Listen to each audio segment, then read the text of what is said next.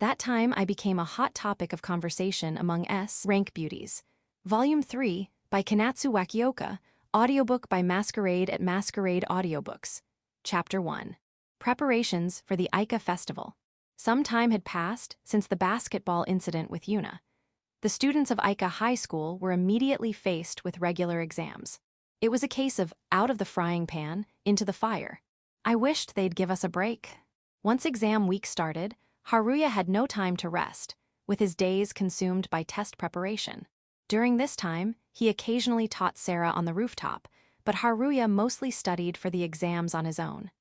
Studying together with friends, that usually doesn't work out, so it was convenient for me. Studying is normally done alone anyway. It's not like I'm bothered about being alone or anything, not bothered at all. Perhaps due to his thorough exam preparation, his scores were quite good. This was probably because he had studied quietly by himself. Man, my scores were terrible. I bombed this exam. Yeah, it's over for me. Hearing such comments from classmates who had done poorly, Haruya internally declared victory. Oh, Anasan, you seem to be in a good mood today. A familiar voice reached Haruya's ears, a maid uniform in monotone colors, a petite and graceful figure, a face still retaining a hint of childishness.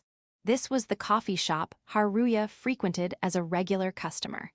As a reward for finishing exams, Haruya had come to this place alone. The girl facing Haruya as he savored his coffee was named Cohinata. She was an employee of this coffee shop and an acquaintance of Haruya's.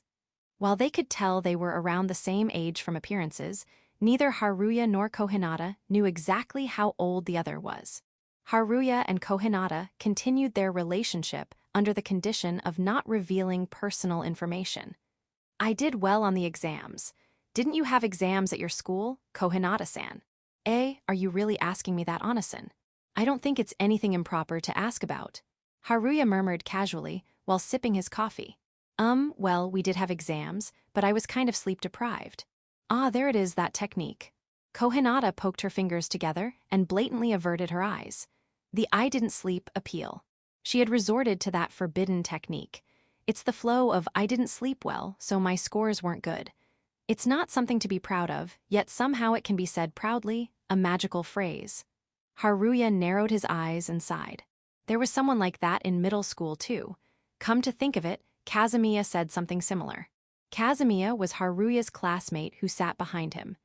As he recalled this, Cohinata looked down with a serious expression. Well, to put it simply, my scores weren't good. Her expression changed completely from the previous flustered look. Confused by her grave expression, Haruya apologized. Were they that bad? If so, I was insensitive. Sorry. Ah, no, it's not that. By the way, for the sake of my honor, I'll have you know I did score above average. Oh, is that so? Judging from how dejected she seemed, Haruya had thought her scores were failing level, but apparently she had scored above average. Haruya inadvertently let out a surprised voice. Sigh, despite how I look, I'm actually quite good at studying. After deliberately puffing out her chest, she puffed up her cheeks in a pout. You're the type with high ambition, Cohinata-san.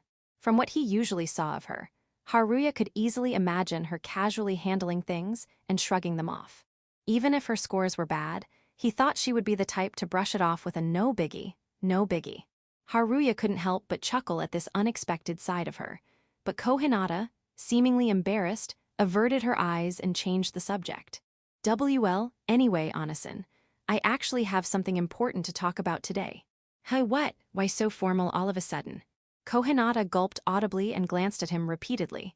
Quiet breathing, a sudden tension in the air. Objectively speaking, it was like the flow of a confession. No, there's no way, Haruya thought as he froze with his coffee in hand. Actually, I'm thinking of taking a break from the shop for a while starting today.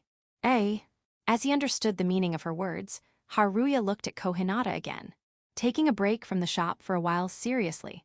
Seriously. An immediate answer, and with a straight face too. Can I ask about the reason, by any chance?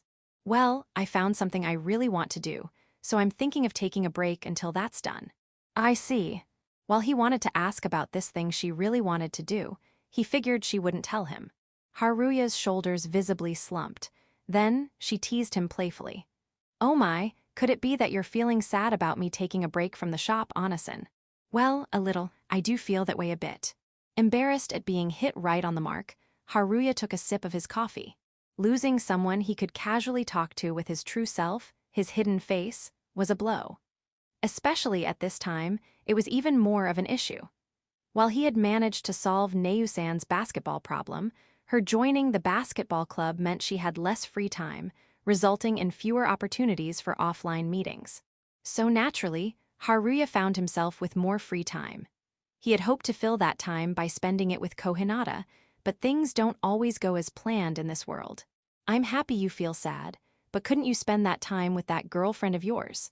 You're right about that. That's what I'm saying. That girlfriend referred to Sarah.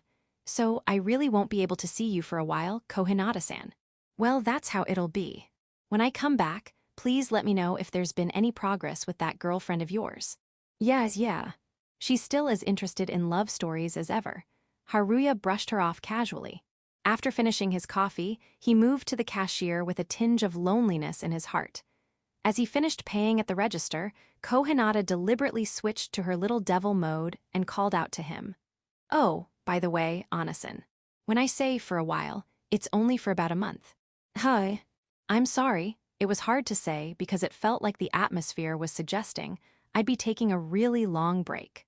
She stuck out her tongue slightly, like a child caught in mischief.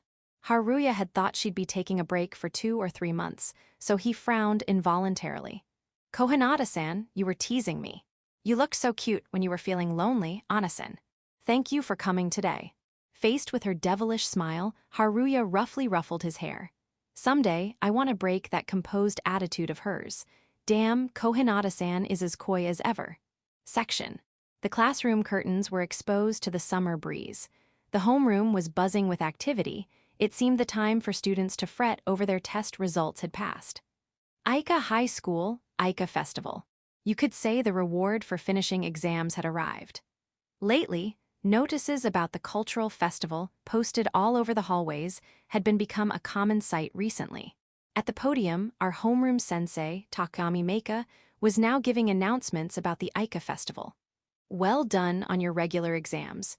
It's about time for the Aika Festival. We need to decide on our class project and select one boy and one girl as executive committee members. We'll be using homeroom and after-school hours to prepare for the festival, so keep that in mind. Enjoy the Aika Festival to the fullest, my dear students. Ha ha ha. Sensei concluded her speech while directing a gaze at the students that seemed somewhat envious of youth, mixed with a hint of personal grudge. Sensei really doesn't have any prospects for romance, huh?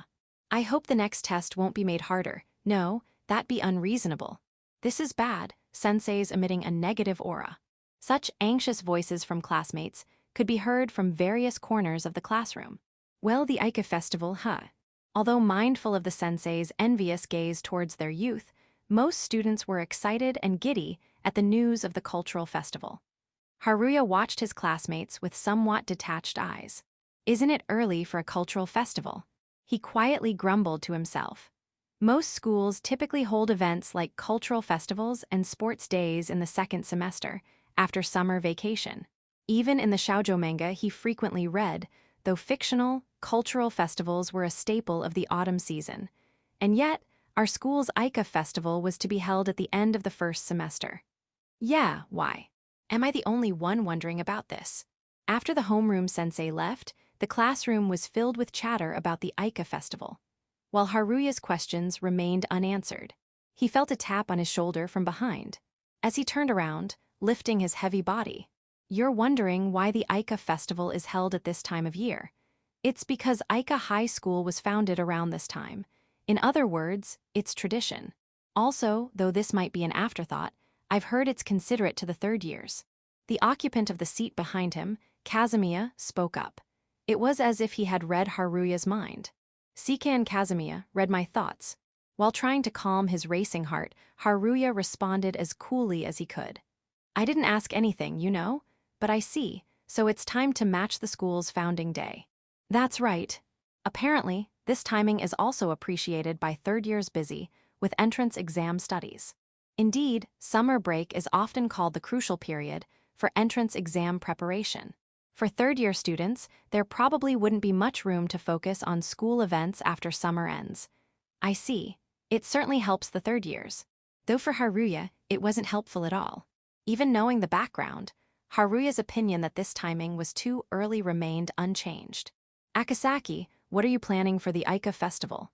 What do you mean, what am I planning? Well, the Aika festival is a turning point when relationships change, right? So I was wondering if you might be plotting something. Kazumiya puffs out his chest and gives Haruya an expectant look. That gaze was seeking romance. Haruya narrows his eyes deliberately before answering. I think that kind of thing is a world apart from me. The Aika festival.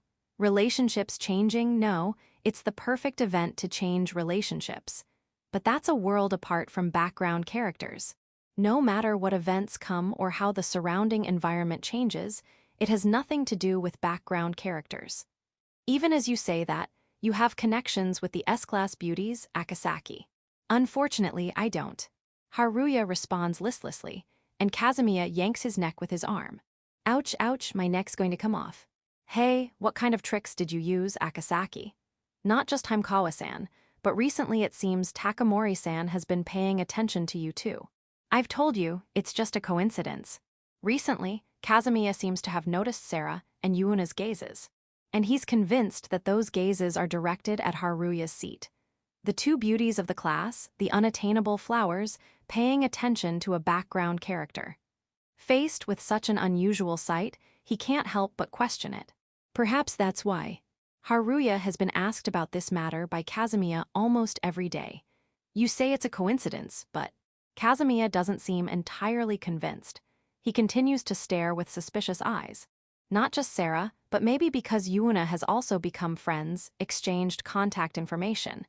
Their gazes occasionally, albeit briefly, turn towards Haruya's seat. Trying to appear calm, Haruya speaks up to clear the suspicion. Isn't it your seat they're looking at, not mine?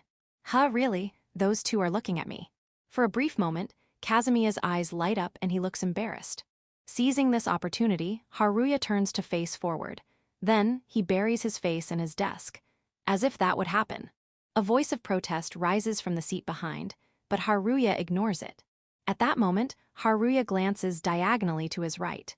In his line of sight, 3 beautiful girls are engrossed in conversation. The Aika festival is such an exciting event, isn't it, you two? Cohinata Rin says, her eyes sparkling. We've just joined the club. And we just had exams until recently. It's quite hectic, isn't it? Takamori Yuna continues, her black hair swaying. That's true. But the Aika festival, I'm honestly looking forward to it. Himekawa Sarah murmurs with a slightly mature expression. Many other students can be seen getting excited about the Aika festival topic, and it seems the S-class beauties, the unattainable flowers of the class, are no exception. Sarah-chin, Yuna Rin, I'm thinking of breaking out of my shell at the Aika festival. Rin clenches her fist and looks up at the ceiling. Seeing her fired-up appearance, Yuna coolly interjects. Rin, you seem really enthusiastic, but what are you going to do? I'm curious about that too. Sarah chimes in, agreeing with Yuna. Receiving looks from both of them, Rin puts on a thoughtful expression. Ahem. She mutters, then breaks into a beaming smile. That's still a secret. Then why did you say it in such a suggestive way? Sorry. While apologizing profusely to Yuna's questioning, Rin changes the subject. Let's put my plans aside for now. Don't Sarah-chin and Yuna Rin have anything they want to do at the Aika festival? After a moment of apparent contemplation, Sarah answers. I like festivals and admire them, so like Rin-san, I want to do my best at something. What's that something? Yuna quips lightly before continuing. Well, I'd like to do my best at something too. Geez, in the end, Yuna-san is just the same as me. Feeling teased, Sarah leans forward slightly. Ahaha, sorry, Sarah. Geez, as an apology, please teach me that basketball shot, that 3-point shot. Sarah, you've really become more assertive, haven't you? I wonder if having a boyfriend makes such a difference. Why? Sarah visibly blushes. Then she quickly protests. It's not like I have a boyfriend or anything. If we're talking about that, then Yuna-san. Me. Yuna's shoulders jerk, and her eyes dart around. Ever since you joined the basketball club, you've become more sensitive to fashion, haven't you? You even asked me about recommended cosmetics the other day. Sarah, let's stop right there. Let's call it even and keep this between us. Yuna, obviously flustered, holds up her index finger. A few beads of cold sweat appear on her forehead. Overhearing the two girls' love talk, the male students all open their mouths in unison. Himekawa-san and Takamori-san have been really cute lately, haven't they? Perhaps involving the opposite sex increases one's charm. Joining the basketball club, having a guy she's interested in. Takamori-san has become even more beautiful. Himekawa-san isn't losing out either. Her expressions have become more animated. Such whispered conversations could be heard near Haruya's seat. It seems that recently, almost everyone in the class has been drawn to Sarah and Yuna. While the two are engrossed in conversation, Rin tightly clenches her fist. With a distant look in her eyes, she gazes at something, seeming somewhat lonely. The object of her gaze is Sarah and Yuna, who are playfully interacting, but left alone in that spot, perhaps feeling frustrated, Rin hesitantly opens her mouth. I have to do my best too. Amidst the classroom filled with talk about Sarah and Yuna, no one heard her murmur. Section. As soon as the preparation period for the Aika festival begins, the class must decide on their exhibit, role assignments, and who will be on the executive committee. During the fourth period, a battle against hunger pangs. The homeroom sensei, Takami Meika, says, I think we'll end the class early today to decide on the executive committee members. And the selection of the executive committee promptly begins. In addition to having regular meetings for each grade level, the executive committee members will also be in charge of running the Aika festival for their class. It's an important role that can only be entrusted to someone who can demonstrate leadership. Haruya, thinking this has nothing to do with me, listens to the homeroom sensei standing at the podium. So, I thought we'd decide by volunteers, starting with the boys. The homeroom sensei, acting as the initial moderator, looks around the classroom. However, there's no sign of anyone raising their hand. Usually, there would be one or two proactive students eager to do it, but it seems that's not the case in Haruya's class. Most of the boys are glancing around, conscious of their surroundings. Though Haruya keeps his gaze down, trying to blend into the background, when he suddenly looks up, Haruya's eyes meet with the sensei's. No, I won't do it. Being on the executive committee isn't my style. He quickly averts his gaze and sends such a telepathic message. The sensei sighs once. Did that get through?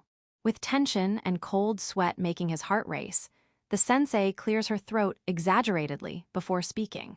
Well then, let's put the boys on hold for now and ask the girls. Are there any girls who want to be on the executive committee?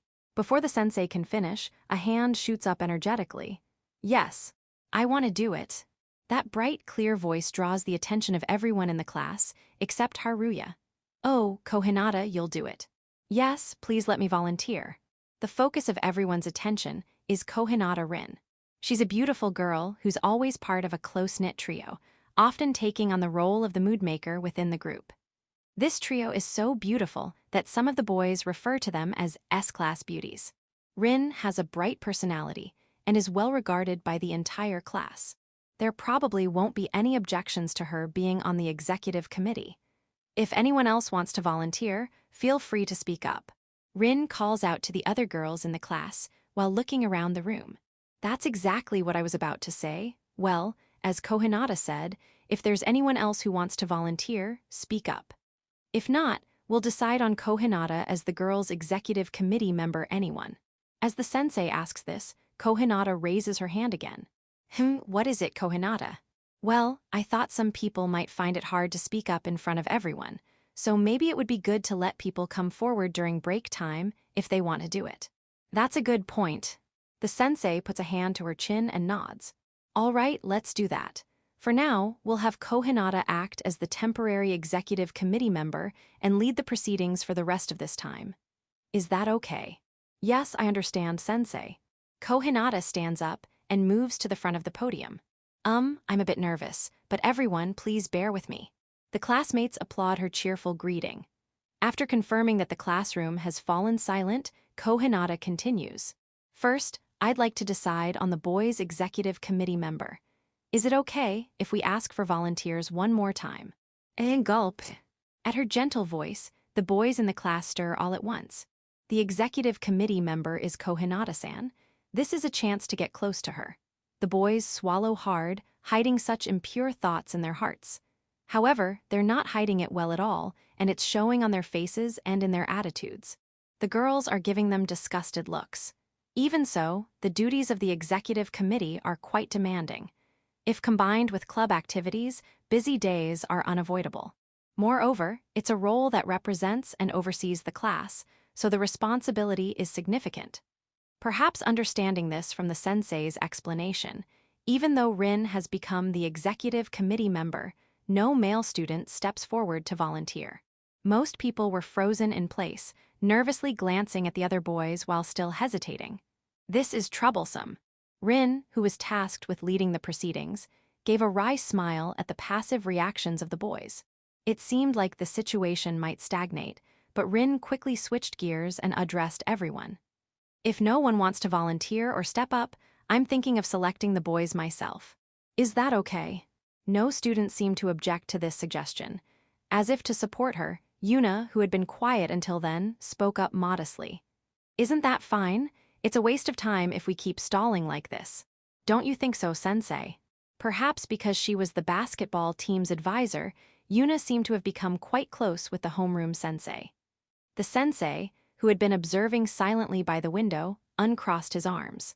Then she continued hesitantly, "Yeah, I think that's completely fine." Having obtained the sensei's permission, Rin's eyes lit up. "Thank you, sensei, and thanks for the support, Yuna." With that, Rin stepped down from the podium and began circulating among the boys' seats to decide who would be on the executive committee. Her steps were light and purposeful, heading straight for a seat without hesitation. It seemed she had already decided who to nominate for the boys' executive committee, by the window in the back, the second seat from the back. Tap, tap, tap. Haruya felt those footsteps gradually getting louder. He had been pretending to sleep the whole time, but was the executive committee already decided? "Akasaki, Akasaki, you." He heard such voices from the seats behind him, but when he lazily raised his face, an ominous feeling ran through his entire body. And soon, that feeling turned into certainty. "Akasaki-kun, can I ask you to be on the executive committee?" For a moment, Haruya doubted his ears. However, from the reactions of the students around him, he realized it wasn't a misunderstanding. The boys' looks of why him, the girls' looks of seriously. Haruya felt the urge to run away from this place immediately, but he suppressed it and tried to appear calm as he opened his mouth. Can I ask why me?" Rin deliberately put her index finger on her chin and tilted her head, making an exaggerated sound. Haruya was almost deceived by this cute gesture, but he believed in saying no to things he didn't want to do. That was Haruya's policy. Besides, a student who stands out in class, or rather, one who's often alone, shouldn't be entrusted with being on the executive committee. He probably wasn't cut out for it. People have things they're good at and things they're not, so roles should be assigned accordingly. That's why Haruya was eager to take on menial tasks, but as he was pondering these thoughts, Rin, having seemingly organized her thoughts, answered, "I thought Akasaki-kun wasn't in any clubs, and you seemed to be sleeping until just now, so I figured it might be okay to make you an executive committee member." She peered into his face as if to say, "Do you need any more explanation?" A floral, pleasant scent tickled his nostrils, but indeed, it was Haruya's fault for sleeping. Even though he was just pretending to sleep, that was just a flimsy excuse. He desperately wanted to refuse, but he felt the piercing gazes of his classmates. He could feel the pressure, as if they were saying, "Cohinata-san is personally asking you, so you get it right. Read the room." If he refused to be on the executive committee now, his standing in the class would surely become worse, being seen as someone who can't read the atmosphere. "I see, all right. But I don't think I'm up for it." "That's not true at all, absolutely not. I'll support you too, and I'm sure the sensei thinks so too, right?" As a last resort, Haruya looked to the homeroom sensei for help, like a prayer to the gods. Perhaps sensing Haruya's intention, the sensei let out a light sigh before answering. "It's your fault for sleeping, Akasaki. Well, do your best, you too." A sound like something crumbling echoed in Haruya's mind. The last fortress had been destroyed. In other words, he was cornered. "Yes, Akasaki-kun and I will do our best." Modest applause accompanied Rin's energetic voice. Then, a small right hand was extended. Haruya, while inwardly sighing, lightly grasped that hand. Just then, the chimes signaling the end of class rang out. Good, it's a relief that we at least decided on the executive committee members. Let's continue this during homeroom and after school. With the sensei's signal, this class period came to an end for now. When Haruya glanced at the seat behind him, he saw a thumbs-up gesture. Akasaki, you're lucky to have caught Kohinata-san's eye. It seemed more like congratulations than envy, but Haruya wasn't happy about it at all. Kazumiya, I'd totally switch with you if you want to. Damn it. Haruya inhaled and exhaled deeply, as if to wash away the stagnant feelings in his heart. The scorching heat that usually burned his skin now felt surprisingly pleasant. He caught himself almost slipping into a dream, a fantasy, thinking this couldn't possibly be the cultural festival season. Noticing his thirst, he gulped down green tea from a plastic bottle. Wow, it's even hotter today than Haruya muttered to himself. With a rusty creak, the door opened, and a beautiful girl with glossy, flowing hair came running towards him. Glancing at his phone display, Haruya noticed a message had arrived a few minutes ago. Akasaki-san, there's something I'd like to discuss. Please meet me on the rooftop during lunch break. The sender was none other than the girl now standing before him, Himekawa Sarah. Usually she'd send messages with cute stickers, but this one conveyed a sense of seriousness. I'm sorry for calling you out in this heat, Sarah began. No, it's fine. Actually, this heat feels quite nice right now. You're strange, Akasaki-san. How can this heat feel nice? It's just humid and stuffy, Sarah said, narrowing her eyes and fanning her uniform in front of her chest. Though Haruya wanted to stay in the sun a bit longer, he moved to the shade, considering her feelings. They sat down together and opened their lunch boxes. Wow, Akasaki-san. Me-trapped bell peppers and what's that? Sarah asked, her eyes widening as she peered into Haruya's lunchbox. Oh, this is chicken sukyun with shiso leaves and pickled plum. It's quite tasty and perfect for this season, Haruya explained. Heh, that's quite elaborate, Sarah commented. Your simmered chikyuzen looks delicious too, Himekawa-san. In that case, Sarah offered her lunchbox to him. Taking the cue, Haruya also turned his lunchbox towards her. We're swapping, aren't we? Hee. Haruya, a bit embarrassed by her shy smile, couldn't help but turn his face away. As Sarah had said, they had started exchanging items from each other's lunches when eating together on the rooftop recently. At first, it was Sarah offering food to Haruya out of concern for his health, but gradually, feeling guilty, Haruya started cooking for himself and they began exchanging dishes. Well then, let's eat, Sarah said, taking a bite of the chicken sukyun from Haruya's lunchbox, her face lighting up. My, the light seasoning is delicious. Is that so? Haruya responded, his face flushing slightly at her compliment. Her smile was both childishly innocent and somehow mature. Seeing her genuinely enjoy the food made Haruya happy. Perhaps he was putting effort into cooking just to see and bring out this smile. Her smile now seemed to shine so brightly to him. The old me, before getting involved with Himekawa, would be shocked if he saw me now. Haruya nostalgically recalled a time when he had tried to make her dislike him. But recently, he'd been interacting with Sarah as his true self, without putting up pretenses just because she was popular in class. As Haruya reflected on their first meeting, he took a bite of Sarah's cooking. This is good. The words naturally slipped out. I'm glad. Sarah beamed at him, then deliberately cleared her throat. By the way, Akasaki-san. Why yes. Haruya instinctively straightened his back at her cold tone and the change in atmosphere. Where had their pleasant meal gone? Sarah took a sip of mineral water and sighed. There are two things I'd like to ask you. It seemed they were getting to the main reason she had called him here today. The atmosphere is heavy, but two things. I want to run away. Unaware of Haruya's inner thoughts, Sarah continued. It's about the Aika festival and about Yuna-san.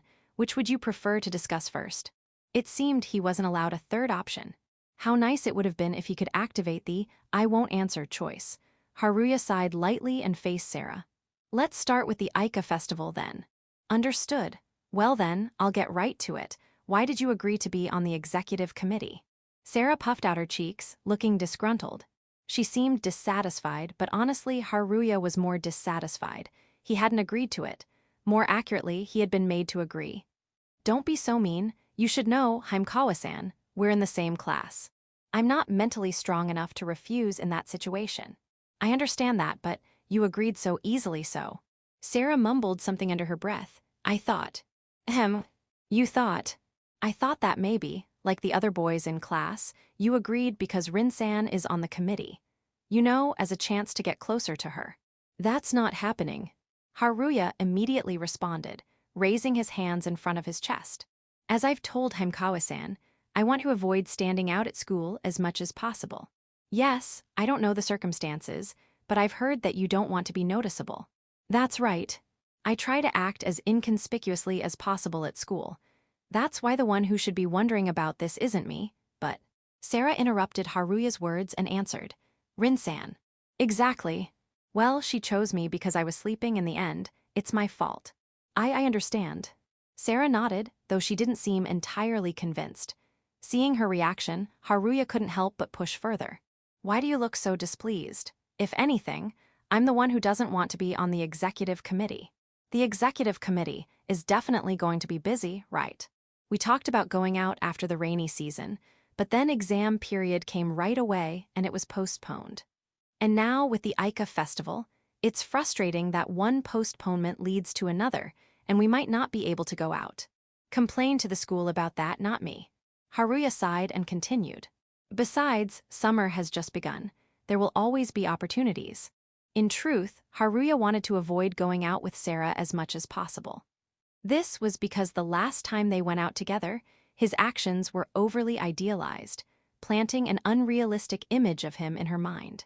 Haruya feared that his actions would be further deified and spread throughout the class. Unaware of Haruya's inner thoughts, Sarah moved on to another main topic. About Yuna-san, there really isn't anything between you and Yuna-san, right? Yeah, well, she came to the practice game just because Akasaki-san likes basketball, right? That's right. Ever since the basketball incident with Yuna, Sarah seemed to be suspiciously curious about it.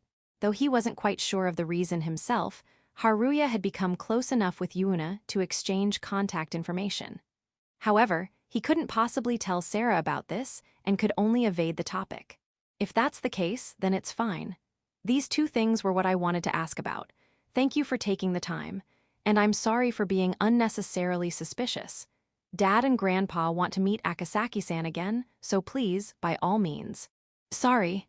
That would be awkward, but I'll go if I can.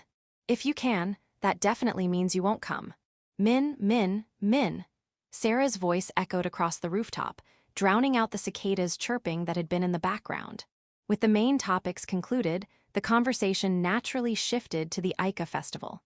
What committee role they wanted, how they wanted to contribute to the class, what kind of class event they wanted to do, and so on. Sarah was excitedly throwing questions at Haruya.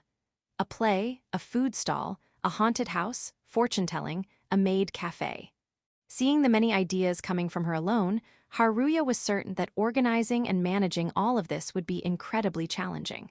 And that prediction would prove to be spot on. Section.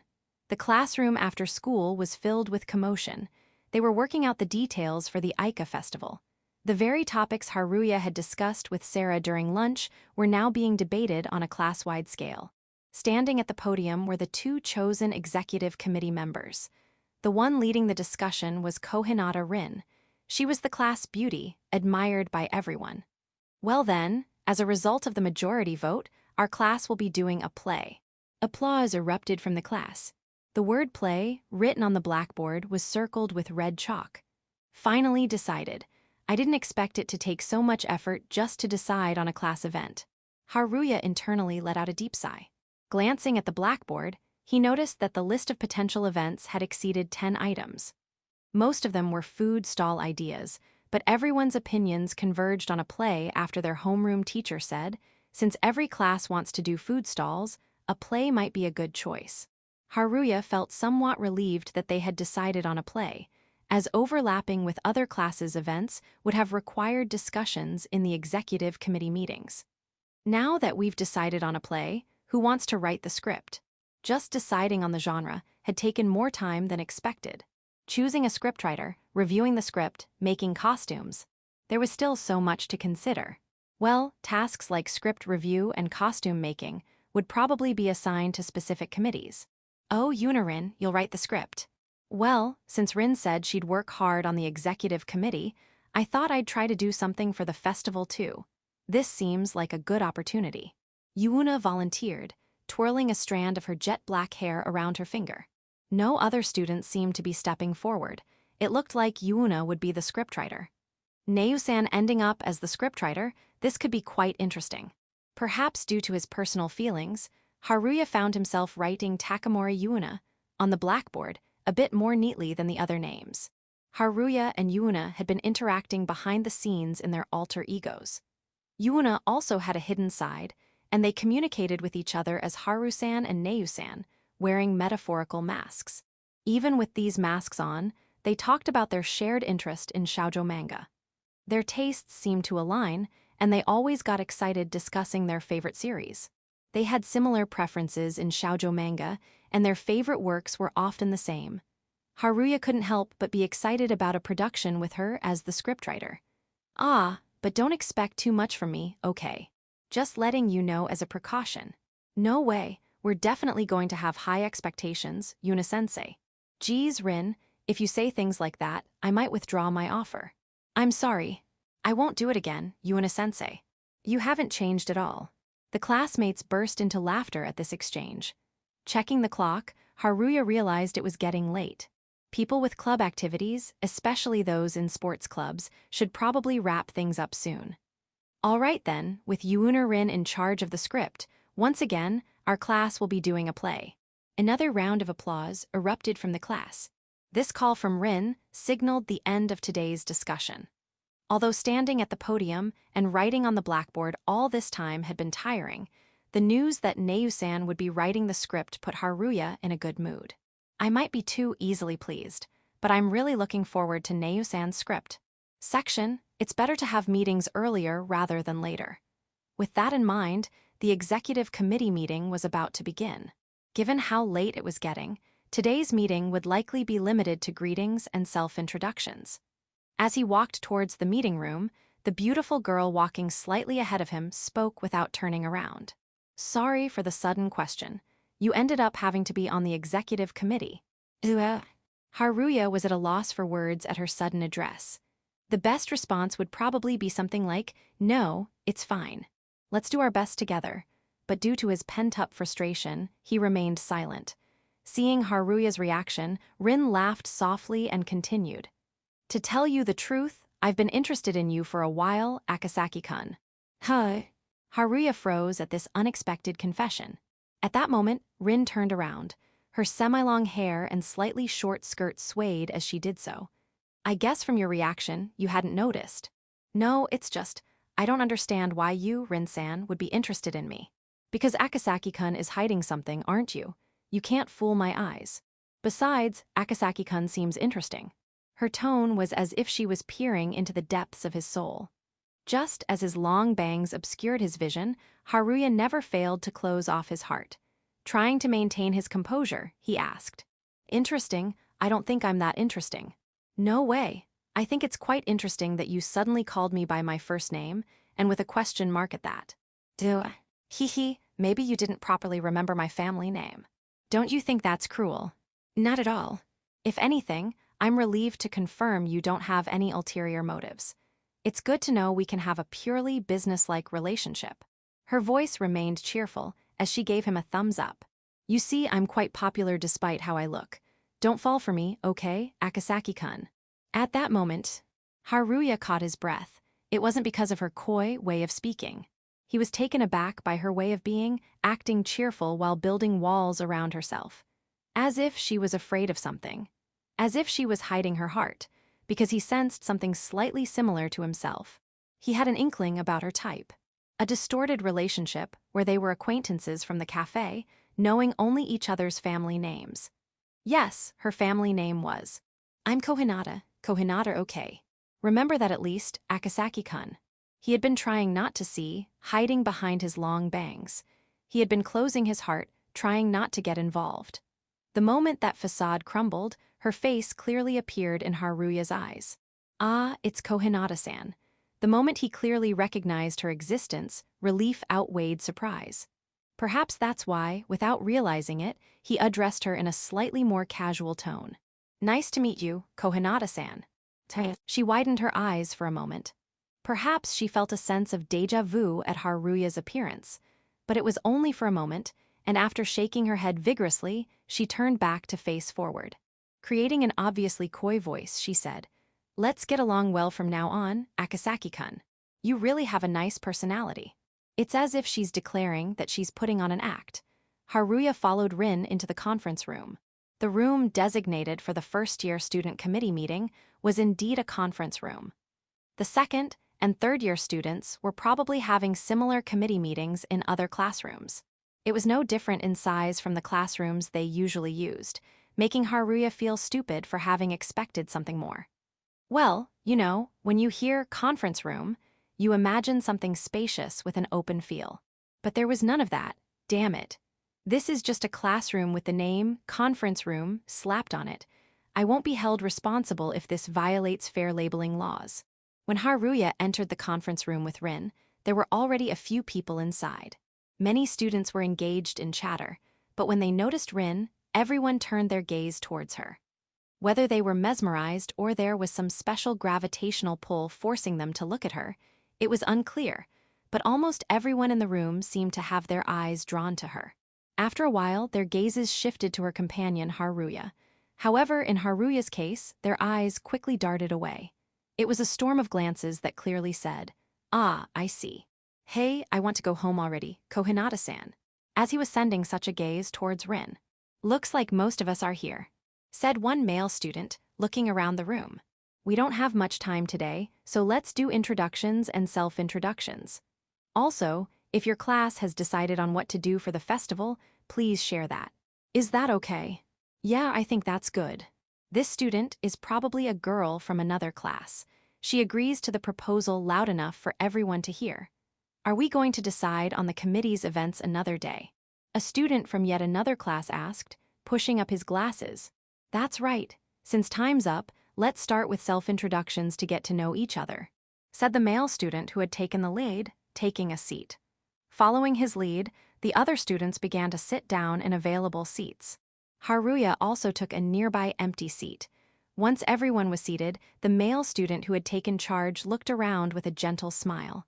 "Well then, shall we begin? Let's start with self-introductions. I'll go first. I'm Kagure Yudai, and I'm in the student council. Our class is planning to do a popcorn stand for the festival. Nice to meet you all." He finished his brief greeting and self-introduction with a refreshing smile. Everyone in the room applauded. Haruya, not having the mental fortitude to pretend to be asleep in this situation, joined in the applause a bit late. "Okay, let's go clockwise for introductions and greetings." "That would be helpful. Hey, don't forget about me." "Ah, sorry. A student, probably from Yudai's class." The female student was protesting against Yudai because he left out her self-introduction. Grumbling with dissatisfaction, the female student introduced herself. "I'm from the same class as this guy, Kawada Sayuki. I think it'd be awesome if we could all have fun together, so let's do our best." Intense. In a word, Sayuki's characteristic was that she was the very image of a tough-looking Gyaru. Even without seeing her face, her strong personality seeped through her voice. An otaku guy would probably tremble and run away from this. Is the idea of a world kind to otaku really just an illusion? While thinking about this, "All right, next person, your turn," Sayuki said, crossing her legs as she sat down. The student next to her, from a different class, began their introduction. Haruya spent the entire time until his turn running simulations in his head about how to get through this. Soon enough, it was time for the introductions to reach Haruya's class. I'm Cohinata Rin. Our class decided on a play. Nice to meet you all," Rin said, moving before Haruya. However, her voice lacked energy somehow. Where had her usual classroom demeanor gone? The brightness and unique aura that usually brought everyone together couldn't be felt from her now. Come to think of it, Rin's presence had disappeared since entering this conference room. It wouldn't be an exaggeration to say she had been completely overwhelmed by her surroundings. Suddenly, Rin's eyes widened for a moment, and she shook her head vigorously before saying, Let's all do our best. Let's make it exciting. Oh.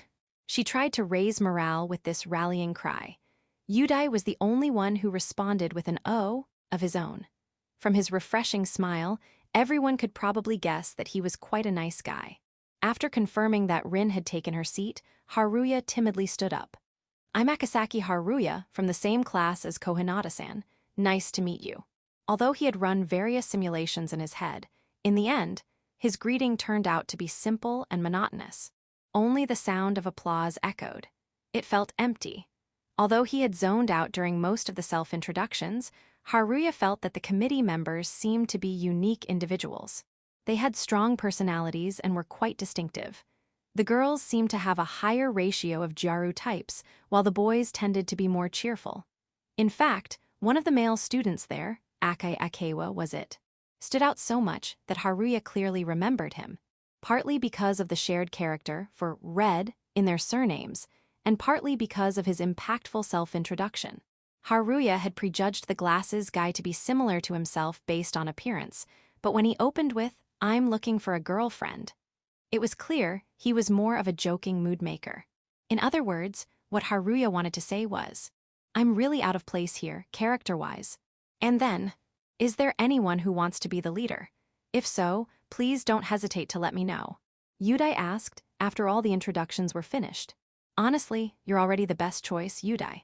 Sayuki answered, roughly ruffling her hair. A female student sitting next to Haruya stood up. Cohinata-san, do you want to be the leader? Rin stood up and looked around at everyone. The gazes of the Gyaru twirling her hair and the cheerful boys with strong personalities all focused on her. Well, I'd like to be the vice leader if that's okay. Okay, got it. Thanks. Yudai replied with a refreshing smile, and Rin sat back down. Looking over at Rin, Haruya could see her making a small fist on top of her skirt. Did she actually want to be the leader?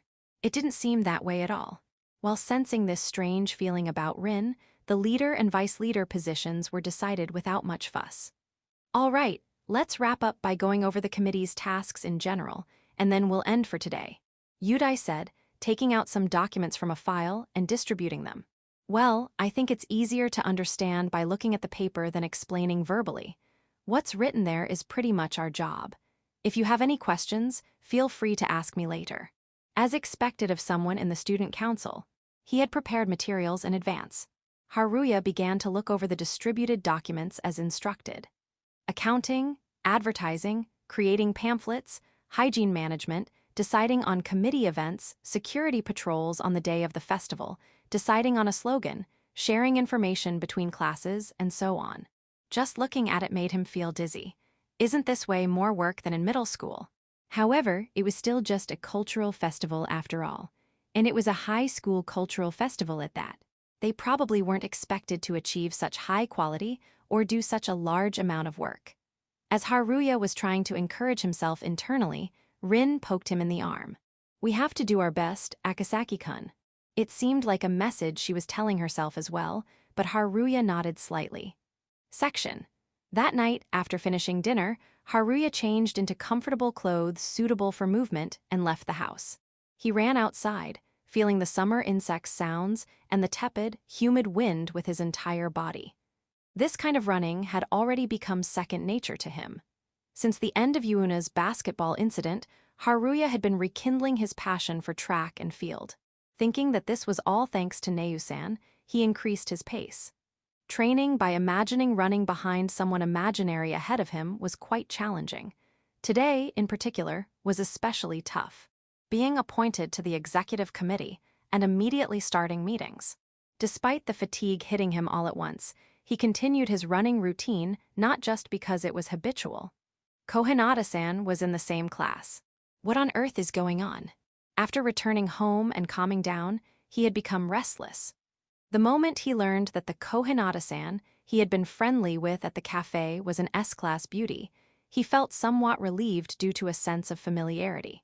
But upon calmly considering the situation, it was impossible not to panic. When interacting with her at the cafe, he had built a relationship based on the premise of not invading each other's privacy, just like with Neu-san. In short, if he learned about her privacy, their relationship would crumble. Although they had become closer as executive committee members, Haruya must not let Rin know him as the regular customer Onasin. Moreover, if it became a topic of conversation in class again, his stomach wouldn't be able to handle it. As he started to consider the unseen fears ahead, Haruya thought he wanted to distract himself by moving his body.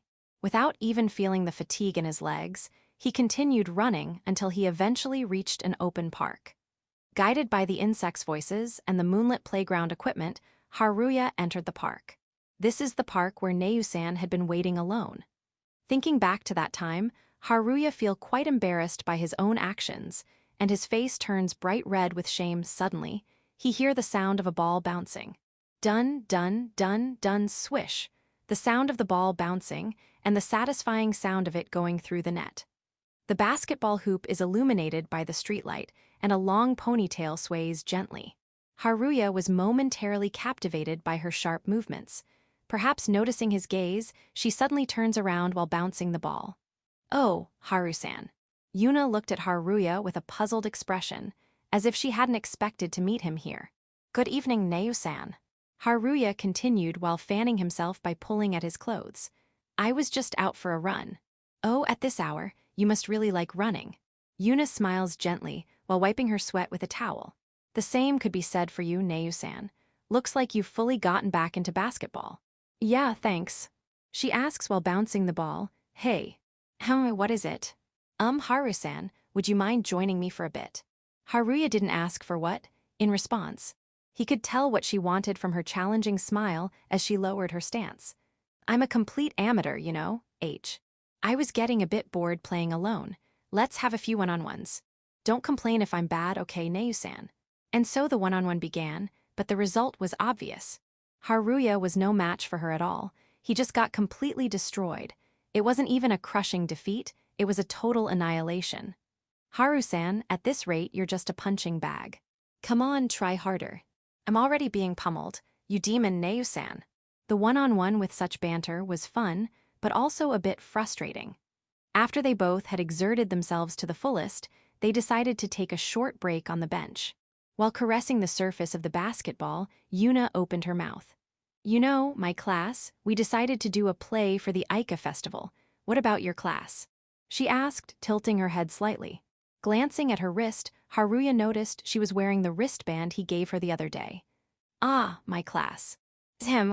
Before finishing his sentence, he realized, this is a trap. Yuna was asking about this assuming that he was from the same school. Haruya took a deep breath before answering. "Nothing's been decided yet. Or rather, isn't your school's cultural festival quite early for this time of year?" he said, internally breaking out in a cold sweat, but managing to say this calmly. "I see. Hey, I see, isn't that awfully curt? If you ask your heart, you'll know. Or rather, you already know, don't you?" she said, turning her face away. "I don't really understand what you're saying." "Well, whatever." Yuna muttered lightly and then turned back to him. "The Aika festival, let's both do our best, okay?"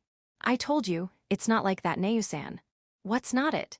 If you have something to say, I'll listen if you can score even 1 point against me in a one-on-one. Don't go back on those words. I may not be a man, but I don't lie. Why?" And so, another one-on-one began. But the result was disastrous. "Yeah, don't ask about it. Also, please don't look for me," Haruya thought to himself as they entered another break. This time, Haruya spoke up. "It's hot, I've already had some, but if you don't mind, would you like a drink?" he offered, holding out a plastic bottle of tea. It would have been best to buy one from a vending machine, but unfortunately, he hadn't brought his wallet, so he had to give up on that idea. "I'll take it then," Yuna said, accepting the bottle with a somewhat demure attitude. She then froze for a moment, her ears turning a bit red. She removed the cap but remained frozen, seemingly lost in thought. "Sorry. I can't after all." "Huh, what?" Haruya asked reflexively. "Don't make me say it, idiot," Yuna said, narrowing her eyes before hugging the basketball to her chest and running away. Watching her back, Haruya felt a little shocked. Was my bottle that dirty? Yuna's thoughts, stupid Haru-san. I'm stupid for being conscious of an indirect kiss. What am I thinking, really? I've been playing basketball for so long that I'm all heated up That must be why I'm thinking weird things. Ignoring her loudly beating heart, Yuna continued to run at full speed. Section. As the preparation period for the Aika festival began, the school became quite bustling. Staying late to discuss had become the norm, and each class, including Haruya's, was in a festive mood deciding on their exhibits and various roles. As preparations for the Aika festival progressed, Rin and Haruya stood at the podium, leading the proceedings. Well, to be precise, Rin was leading while Haruya was acting as the secretary. First, about the script. Yuna, have you more or less decided on what kind of story it will be? Rin asked. Yeah. I'm thinking of basing it on Cinderella. Yuna replied. Rather than a completely original story, adding originality to an existing work is indeed a cultural festival tradition. Applause of approval came from various seats around the classroom. After the applause died down, Yuna quietly stood up from her seat. So, I think we should first decide on the actors for the main characters, she said, initiating the casting discussion. Casting? It's the core part of putting on a play. The classmates were whispering among themselves, but it seemed they all had the same idea about who should play Cinderella. Before long, all eyes were on one female student. Noticing the attention, she pointed at herself and let out a confused voice. Amy. It was Haimkawa Sarah, blinking several times with a puzzled expression. A pure white dress, magical glass slippers. Indeed, the most suitable person in this class, the one who would look best in the role, would be Sarah. With a slight smile, Yuna spoke again. So, Sarah, would you be willing to do it? Well, if everyone's okay with it, I'll do my best. Sarah began, but before she could finish, the classroom erupted in cheers and applause. It seems everyone wanted her to do it. Even the homeroom teacher, listening from the side of the room, was clapping along. In that case, I'll do my best. If Sarah accepts, I feel like I can really flesh out the script. Thanks, Sarah. Although they haven't decided on the specifics of the script yet, Yuna's enthusiasm makes everyone feel confident in trusting her with the script. Haimkawa-san as Cinderella and Takamori-san writing the script. We get to see the two of them, who have been so lively lately, in action. Man, I'm really glad to be in this class. Takamori-san and Haimkawa-san have really become cute lately, haven't they? Watching the exchange between Sarah and Yuna, the classmates were sharing their thoughts. Hearing these comments, Rin quietly spoke up. Hey, Sarah-chin and Yuna-rin, if there's anything I can do, let me know, okay? Yeah, thanks, but Rin, you're on the executive committee, so don't worry too much about this. Leave it to me and Yuna-san, Sarah declared confidently. As Sarah puffed out her chest, Yuna interjected with a sigh. No, everyone in the class will work hard too, don't make it just about us, Sarah. Sorry. Sarah apologized, realizing her mistake. Her apologetic bow seemed funny to the class, and the room was once again filled with laughter. All right then, Sarah and everyone. I'll put together a plot and make it a fun script, okay? Clap, clap, clap. At first glance, it seemed like everyone in the room was very excited. The whole class was buzzing about the casting, and the classroom was filled with noise. Don't leave me behind. Amidst all this, Haruya thought he heard a small voice. When he turned around, that weak figure had already disappeared. Perhaps he had misheard. Rin took a deep breath and called out to the classmates who were getting excited, centered around Sarah and Yuna. All right, let's decide on the costume team, publicity team, stage setup, and script checking. We'll assign roles to everyone. With a chorus of okay, the whole class came together. What each person wanted to do. They decided to take some free time to discuss and decide on the roles. The classroom quickly filled with chatter and noise. Akasaki-kun, what should we do? Haruya responded, caught off guard by the sudden question. Since you're on the executive committee, you don't have to push yourself too hard, right? I'm sure everyone will be considerate. I see. I have a strong desire to accomplish something big in this Aika festival. But do you feel the same, Akasaki-kun? Nope, not at all. Ehata, you're so straightforward. I guess you're still a bit of a mystery. A mystery, what is? Oh, nothing, just talking to myself. Anyway, what about your role in the play, Akasaki-kun? Role? You mean for the play? Yeah. I think I'll quietly take on whatever supporting role is left. What's that? That's super funny. Rin said, glancing at the students laughing and getting excited. Haruya felt a chill as he noticed her looking at them with somewhat distant, cold eyes. Even though she said, "That's funny," and her expression was smiling, it all suddenly seemed fake. After all the discussions were done, each role was decided. Maybe because Haruya had written so many students' names on the blackboard, he felt like he might be able to remember most of the class names. But perhaps that's still impossible. "I'm sorry. From now on, work will be carried out in groups for each task. The executive committee members don't have specific assignments as they oversee and coordinate everything. The class as a whole will decide on things like drama practice. No, that will probably be divided into parts for skilled and unskilled performers. So, maybe the only thing we'll decide as a whole class is the class t-shirt design." As Haruya was thinking about this, Rin brought up that very topic. "All right, everyone, let's talk about the class t-shirts, shall we?" The class buzzed with excitement at her words. "Oh no, is this another one where I'll have to write a ton of suggestions on the blackboard?" As Haruya grimaced, Rin stuck out her tongue and smiled at him. How coy. Even though he knew it was an act, she was still cute. Turning back to face the classmates, she took charge and stirred up the class. The lonely expression she had shown earlier had completely disappeared.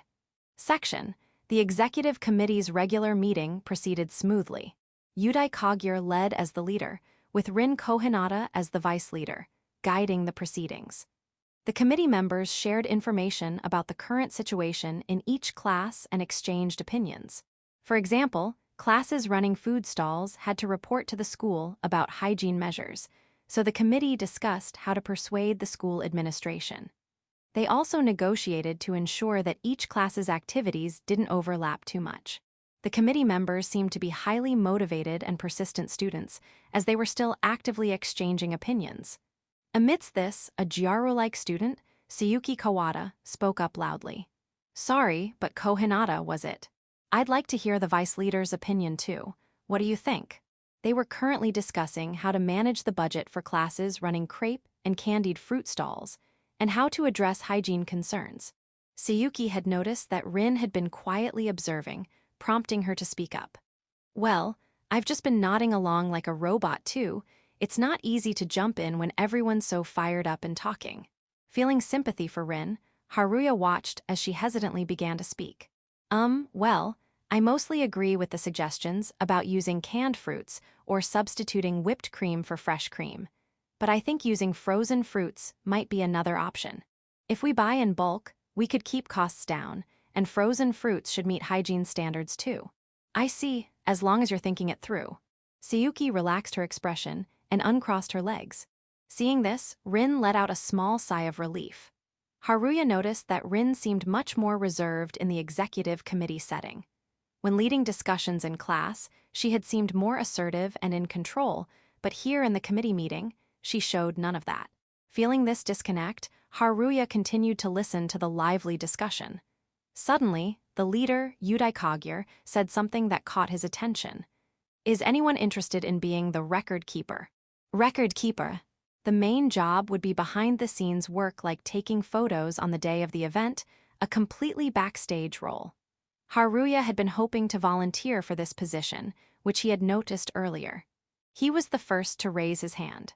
"Akasaki-kun, thank you for volunteering." Receiving a refreshing smile, Haruya's selection was confirmed. No one else had volunteered for the position. "However, I and everyone else would be happier if you could show this kind of initiative more often." The leader was probably referring to how quickly Haruya had raised his hand for the record keeper position. The other committee members chuckled at this comment. Feeling a bit embarrassed, Haruya turned his face away. Still directing his refreshing smile at Haruya, the leader continued. "Well then, let's decide on the other positions."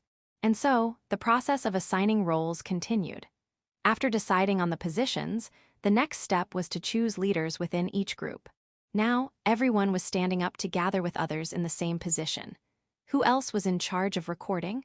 Haruya had no idea who else was in the record keeper group. After all, there were many people, and he barely remembered the faces or names of the other committee members. He was hardly aware of who was doing what. Besides Haruya, there were 3 others in the record keeper group. They all seemed to have ended up here after not getting their preferred positions. Their expressions showed a hint of dissatisfaction. "Akasaki-kun, We've talked it over, and we think it would be best if you became the leader of the record keepers. Huh. Haruya couldn't help but let out a surprised sound.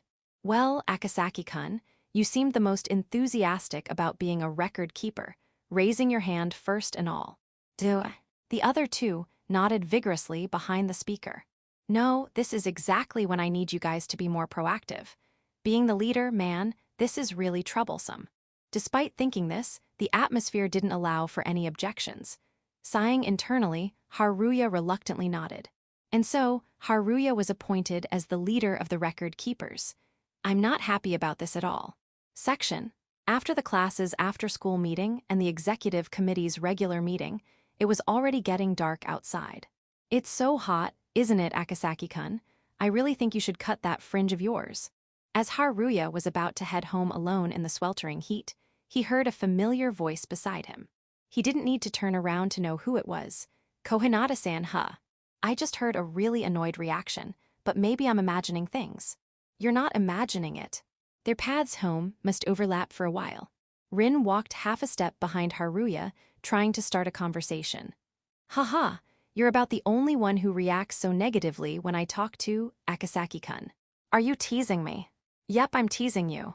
Oh, I'm so happy Cohinata-san is talking to me. That was such a monotone. And you're walking really fast too. Haruya couldn't get too involved with her, to avoid revealing his identity as the cafe waiter. Besides, even though it was getting dark, he found it troublesome to think about someone seeing them walking together. He didn't want any more strange rumors spreading. Unaware of Haruya's concerns, Rin innocently trotted up to him and continued. Akasaki-kun, isn't the executive committee work tough? He could sense the hesitation in her voice. Ah, she must be feeling responsible. You became the leader of the record keepers today, and you're working hard as the class secretary too. I was wondering if the committee work is too much for you. Haruya couldn't help but chuckle at her belated concern and strange consideration. You got that right. I'm sorry. If it's really that bad, I'll try to help out as much as I can. But you're working much harder than I am, Cohinata-san. Their words overlapped. Rin looked confused at Haruya's statement. Hi. Haruya replied straightforwardly. Well, you're the vice leader, and you're in charge of all the proceedings in class too. Then, Rin laughed amusedly and retorted. But that's because I want to do those things. Akasaki-kun, you're kind in the strangest ways. Is she really doing all that because she wants to? She giggled and chuckled. While her attitude seemed like the usual Rin Cohinata, Haruya, who had seen her in the executive committee, felt something was off. But even so, there wasn't much Haruya could do right now. If you ever feel troubled, don't hesitate to let me know. That was about all he could offer in response. Rin caught her breath, then she slowly opened her mouth. Whoa, are you suddenly hitting on me? You, Akasaki-kun. Well, I guess what you just said did kind of strike a chord. That side of you is really. Taking a deep breath, Rin continued with her small mouth pursed. Really nice, I think. Hee. Haruya had expected her to say either, I like you, or I like that. His heart wasn't prepared for either response. Though he tried not to show it in his expression or attitude, Rin put on an exaggerated, mischievous smile. You totally thought I was going to say, I liked you just now, didn't you, Akasaki-kun? Knowing he'd lose if he said anything, Haruya hurriedly walked on in silence. Hey, don't run away. Feeling she might have gone too far, Rin stuck out her tongue a little. In her heart, she sent words of gratitude towards Haruya's back. Thank you, I'll accept your feelings at least. Section. The next morning, Haruya arrived at the classroom early. The faint sound of cicadas could be heard through the classroom window. He had come to school early because he wanted some quiet time alone in the classroom after being so busy for the past few days. The fact that he hadn't slept well last night might have also influenced his decision. Maybe he had been more affected by Cohinata-san's teasing than he thought. Probably not. Definitely not. Sometimes people just decide to go to school early on a whim, to enjoy a brief moment of comfort and luxury alone. Hey, Akasaki-kun, what do you think? That was the plan, but now he found himself sitting face to face with someone, being asked a question. Huh, that's strange. How did this happen? Facing Haruya is Yuna Takamori. She's one of the 3 most popular girls in class, a beautiful girl currently in charge of writing the script for the Aika festival. Apparently, Yuna had been engrossed in writing the script after finishing her morning basketball practice, and they happened to run into each other in the classroom. Haruya recalls how he almost closed the door the moment he opened it and saw Yuna there. As he's remembering what happened, Yuna suddenly continues. Since Akasaki-kun is on the executive committee, I wanted to get a male perspective on the script. Originally, Haruya wasn't part of the script-checking team, and it wasn't his area of expertise. But when it comes to scripts, his eyes can't help but light up. To be the first to see Neo-san's script, his expression is that of an otaku. Let's see, he first looks at the title, The Snow White Cinderella and the Jet Black Prince. It's very typical of a shoujo manga, and Haruya finds it endearing. At the same time, he feels his heart racing. As for the content, broadly speaking, it's exactly like the fairy tale Cinderella. There are original elements with a strong romantic flavor scattered throughout. Just seeing the outline, Haruya honestly feels it's going to be an interesting script. It's really good, I think. Unable to hide his excitement, he answers enthusiastically. Yuna looks confused for a moment but then smiles slightly, her eyes crinkling. From a guy's perspective, don't you think the prince's lines are kind of cringeworthy? That might be true. Even in shoujo manga, there are often lines that make you feel second-hand embarrassment. Haruya, being a fan of shoujo manga, had never really minded it. In romantic comedies, too, there are probably many lines that make girls feel second-hand embarrassment. I wonder, but I thought it was good, especially this line here. Haruya points to a line in the script as he says this. Yuna's eyes widen, and then she snorts proudly. Oh, you understood it. This part is actually something I wrote with a lot of confidence. Yeah, it's very nah. At that point, Haruya stops himself and thinks, that was close.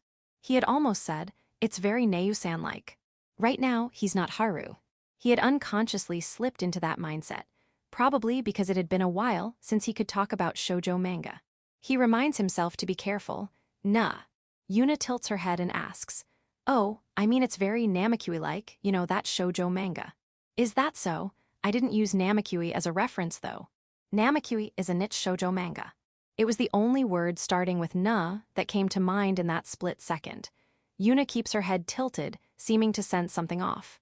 Huh, come to think of it, Akasaki-kun, do you read shoujo manga? No, my sister reads them. She's pretty sharp. Haruya breaks out in a cold sweat internally, realizing he needs to be more careful with his words. Your sister?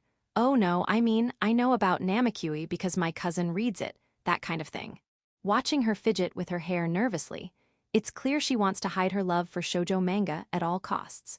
While he understands that feeling all too well, seeing her trying so hard to hide her hobby is very Neo-san-like and endearing, causing his expression to soften a bit.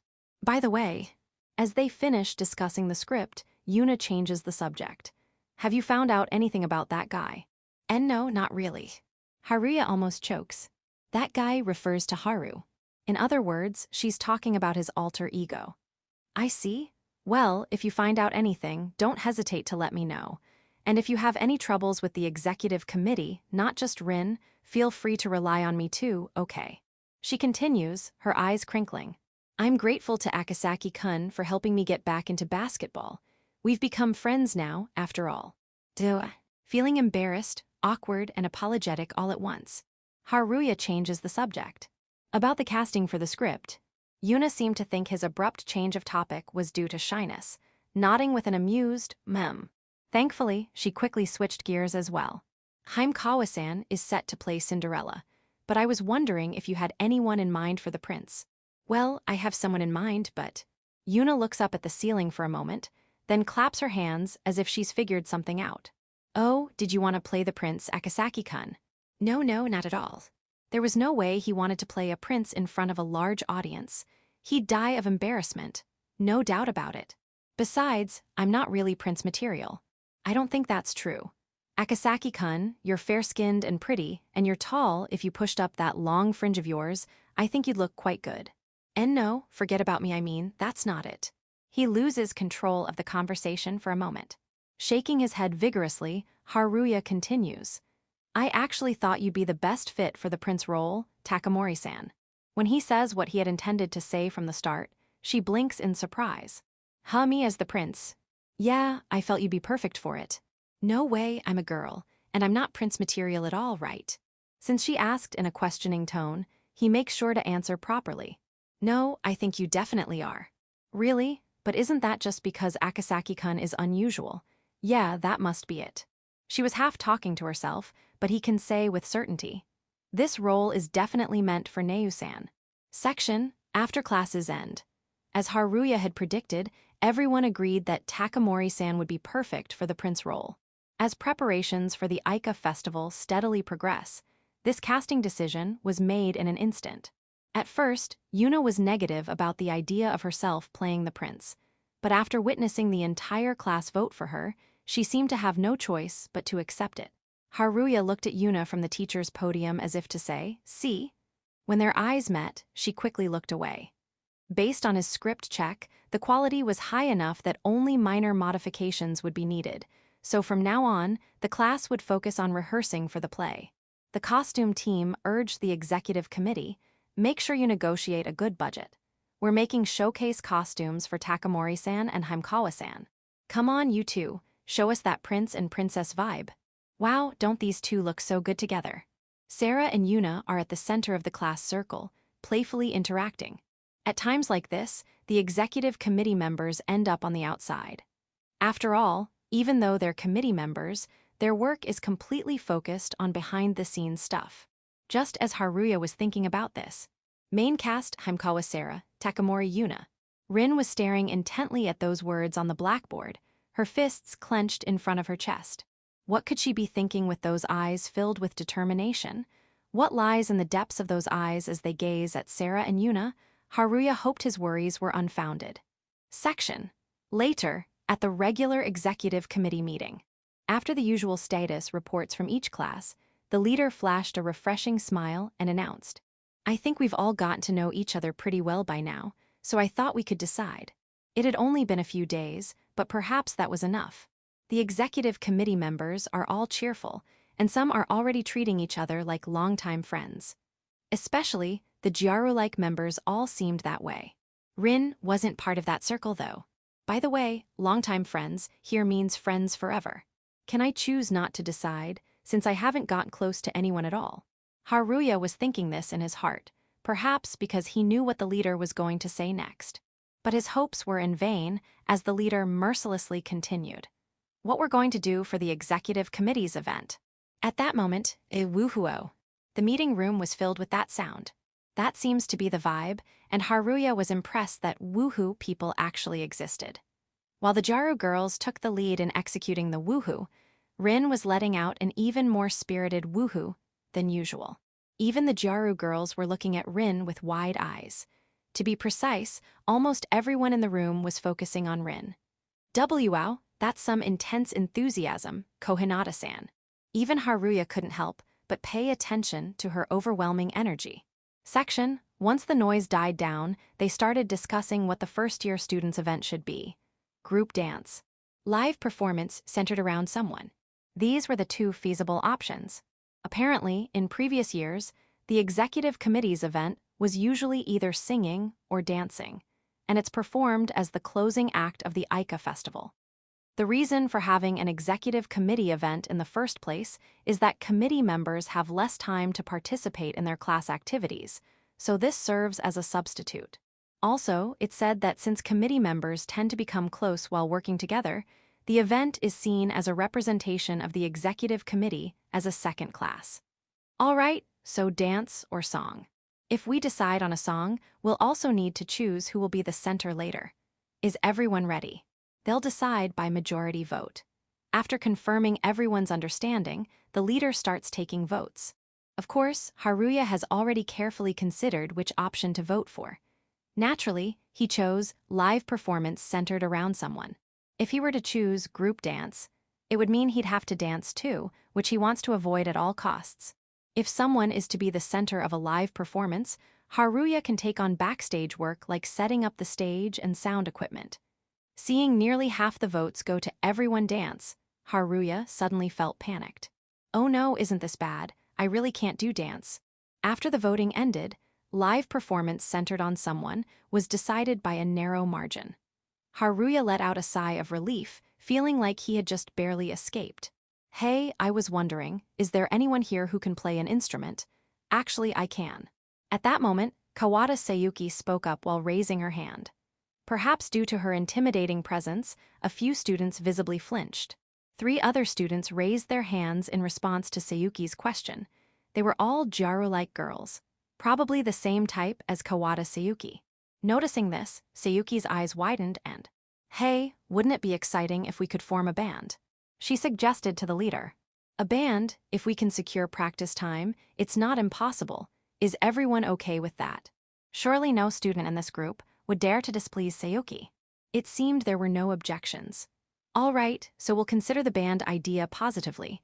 Now, I'd like to decide on a voca." Before the leader could finish speaking, one student energetically raised their hand. "Yes, please let me do it." The one who boldly declared this in front of everyone was Cohinata Rin. If Cohinata-san does it, that would be really reassuring. Is there anyone else who wants to do it? Apparently, no other student wanted to volunteer besides Rin. Indeed, setting aside singing ability, Cohinata was probably the most suitable for the center position in terms of visuals. That was the impression everyone there shared. Realizing there were no other candidates besides herself, Rin lightly sighed and clenched her fist. Haruya remained inconspicuous throughout. After deciding on the event for the executive committee, everyone took a break. Now, the problem was, it's really hot in this room, isn't it? Some classmates have gone out shopping, so could someone go buy ice cream and drinks? I'll pay for it. Even though it was after school, it was still summer. Most students were fanning their uniforms due to the humid heat. During the meeting, they had been too focused to mention the heat, but once on break, complaints about the heat began. Many nodded at Sayuki's suggestion, and the leader went along with it. "All right, let's make it a class competition. The team that loses at rock, paper, scissors will buy ice cream and drinks for the other classes." And so, a rock, paper, scissors tournament began to decide who would fetch ice cream and drinks. Section: I'm really sorry for always causing trouble. It's fine, I don't mind, really. Walking along a path overgrown with lush summer grass, Haruya and the others were out to buy ice cream and drinks. Rin had confidently participated in the rock, paper, scissors game, but lost spectacularly. Rin was the only one with rock, while everyone else had paper. It was decided in just one round, which was impressive in its own way, Haruya thought. Incidentally, Haruya was actually glad to be sent out shopping, because by the time they return, everyone would likely have resumed the meeting. Seeing Rin feeling down, Haruya decided to ask something he was curious about.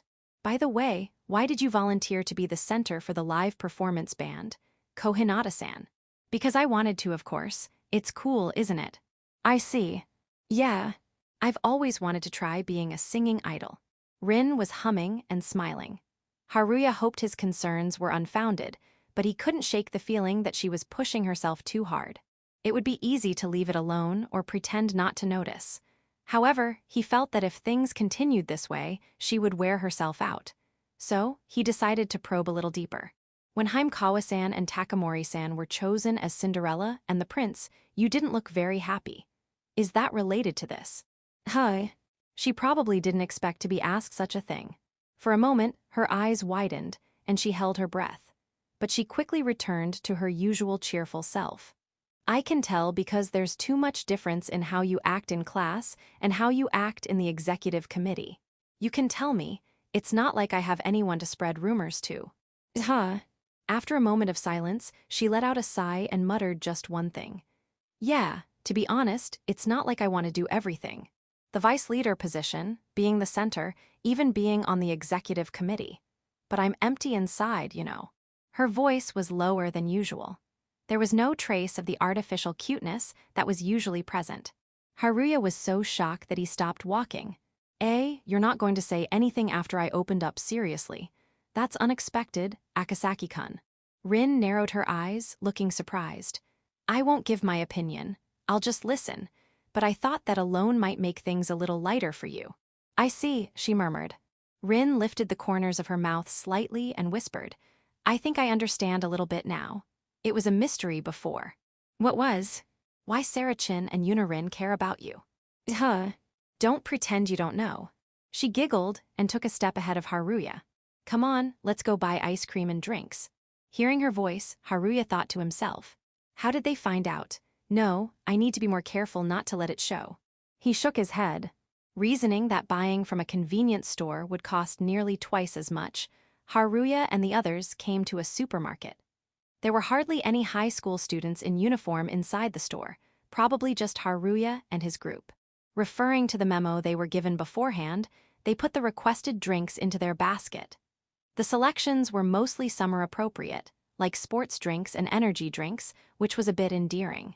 Some students had even requested black coffee, which made Haruya feel a slight sense of kinship. As the basket grew heavy with drinks, Rin asked, "What kind of drink do you like, Akasaki-kun? What are you going to get?" Looking at the shelves filled with various types of drinks, Haruya spoke. "I like black coffee, but I'm not in the mood for it now, so I was thinking of buying tea." "Oh, you like black coffee? Are you trying to look cool in front of a girl?"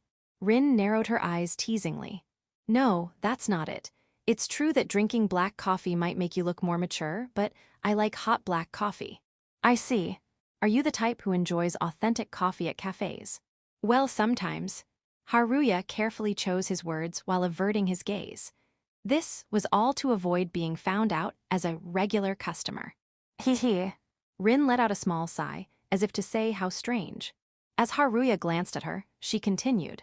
"No, sorry. It's just that I know someone about the same age as you who always enjoys coffee, but I haven't been able to meet them lately, so I was wondering if they're feeling lonely. By the way, why haven't you been able to meet?" Surprised by his interest, Rin let out an A. Then, as if nothing had happened, she continued. "It's because of the Aika festival. I cut off my escape routes to give it my all for the festival." As she said this, she picked up a bottle and came closer. "I'll go with water. It suits me perfectly right now." She seemed to be equating the colorless water with her feeling of emptiness. After tossing her own drink into the basket, Haruya and Rin moved to the ice cream section. I don't need ice cream." "I see. To be honest, I don't really want ice cream either." They both wanted drinks but not ice cream, which was their shared sentiment. While putting the requested ice creams into the basket, "But hey, since we came all this way to buy stuff, why don't we split this?" "Oh, good choice, Akasaki-kun." Haruya suggested Papiko, coffee or white. "I'm fine with either, but do you have a preference, Cohinata-san?" "Then I'll go with white, since I like that better."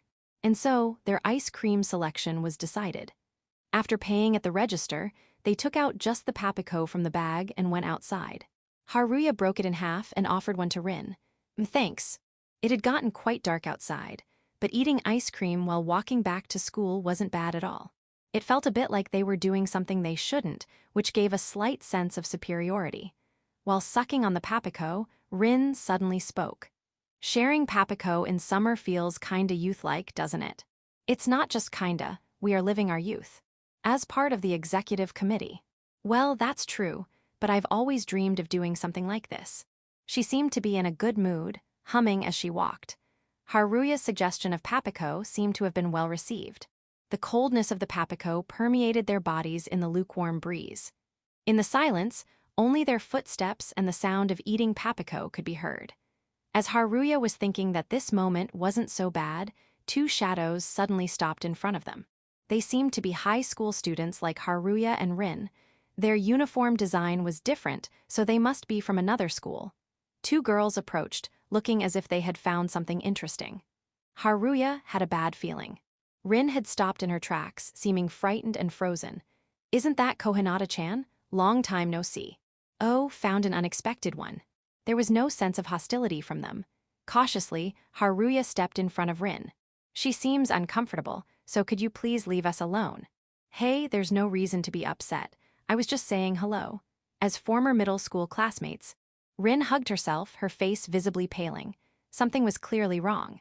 "Oh, Cohinata-chan, you were at Aika. Well, you were always smart. And now you're desperately trying to be stylish, getting a boyfriend and going on after-school Papiko dates. It suits you, being all cute and gloomy." "Right, Cohinata-chan. I'm not her boyfriend. Could you please leave now?" Feeling only malice in those words, Haruya spoke with a slightly stern voice. "I was just saying hello." "Yeah, totally." With that, the two female students walked away. "What's going on here? Cohinata-san is gloomy. They went to the same middle school." Though many questions came to mind, Haruya gently rubbed Rin's back as she was visibly shaken. They're gone now. It's okay. Sorry.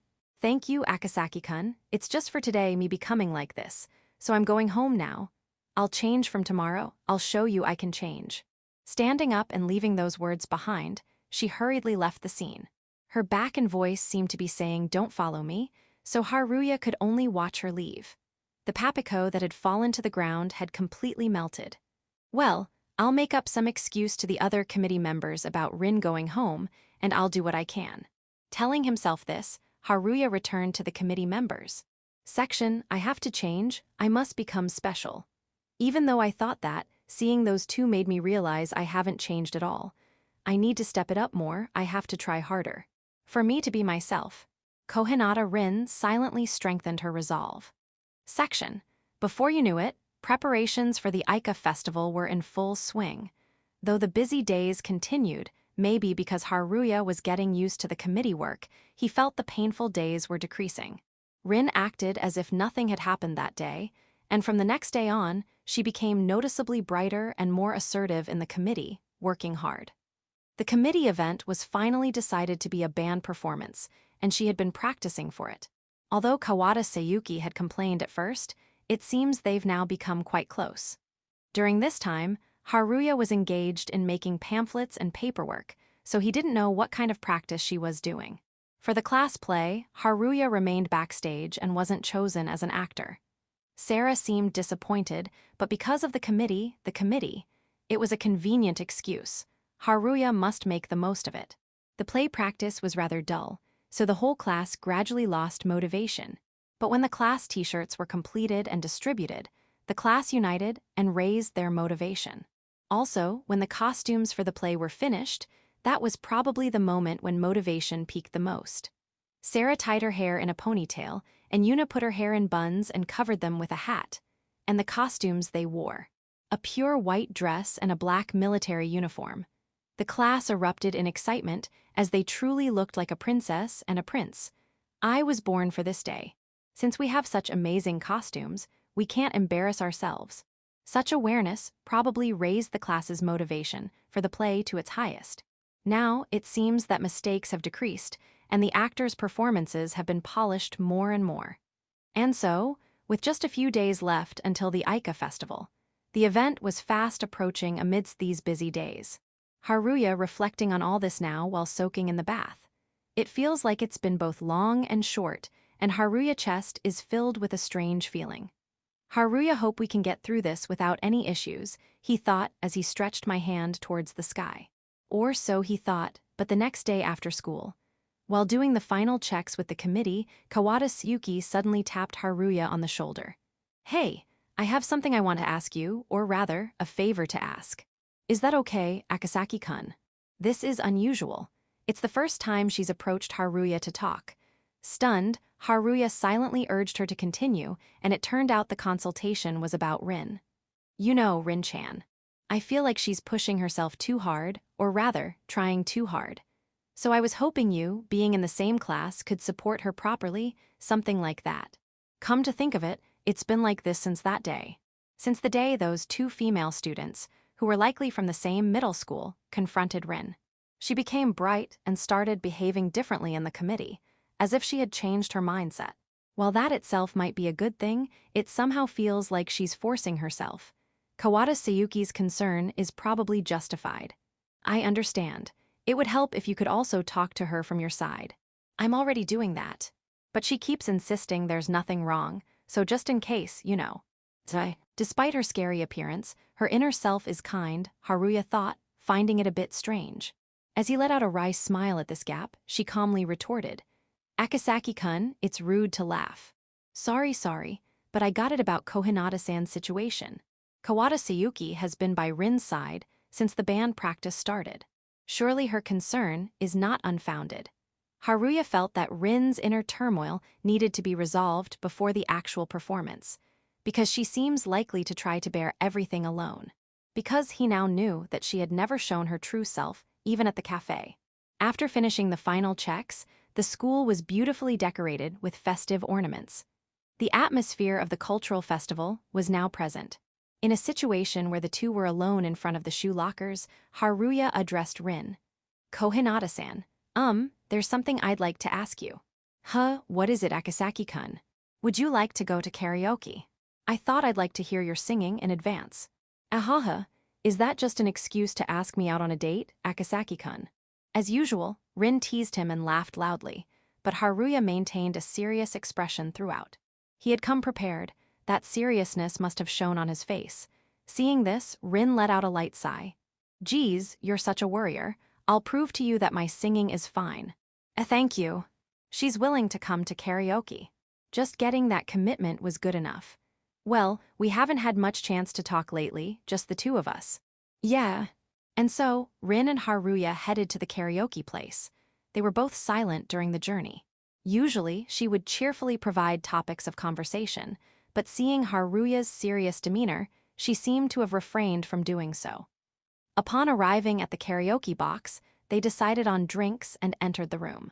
Sitting on the sofa and taking a sip of her melon soda, Rin spoke up. The Aika festival preparations were tough, weren't they? It got busier day by day, so it feels both long and short in a strange way.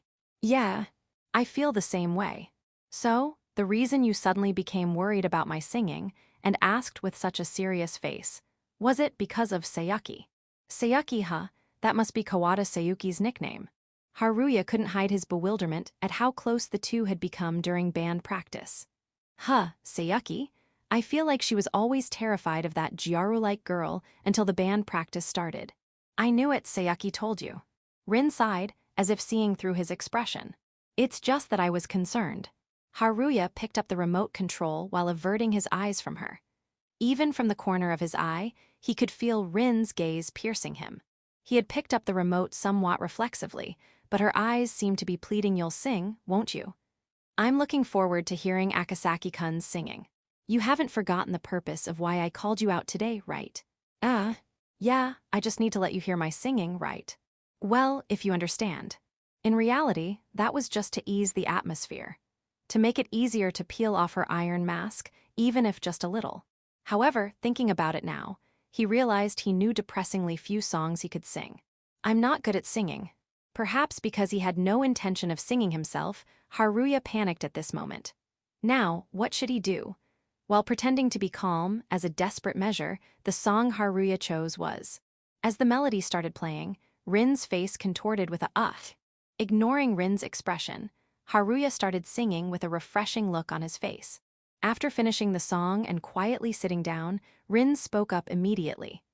Akasaki-kun, it's not funny at all to resort to joke songs just because you're bad at singing. Her voice was very low. No, it's scary. Was Rin's true face this frozen? It made him feel that way, and Haruya broke out in a cold sweat. Sorry. As he made a fist on his knees and shrank his body, Rin let out a light sigh. Seriously. I'd be much happier if you sang with all your heart, even if you're not good at it. I honestly don't mind if you're not good. Well then, it's my turn now. The cold voice from earlier was nowhere to be heard, and Rin cheerfully took the remote control, laughing. All right, let me prove how good my singing is. She stood up from her seat and brought the microphone to her mouth. Rin began to sing along with the melody. Oh no, she's too good, it's going to make my poor skills stand out. There was nothing to criticize about her singing. In fact, she scored 95 points. All Haruya could say to Rin, who was flashing a V-sign at me, was, I'm surprised by how good you are. It was a rather ordinary comment. Thanks. You can tell I'm pretty good, even with just one song right. Yeah, I didn't expect this level from you, Cohinata-san, since you were also focused on the school decorations. She had been putting effort not only into band practice, but also into decorating the school. It must have been quite a workload. Haha, we were both so busy with the executive committee work that we didn't really know each other's situations. But you seem to be doing well, Akasaki-kun. Well, I've gotten used to the work. If anything, Cohinata-san, you seem to have become much brighter compared to when you first started on the executive committee. Haha, well yeah, that's why I told you, didn't I? That I would change on that day. That day she's referring to must be when she met those two female students. Until then, Rin had somewhat faded into the background in the executive committee, but from the next day on, her presence became prominent in the committee. Of course, Rin in class was still as bright as ever. But that's precisely why Haruya concerned about this change. Because even the Cohinata-san at the cafe turned out to be an act. It might be none of my business, but we're on the same executive committee, so if you're pushing yourself too hard, please tell me. Haha, you're strange, Akasaki-kun. At first you seemed reluctant, but now you're so kind. Could it be that you've fallen for me? It seems Haruya's way of interacting with her changed after learning that she was Rin Cohinata at the cafe. Haruya shakes his head and answers. No, that's not it. I just thought you might be pushing yourself too hard. At those words, Rin's eyebrows twitched for just a moment. Then, as if nothing had happened, she opened her mouth. I'm not pushing myself too hard. I'm just stretching myself a little. The reason I'm worried is that this stretching seems to fall within the category of pushing too hard. Seeing Haruya's expression, Rin let out a deep sigh. I'll admit that I'm trying hard to show my best self, or rather, working hard to present myself well. That's why you called me out here, right? Because you were worried. Haha, did you think I didn't notice? I knew you didn't call me out just because you were nervous about singing. Then why did you come? As if understanding Haruya's unspoken question, Rin began to speak. Even during homeroom, I sometimes caught you looking at me with concern. I can tell that much. I see. Yeah, and to be honest, I was starting to get tired of those worried glances. That's why I agreed to meet you. Her expression was that of the usual bright Rin Cohinata, but each of her words stung my heart. You know, Akasaki-kun. Rin continued, her face darkening. The atmosphere changed, and Haruya found himself holding his breath. I'm fine, the executive committee work will be over soon anyway, so please stop worrying. Rin-chan seems to be pushing herself too hard somewhere. Suddenly, Sayaka Kawada's words flashed through my mind. Haruya just couldn't shake the feeling that Rin was pushing herself too hard. Haruya couldn't even bring myself to nod or say I understand. Then, as if unable to bear seeing Haruya like this, Rin roughly scratched her head with an ah. I'm telling you I'm fine. How many times do I have to say it? Try to understand how I feel when you keep looking at me with those sad eyes every single time. Listen, the Aika festival is just around the corner. Once we push through until then, it'll be over. Akasaki-kun, don't overthink things, it's starting to irritate me. Rin pointed her finger at Haruya decisively. She sat down, turning away slightly with a geez. At first, Haruya was taken aback by Rin's sudden change in attitude, but soon he burst out laughing. What's so funny? Isn't this what you wanted? No, I'm just glad I finally got to see the real Cohinata-san. It's because you were being so persistent, I just got fed up. The sweet, devilish tone was gone, replaced by a somewhat curt manner of speaking. But just as quickly, she reverted to her usual bright Rin Cohinata. Don't you prefer this over that rude version of me? I'm not so sure. I am happy to have seen your true self. It's reassuring. Haruya had never seen her speak like this at the cafe before, so he felt relieved that he was able to get her to open up, even if just a little. He had been worried that he couldn't repay her for always taking care of him at the cafe. Perhaps his feelings showed on his face, because Rin said one thing, looking displeased. I don't like it. After muttering that, she continued. Everyone lives by disguising themselves and dressing up their true selves. Do you think people's true selves can be accepted? That's impossible. Communities and society are built on layers of lies. But you can't say it's not true, can you? Even you, Akasaki-kun, can't show your true self. If that's not the case, can you bear it? Your true heart. Haruya found myself at a loss for words. Something caught in Haruya's throat, and he couldn't form any words. Because what she said was the truth. Haruya couldn't possibly argue back, as he too have secrets he can't tell anyone. Well then, let's end this gloomy talk. Shall we spend the rest of our time singing our hearts out? Taking the microphone in hand, she switched back to her usual self and began to sing while looking at the monitor. Her clear, beautiful voice no longer reached Haruya's ears. Perhaps everything would work out if the Aika festival ended without incident. But is it really true that nothing's wrong? Two female students cross Haruya's mind. They're the Jaru-like girls who have been bothering Rin. Maybe because Yuna had also been having trouble with students from another school recently, Haruya can't shake off this bad feeling. That's why he can't help but worry about Rin, who seems to be pushing herself too hard. As he watches Rin singing happily with a microphone in hand, he thinks, is it really okay to leave things like this? Having only caught a glimpse of Cohinata-san's true feelings, her real intentions, without properly drawing them out. The next day. After finishing his work on the executive committee, Haruya visited the staff room. The air conditioning must be working well, as the room is very cool and comfortable. It's already dark outside, and the students who were doing club activities have probably already started heading home. The Aika festival preparations are in their final stages, and the footsteps and chatter of students who stayed after school can be heard faintly echoing. He thought, maybe she's not here now, but as he approached her desk, the teacher he was looking for was there. What is it, Akasaki? The homeroom teacher looked at him with a puzzled expression, crossing her legs. I have something I'd like to discuss. I see. Akasaki, have you finally decided to join the track and field club? Still wanting to get Haruya to join the track team, Haruka clapped her hands together. No, it's not about that. As he says this with exasperation, she grumbles. What a shame, how boring. He wishes she wouldn't say such unreasonable things, unreasonable indeed. Well then, what is it about? If I had to guess, is it about the executive committee?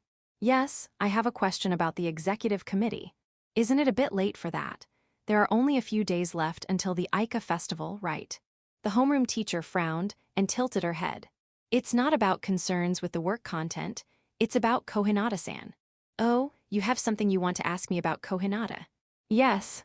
What kind of student is Rin Cohinata? He wanted to hear it from the homeroom teacher's mouth. After the incident with Yuna's basketball situation, he felt he could trust the teacher's judgment of people. He could have asked his friends Sarah and Yuna, but they seemed busy with the class play, so he decided not to. Especially since those two are the main characters in the play. Also, he wanted to avoid any suspicions of romantic intentions. For the same reason, he avoided asking Kazumiya, who sits behind him.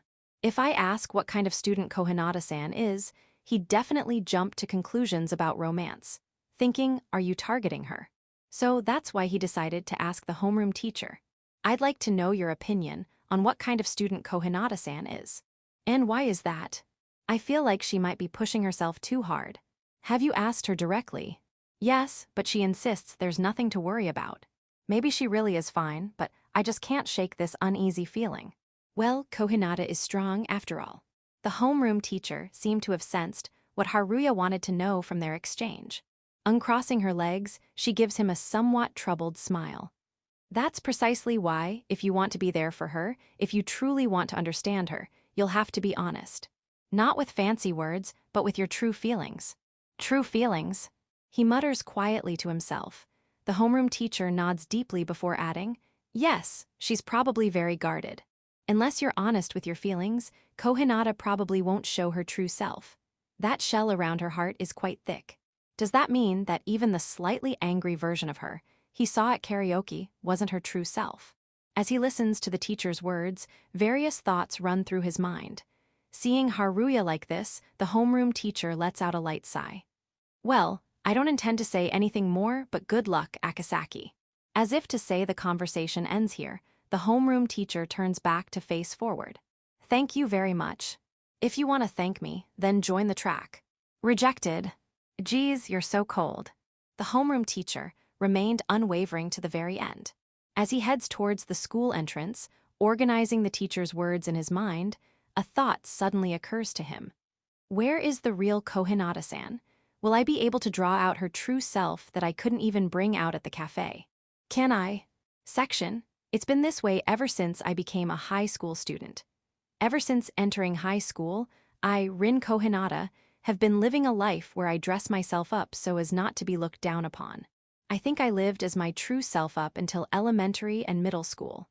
Changing from glasses to contacts, putting on lip gloss, learning how to do makeup, taking care of my hair. After discovering the world of fashion, which had been foreign to me until then, I enrolled in Aika High School. Since becoming a high school student, I had already decided how to navigate my class. Number 1. I have to be number 1. I have to become the face of the class. If I can gain the support of all my classmates, surely no one will look down on me. Not wanting to be looked down on, not wanting to be bullied, I was desperate.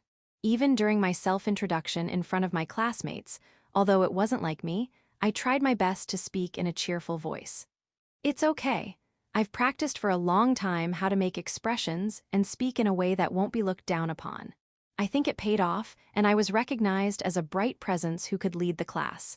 If I can make my classmates think that way even once, I've won.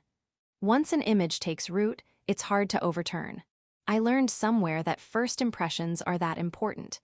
Riding on the momentum of my self-introduction, I actively made friends. I thought that if I was with these people, I could surely remain at the top. With such impure thoughts, I made 2 friends. However, one grew through love and the other through sports. My place is now gradually disappearing. It's undeniable since my name no longer comes up in class discussions. The power balance between those two and myself is about to crumble. Yes, since entering high school, I've decided on my path of dressing up. That's why I have to keep trying, even if I have to force myself.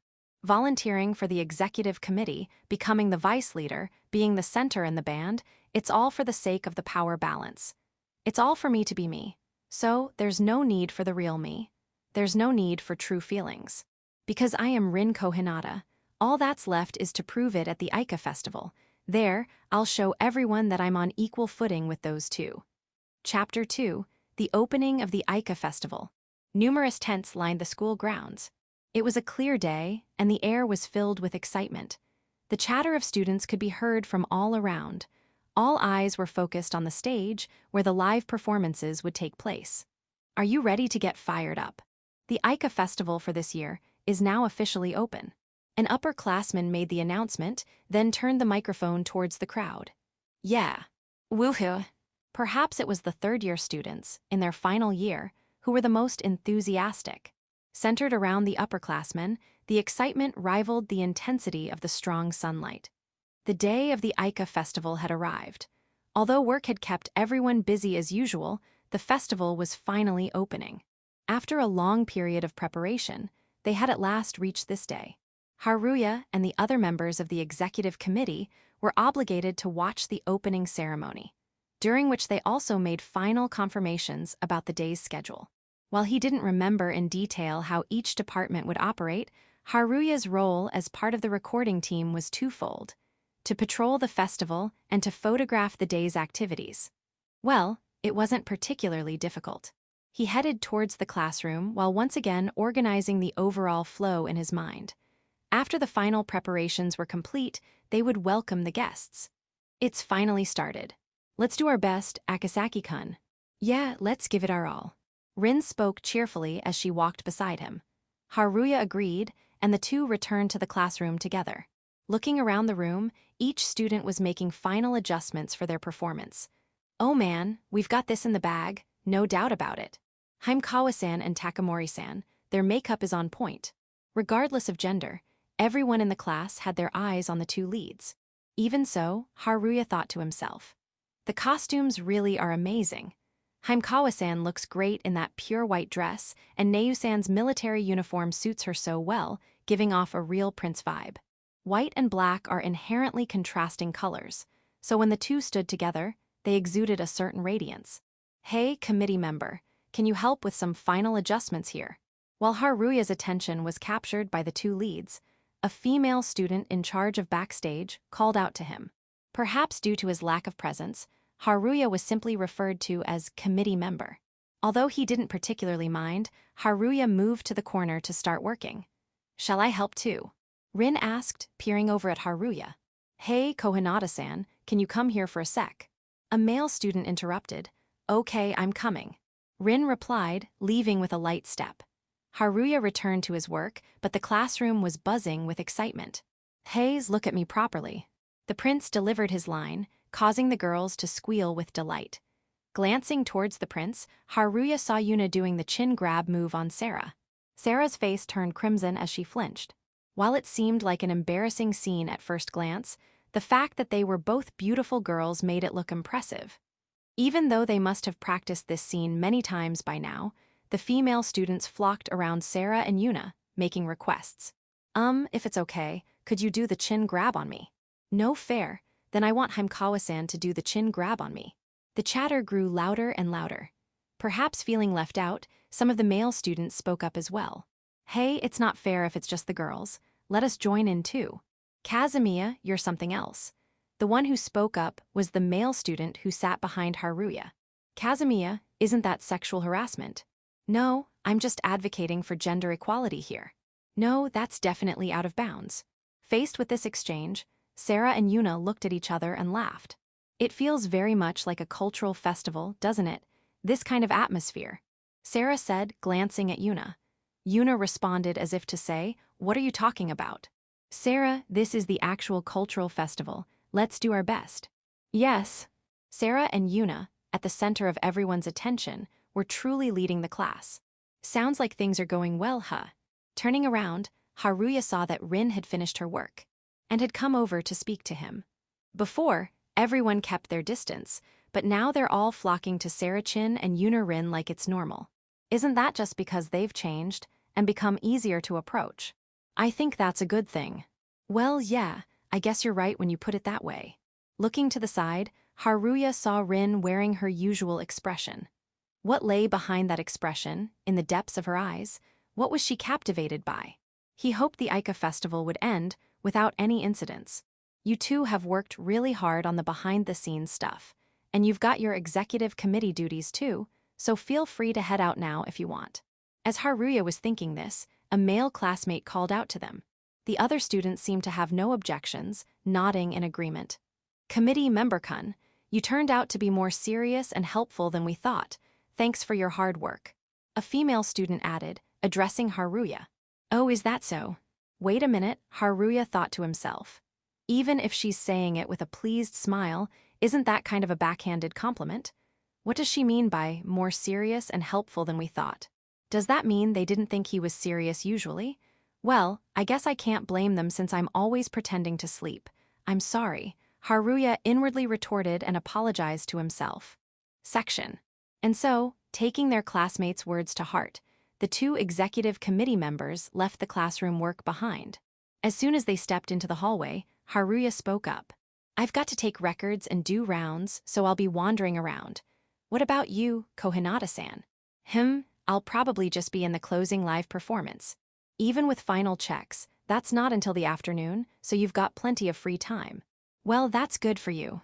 Saying this, Haruya was about to leave, but he felt a tug on his sleeve. He stopped and turned around to see Rin looking at him as if she wanted to say something. Wait a second. I don't have anything particular to do. Besides, I'm the vice leader, so I'll help you with your work, Akasaki-kun. That's a kind offer, but are you sure? Yeah, my friends from other classes are probably busy with their classwork right now, and it's a bit, going around alone. I'd rather avoid getting hit on. I see. She probably wanted to enjoy the Aika festival on her own. But their school's cultural festival was open to the public, and many visitors from outside the school were expected. The risk of being hit on came with the territory.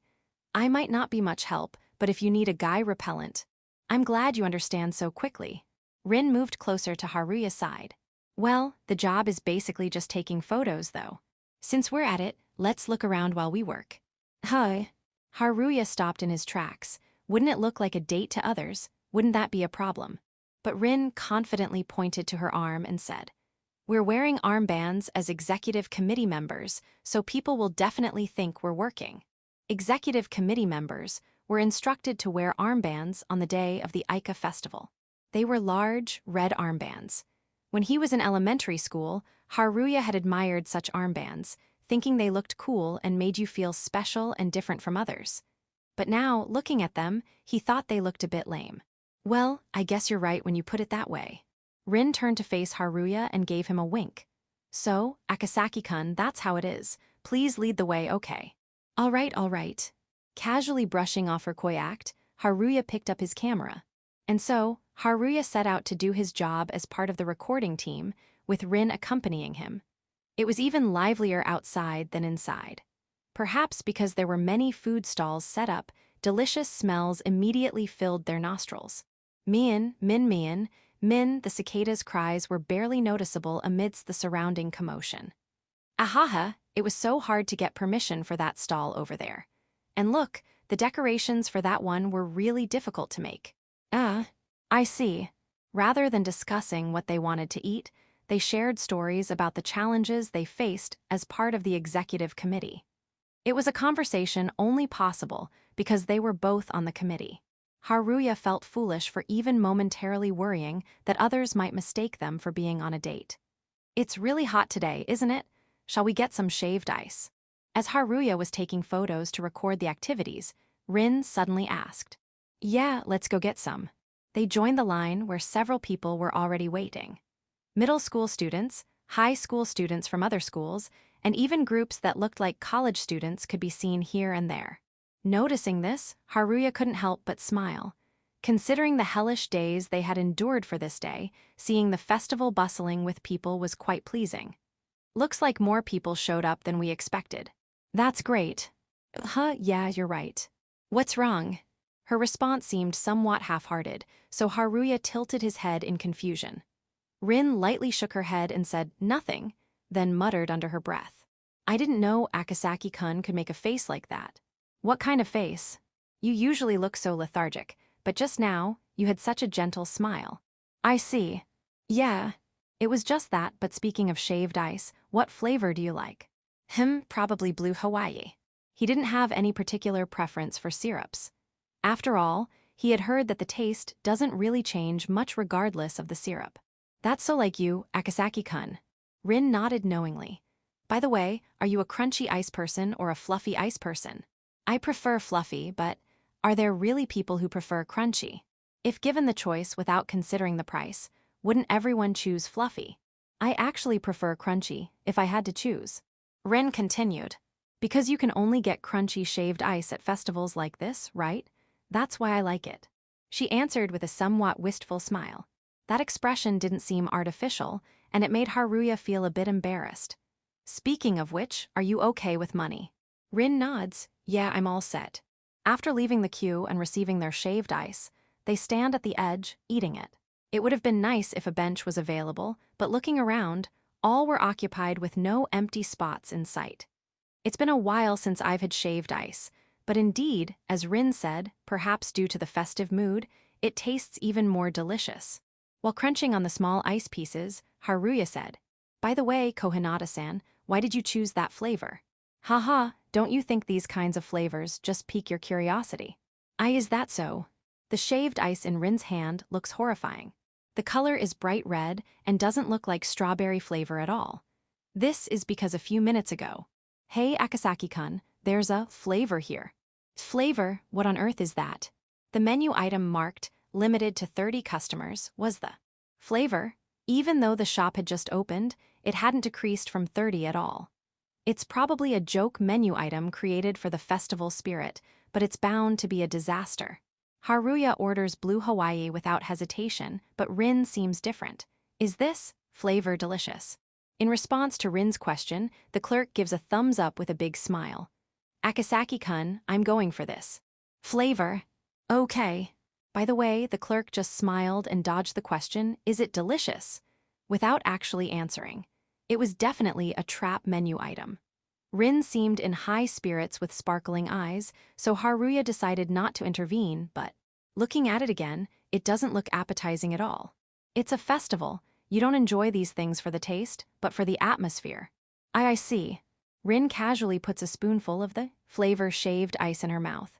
"Yeah, this really hits the spot because it's so hot." Are you okay with that?"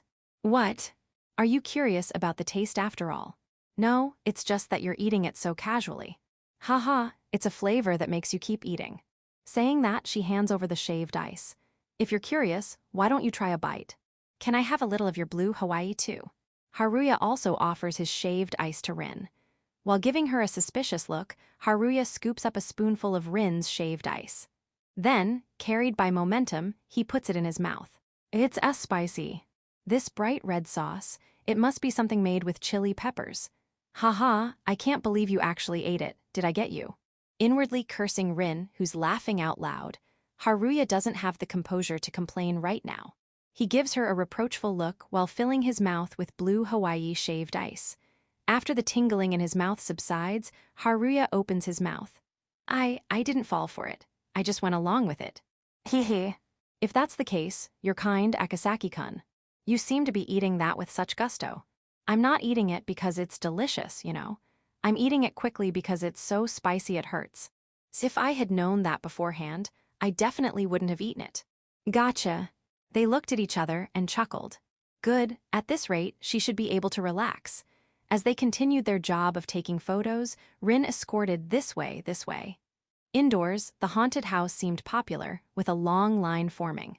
By the way, most of the people in line were couples. There were also groups of just men or just women, chatting while forming the line.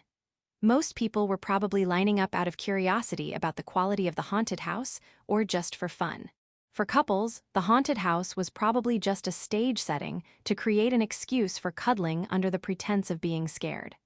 Thinking about such things, they went up to the second floor, where Rin said, "Akasaki-kun, this way. The classroom Rin pointed to was for upperclassmen. Following Rin, who was moving quickly, they ducked under the curtain to find mini-games set up. Darts, shooting gallery, scooping super balls. It was a lineup that would tickle any young boy's fancy. As he looked around, feeling nostalgic as if he had returned to his boyhood, the place was overflowing with customers and bustling. Rin scurried over and opened her mouth. Doesn't the shooting gallery look fun? Yeah, it does. Well, if it isn't the festival committee members, first years. An upperclassman-like person called out, probably noticing the red armbands. Yes. Yes, we are. You too. The committee work must have been tough, right? How about trying out a game? Though they had been caught by the sales pitch, Rin seemed eager and nodded. Haruya also nodded, following Rin's lead. Let's see. So we shoot down the prizes with this rubber gun, right? Rin went first. It was a simple game where you knock down targets with a handmade-looking pistol. There were 5 shots in total, I see. They seem to have made the difficulty easy so even small children can win prizes. Aren't the targets small? Rin pointed out, and upon checking, they were indeed small. Moreover, the shooting position was set quite far, so it was clear that the difficulty was quite high. No, if you let children do this, they'll cry, won't they? As expected from its appearance, the setting was cruel, and Rin helplessly missed all her shots. Akasaki-kun, I leave the rest to you. Show me how cool you are. As she handed over the rubber gun, entrusting it to him. Haruya also missed all 5 shots, without showing any particular prowess. Too bad for both of you. No, we weren't even close. Or rather, this game doesn't seem designed for anyone to win. Probably only aspiring snipers could hit those targets. Haruya sighed and decided to ask out of curiosity. By the way, since it's this difficult, are the prizes pretty good? Well, due to budget constraints, it's just an assortment of snacks. That's too stingy, and too cheap. Though he thought so, Rin was happily bowing to the senior, saying it was fun. Haruya also followed suit, expressing words of gratitude. Then, Rin suggested, shall we go to the next place? And so, Haruya and Rin visited several stalls. Besides shaved ice and the shooting gallery, there were also crepes, yakisoba, fortune-telling, and more. Although there were many things to nitpick about each stall, they ended up having quite a good time. It was probably thanks to Rin taking the lead and actively steering the conversation. Not forgetting their job of taking photos, they were now visiting one of the photo spots Rin had created. I wonder why festival yakisoba is so delicious. Didn't you order the super spicy one again? Well, yeah. Perhaps because it was approaching afternoon, the surrounding hustle and bustle had begun to calm down a bit. From now on, it would probably get busier indoors than outdoors. This was because the theater performances were about to begin. While feeling the colors of this special day, they continued taking photos of students laughing at the objects. This wing object was one of the things Rin had made during her committee work. This one Cohinata-san made is really nice, isn't it? However, it seemed Haruya's voice didn't reach her. Rin was standing frozen with her eyes wide open. What's wrong, Cohinata-san? Noticing something off, Haruya followed her gaze and also froze. This atmosphere, could it be? It seemed the other side had also noticed their gaze. A pair of female students holding takoyaki boxes approached them. Oh, we finally found you, Cohinata-chan. Seriously, we came thinking it'd be lucky if you were here, and we're glad you are. The 2 female students they had run into on the way back from the supermarket were there. As they approached, surrounding Rin, Haruya stepped forward to block them. What do you want? Who are you? Then the pair frowned unpleasantly. Oh, walking around the cultural festival together means you two are dating, right? Well, I guess he's a fitting match for someone like her. That was incredibly rude to say to someone you've just met. For now, trying to leave the situation, Haruya called out to Rin. Cohinata-san, can you move? Why did you come all the way here? Rin asked the two in a somewhat frightened voice after taking a light breath. Isn't it obvious? When we found out the other day that you, who used to flirt with guys all the time, were pretending to be a good girl at Aika, we just had to come and play. Then, as if suddenly realizing something, the other female student added, since you're wearing the festival committee armband, that means. She paused there deliberately and then pretended to look through the pamphlet. You'll be doing some kind of performance at the end of the festival, right, Cohinata-chan? We're so looking forward to it. Oh man, that's gonna be hilarious. Ha ha ha ha ha ha ha ha ha. Ugly smirks assaulted Haruya and Rin several times. Haruya clenched his fist, but Rin tugged at his sleeve. Don't do anything, please. It seemed like she was pleading that way, so Haruya couldn't intervene. She clearly doesn't want this, and neither do I, so please stop talking to us. However, he did at least try to restrain them with a stern voice. Huh. We just came to enjoy the festival. We're just saying hello and not laying a hand on her, so it's fine, right? Throwing a final gross, as they left, the two girls walked away. Watching the backs of the departing female students, Rin collapsed to the ground as if her legs had given out. Are you okay? No, of course you're not okay. No, thank you. If you don't want to perform at the live show, I'll tell the other members myself. It was the first time I had seen Rin so frightened. That's why I couldn't help but worry. Thank you, but I'll do it. I've already decided this is my battle. With a sigh, she stood up on her own without taking Haruya's hand.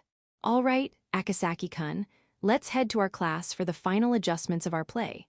Hurry, hurry. As if urging him, Rin rushed to the classroom. Haruya followed her, unable to shake the feeling that Rin was pushing herself too hard. When they returned to the classroom, folding chairs were arranged here and there. It seemed they were finally going to perform the play.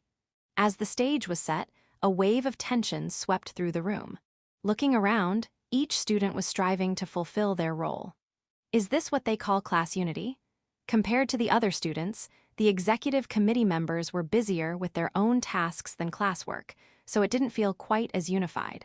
Oh, you're back. Could the executive committee members handle the promotion and reception? We have enough people inside.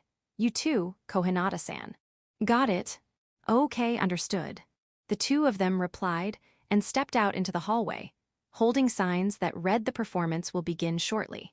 Passing students noticed the signs and began to form lines. As things settled down with everyone seated, Rin's expression remained gloomy. She was probably still concerned about the two female students they had encountered earlier. Though Haruya wanted to ask about the details, it seemed better to leave her be for now. Himekawa-san and Takamori-san need to give greetings, so could you both come inside for a bit? A student peeked out from the classroom door and called out to us quietly. See, come on, Cohinata-san, let's go. Huh, oh yeah. Haruya stood up with Rin and returned to the classroom. He thought about mentioning Rin's subdued mood, but the class was already addressing it. I hope we can show the results of all our hard work in practice. Let's do our best, everyone. Sarah spoke up first, followed by, thank you all for working so hard for this day. Let's show what we've practiced. No, let's surpass even that. Let's do our best together. Yuna said, looking around at everyone. Yeah. The classmates cheered loudly. Amidst this, Haruya remembered the messages he had received yesterday. Neu, Haru-san. My class is doing a play. The title is Pure White Cinderella and the Raven Prince. The classroom should be listed in the program, and I worked hard, so I hope you'll come see it. Akasaki-san. I don't think you've been able to see much of the play due to your executive committee work, but I've worked really hard, so I'd love for you to see my performance. The former was a message from Yuna, or rather Neu. The latter was a message from Sarah. Both of them had sent Haruya these messages yesterday. He had never actually seen the entire play. The same was probably true for Rin. Being busy with executive committee work, they had always been behind on class play activities, mostly doing behind-the-scenes work. Honestly, Haruya was quite looking forward to it. But more than that, he couldn't help but worry about Rin. Let's make sure we watch the play properly. Why yeah. Though her expression and complexion had returned to normal, her voice still sounded different from usual, likely still concerned about those two girls. Section, Pure White Cinderella and the Raven Prince. It was a story that incorporated original elements from shoujo manga into the well-known Cinderella fairy tale, with Yuna in charge of the script. Takamori Yuna and Haimkawa Sarah were playing the lead roles, and this information seemed to have drawn people in.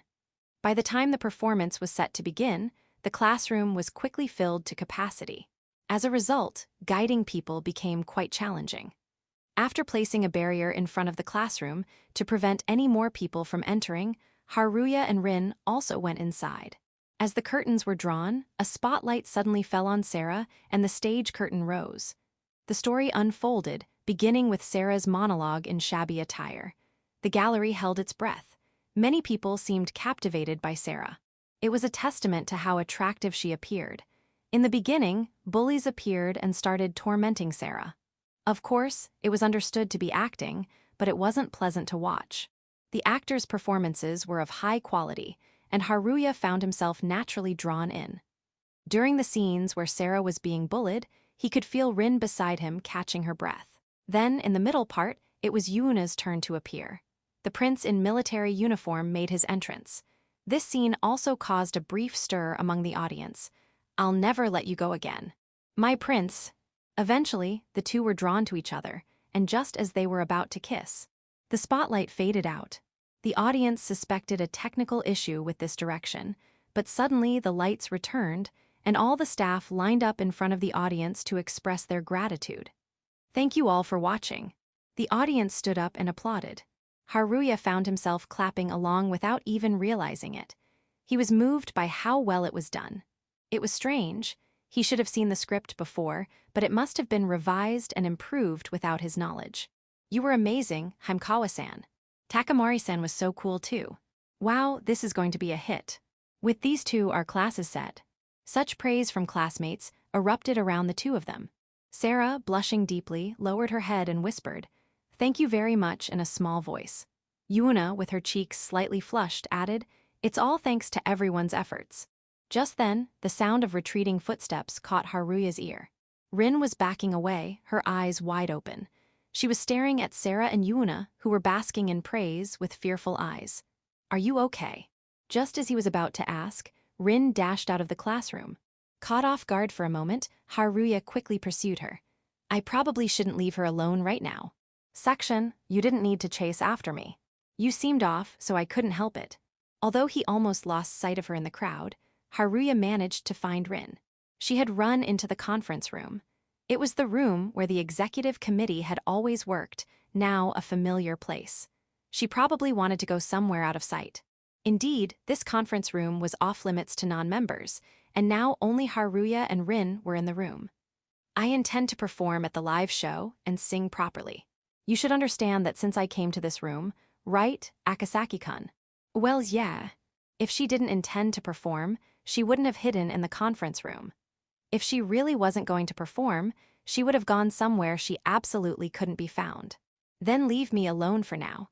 I just lost my composure for a moment." Surely, quietly backing down here would be the right thing to do. He shouldn't pry too deeply. After all, Rin's voice was trembling. Even so, he felt compelled to press on.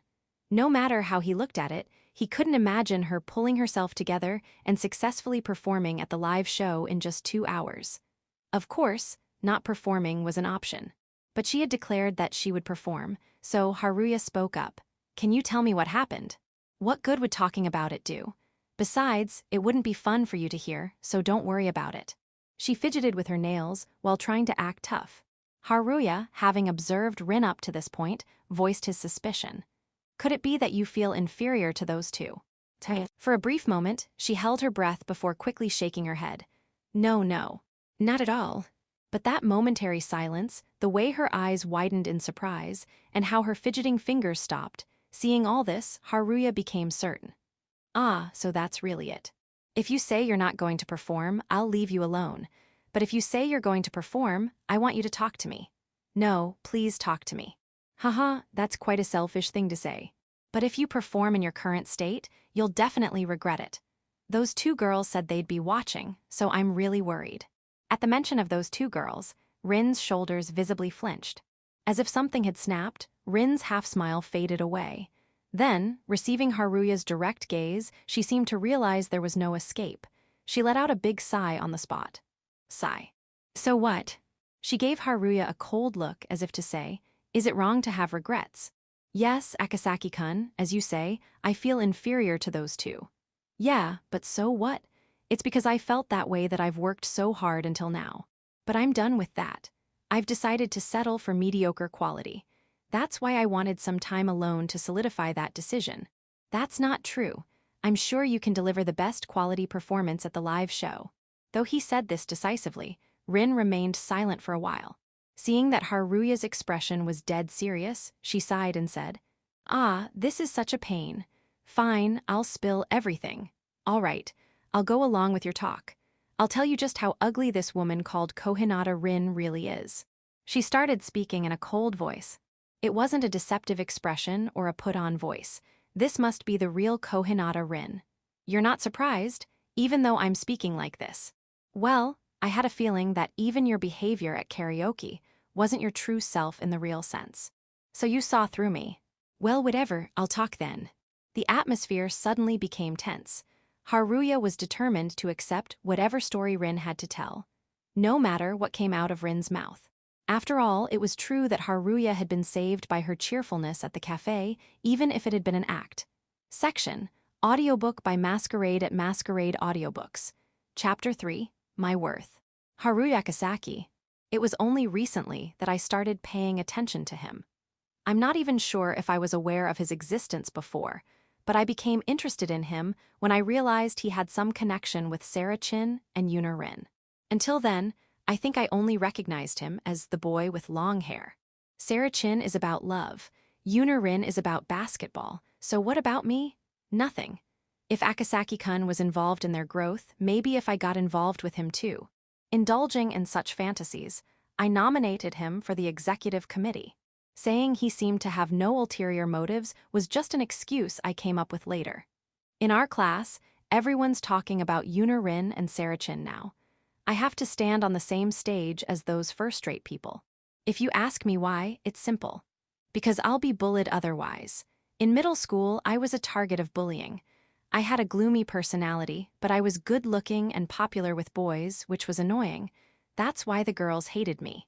If I had been cheerful, there wouldn't have been any problem, but with my inherently gloomy personality, I got a lot of attention from boys, which made the girls dislike me even more. The worst among them were the Gyaru students. Those two were like that. In middle school, all I could do was endure the insidious bullying, but I decided to be reborn in high school. I came up with two strategies to avoid being bullied. One was to make my appearance plain and become an ordinary, unremarkable girl. The other was to place myself at the top of the class hierarchy. I chose the latter, also as a way to make my high school debut. Besides, I liked dressing up, so I didn't want to give that up. I trained my facial muscles, studied fashion, and acted in a way that wouldn't let me be looked down upon or bullied.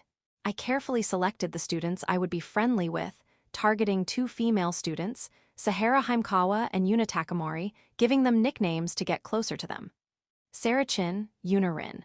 Now I quite like how those names sound, but originally, I wasn't the type to give nicknames to classmates. I just wanted to show my superiority by giving them nicknames and actively providing them with topics of conversation. Yes, it was all to avoid being bullied. But when I started to feel that the two of them were shining brighter than me, I began to panic.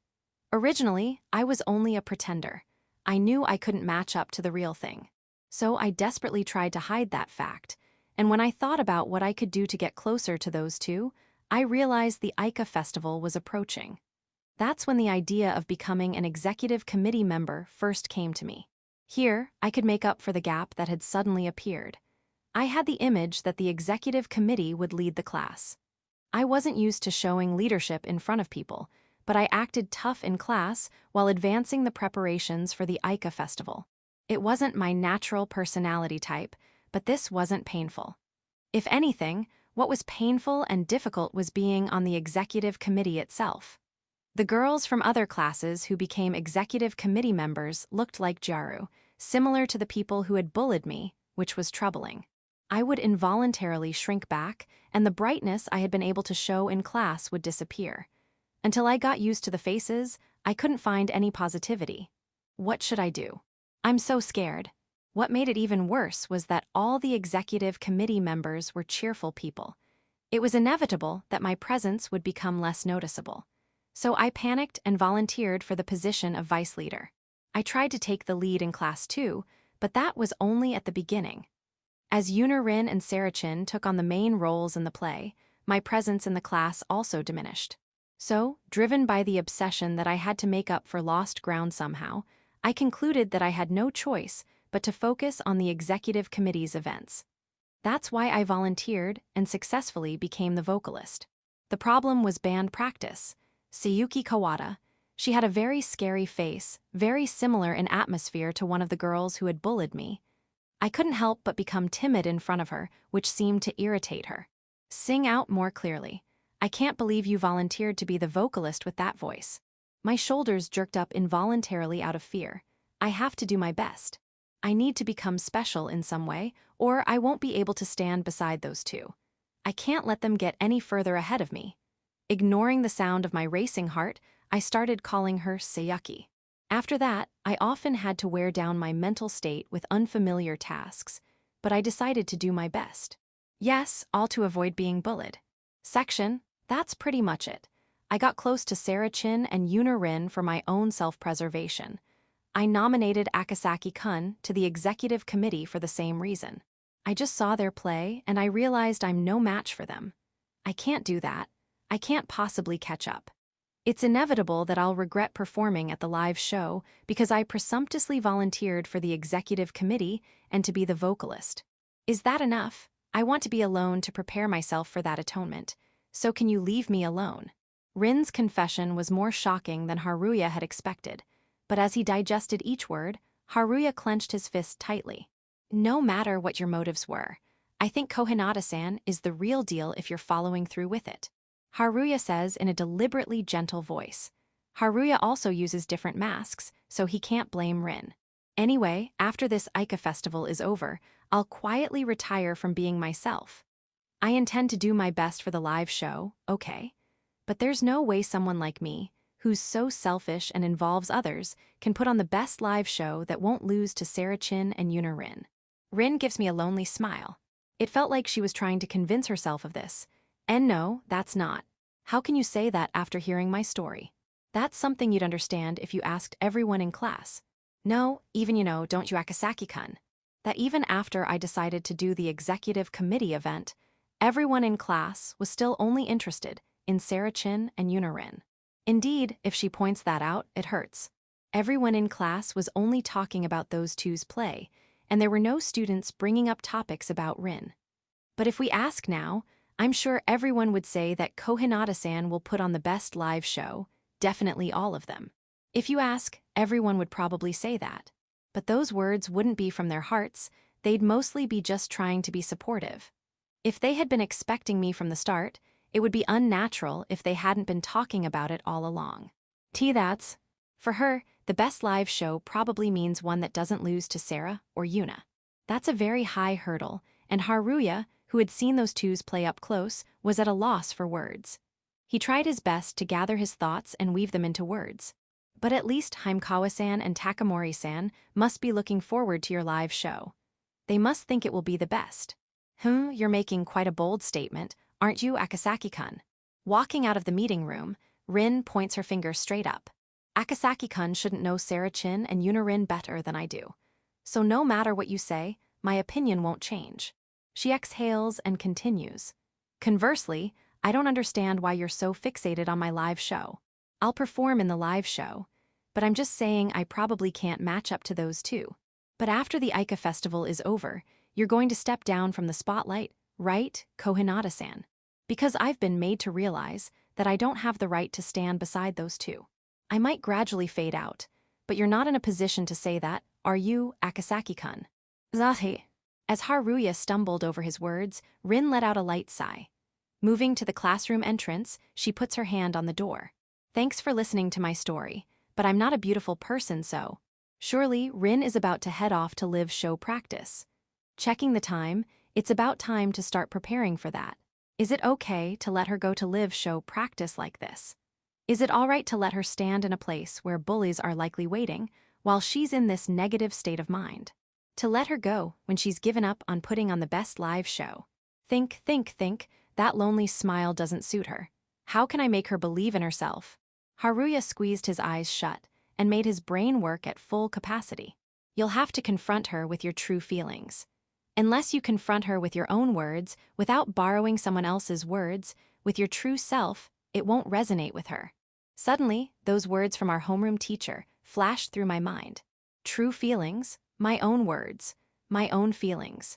Come to think of it, I first met Rin when I was still dragging along the tragedy that happened in middle school. I met Cohinata-san a little after meeting Neu-san, but I think we became friends because I sensed something similar to myself in her. She always provided me with cheerful topics, always smiled, and I've often been saved by her dazzling presence. Mister, you always come to the shop, don't you? Thank you. Well, yeah.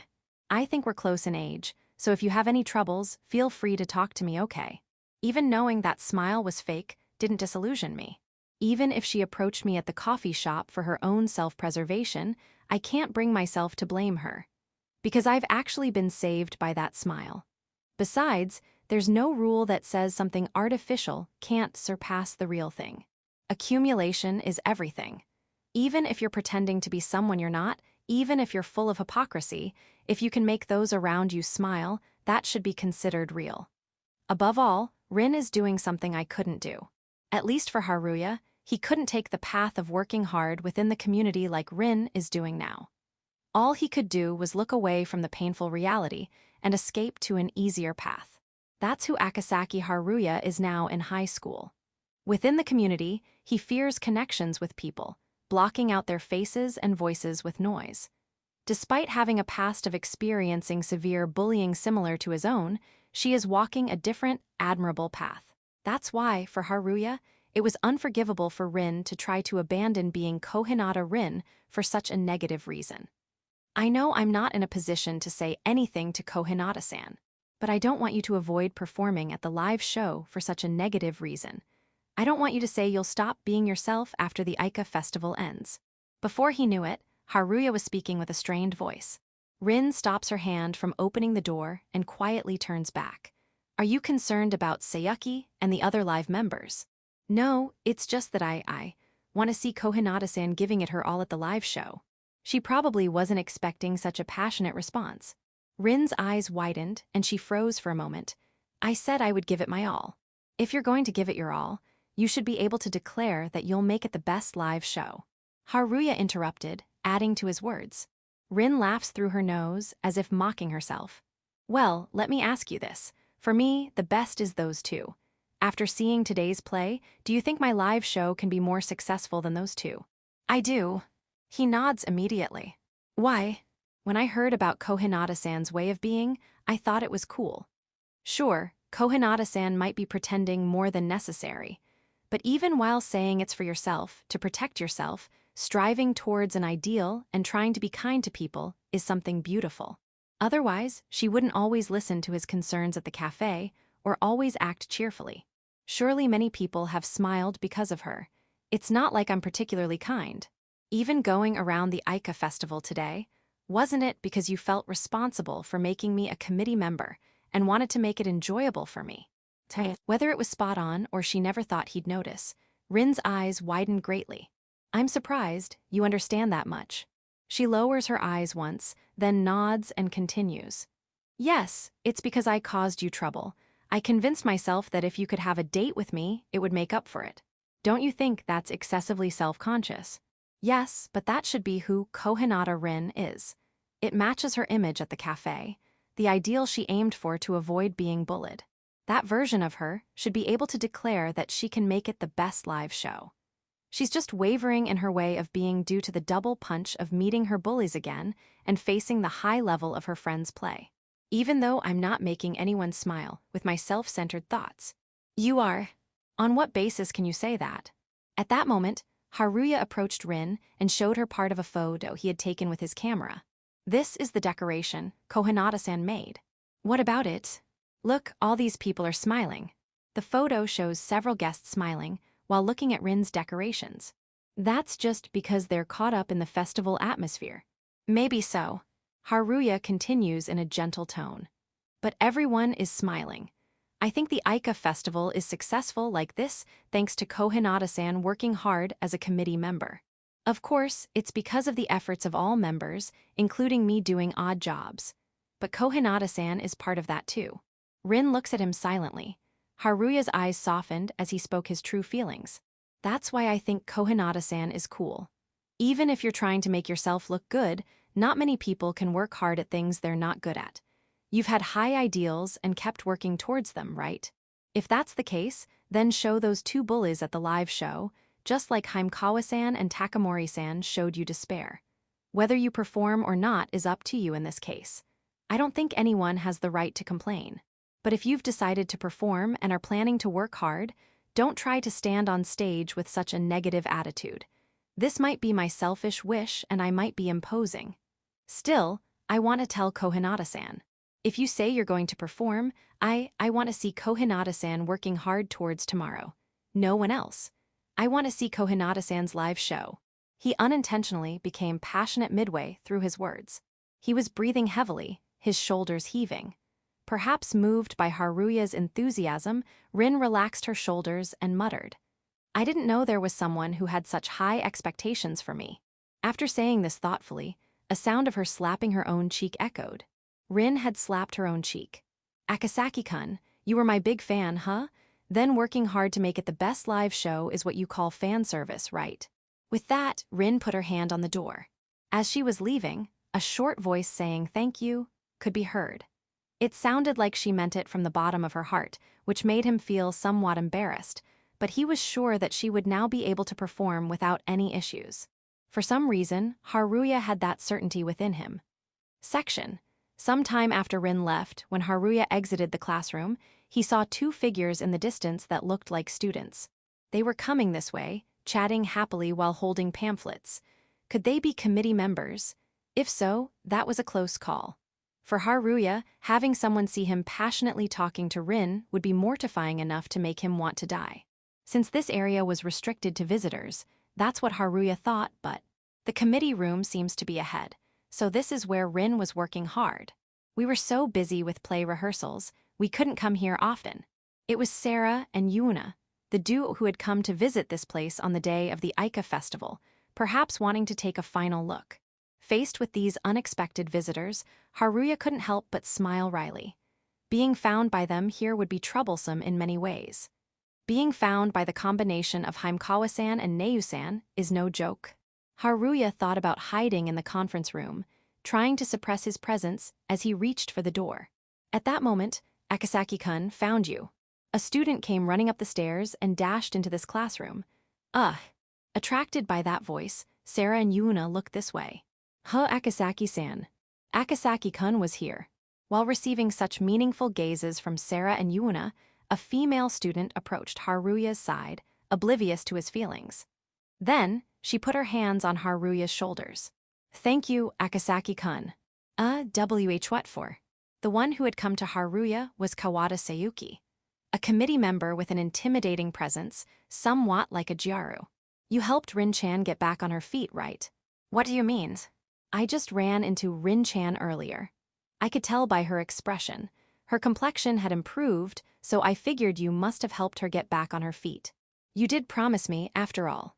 Sayuki was referring to when she had asked him to look after Rin the other day. Sayuki was letting out sighs of relief repeatedly, looking truly relieved. Rin said she was in the conference room, so I thought maybe, and sure enough, Akasaki-kun was here. So, really, thank you. Well, yeah. We have practice after this, but Akasaki-kun, you can go ahead and enjoy the Aika festival, have fun. But don't I have work to do with the sound settings? Haruya had been assigned the job of checking the sound for the committee's events. It's okay. Akasaki-kun has already achieved the feat of bringing back our main star. There's no greater job than that. So take care, really thank you. With a light wave of her hand, Sayuki began to descend the stairs. Haruya let out a long breath and tried to disappear into the conference room. However, the two who had been quietly observing until now didn't allow that. Akasaki-san, what was that just now? Akasaki-kun, you helped Rin get back on her feet. Of course they'd call out to me. I knew it. Sarah and Yuna, having noticed Haruya, approached him. And no, not really. This is bad. He needs to escape from this situation as soon as possible. It's fine with Sarah since she already knows his true identity, but Yuna still doesn't know. The tension is completely different. Especially with Yuna, the presence of Sarah in this situation was making him even more anxious. Well, I guess I should head off to my committee work. Haha. Haruya says, messily scratching the back of his head as he tries to leave. Wait a moment, Akasaki-kun. The one who stopped him was Yuna. Sarah, perhaps knowing that Haruya doesn't want to stand out, or maybe not wanting his identity to be revealed, continues to observe quietly. Huh. What is it, Takamori-san? What the committee member just said about you helping Rin get back on her feet, Akasaki-kun, is it true? No, I think it was Cohinata-san's own strength that got her back on her feet. With a wry smile, Haruya answered, and Sarah chimed in from the side. By the way, I had no idea Rin-san was so troubled. Judging by her drooping shoulders, she must really like Rin. It seemed Yuna felt the same way, nodding and saying, about that useless thing. So, if it's okay, wait, sorry. Can I check with Sarah? He could somewhat guess the flow of the conversation at this point. But before Haruya could react, she had already turned back to Sarah and was whispering in her ear. As a thank you, would it be okay if Akasaki-kun joined us too? Well, that's... Sarah seemed concerned about Haruya, glancing at him occasionally. But then, she decisively nodded, yes. The two seemed to think they were whispering, but their entire conversation was clearly audible. As they both turned back to face forward, Yuna cleared her throat. We're going around together, but would you like to join us, Akasaki-kun? So that's what it was about. If I were to answer honestly when asked, what do you think? The answer would obviously be no to going around together. Being the center of attention from the academy students is not something I want. It's too much for a background character like me. Haruya tried to think of a way out. Well, I still have work left as part of the Aika festival committee. I pointed at the red armband. However, Yuna shook her head and spoke. Didn't the committee member just say earlier that Akasaki-kun can enjoy the Aika festival from now on? That was a thank you for helping Rin recover, right? I also wanted to thank you, so I thought maybe we could go around together. Yuna scratched her cheek. Her cheeks were slightly flushed, and the atmosphere made it impossible to refuse. Look, we became friends, right? And you read my script a little while ago. I want to thank you, is that not okay? Yuna asked, tilting her head slightly. Haruya turned his face towards Sarah, seeking help. But Sarah was shaking her head, and it didn't seem like he could expect any assistance. It seemed there was no choice but to accept, and Haruya let out a deep sigh. All right. But I have a small request, if that's okay. A request, what is it? I'm all ears. I'd appreciate it if we could go to places with fewer people. Being in crowded places would make Haruya too conscious of people's stares.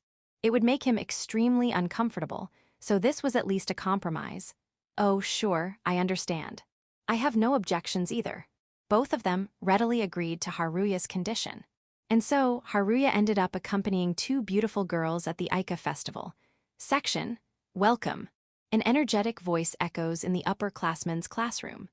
As the afternoon wore on and closing time approached, Haruya, Sarah, and Yuna entered.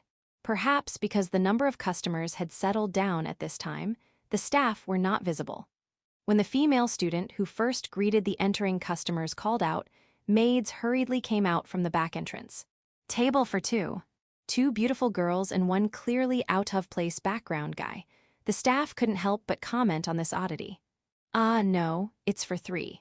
Yuna answered, making a 3 with her fingers. The staff seemed momentarily flustered, but politely guided them to a table for 3. They immediately brought menus and water for 3. Looking around the room, fortunately, or unfortunately, there were few customers. There were more visitors than students from the same school, which made Haruya even more relieved.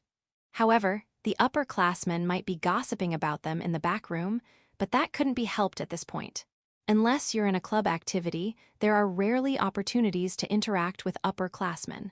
Considering that, it's much better than being gossiped about among classmates. By the way, Haruya said, after looking around the classroom once more. Why did you choose a maid cafe? The theme for this upper class was a maid cafe. It's the most standard choice for a cultural festival. In fact, a maid cafe was also a popular candidate in Haruya's class. However, while it's standard, it's not really a place for mixed gender groups to visit. It seemed like most people would come out of curiosity, wanting to see cute female students, usually in same-sex groups. Yuna answered, clearing up Haruya's doubts. Didn't you say it, Akasaki-kun? You wanted to go somewhere with fewer people. Places like maid cafes usually peak from opening time until lunchtime. After that, the number of people tends to decrease quite a bit. Well, that's true, but... Seeing Haruya's indecisive attitude, Yuna continued. Besides, you can go to food stalls at regular festivals, but things like plays or concept cafes like this can only be experienced at cultural festivals, right? So I personally wanted to check it out too. Sorry if you didn't like it. Yuna bowed her head apologetically, making Haruya feel guilty. No, I should be the one apologizing. It's not that I don't like it, I just feel a bit awkward.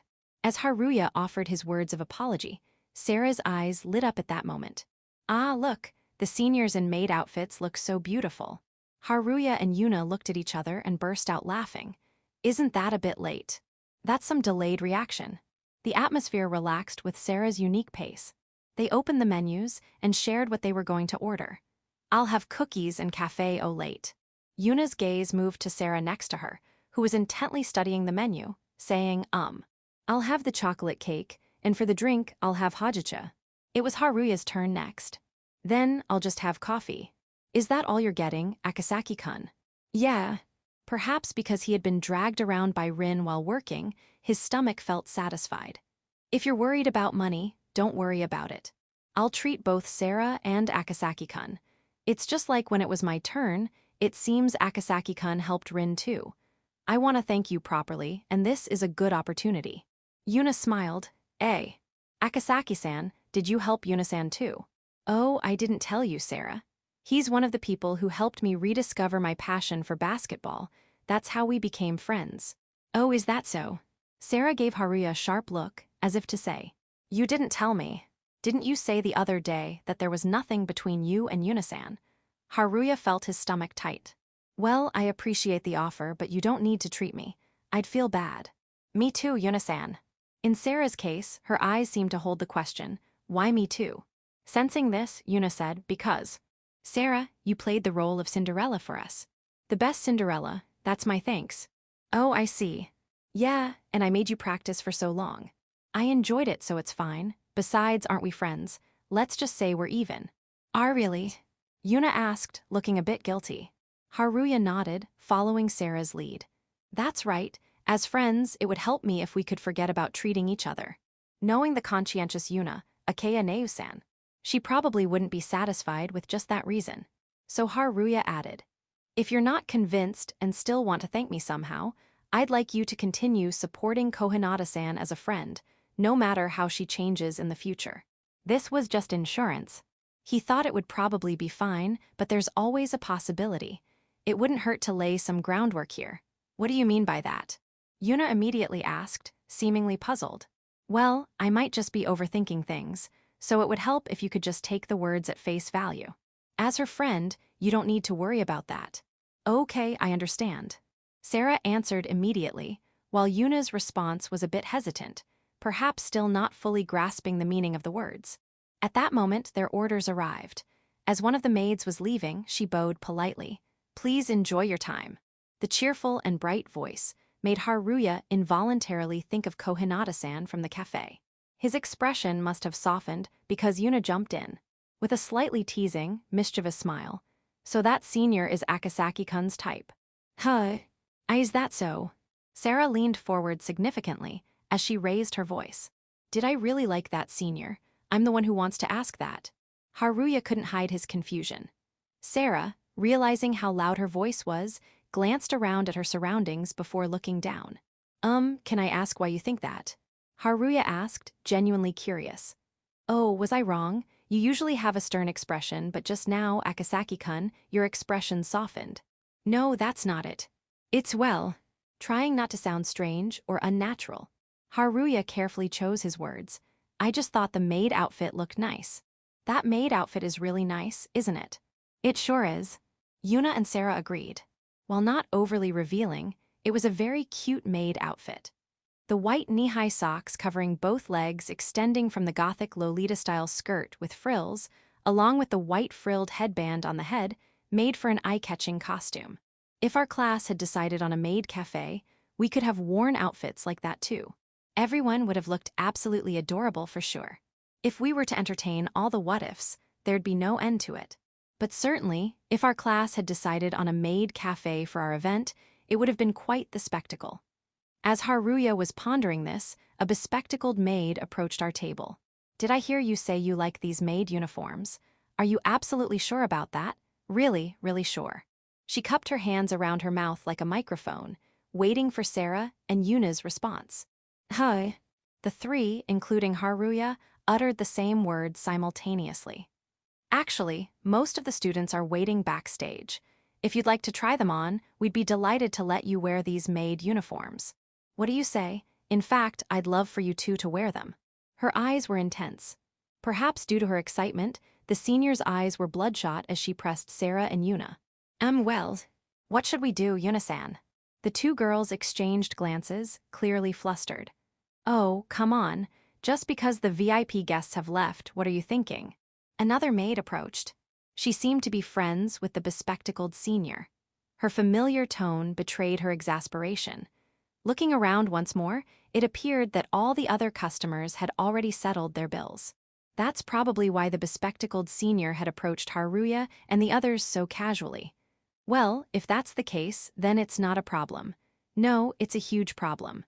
As Haruya was making these retorts to himself, Sarah chimed in with an observation. We've got some free time to explore the Aika festival, but we haven't taken any photos yet, have we? You're right. At this festival, students were allowed to use their phones on the condition that they only used them to take photos. They must have already taken several pictures in the classroom, but Sarah was referring to not having taken any during their free time. The senior who had come to stop her bespectacled friend spoke up, seemingly taking pity on Sarah and Yuna. Oh, sorry about that, but if you'd like to try them on, feel free to wear them. Consider it a pre-closing service. That's right, go ahead and take some pictures. The bespectacled senior was all for it. After thinking for a moment, the two girls turned their gaze towards Haruya. What am I supposed to decide? To be honest, it seemed like the girls had made up their minds the moment they mentioned not having taken any photos during their free time. Well, opportunities like this are rare, so I think it's fine to take advantage of the senior's kindness. Hearing this, the two girls looked at each other and nodded. Then, may we accept your offer? Sure. Can you both come this way? With that, the senior began moving towards the back entrance. Haruya had planned to just sip his coffee alone, but, hey, you should try on a maid uniform too. The bespectacled senior gestured to him with a quick wave of her hand. Even the serious-looking senior paused and said, That's a good idea. Oh, come on, are you serious? Although the exposure was minimal, there was still considerable resistance to the idea of cross-dressing. When Sarah heard this, her eyes lit up as she looked at Haruya. Even if you look at me with those eyes, I'm not wearing it.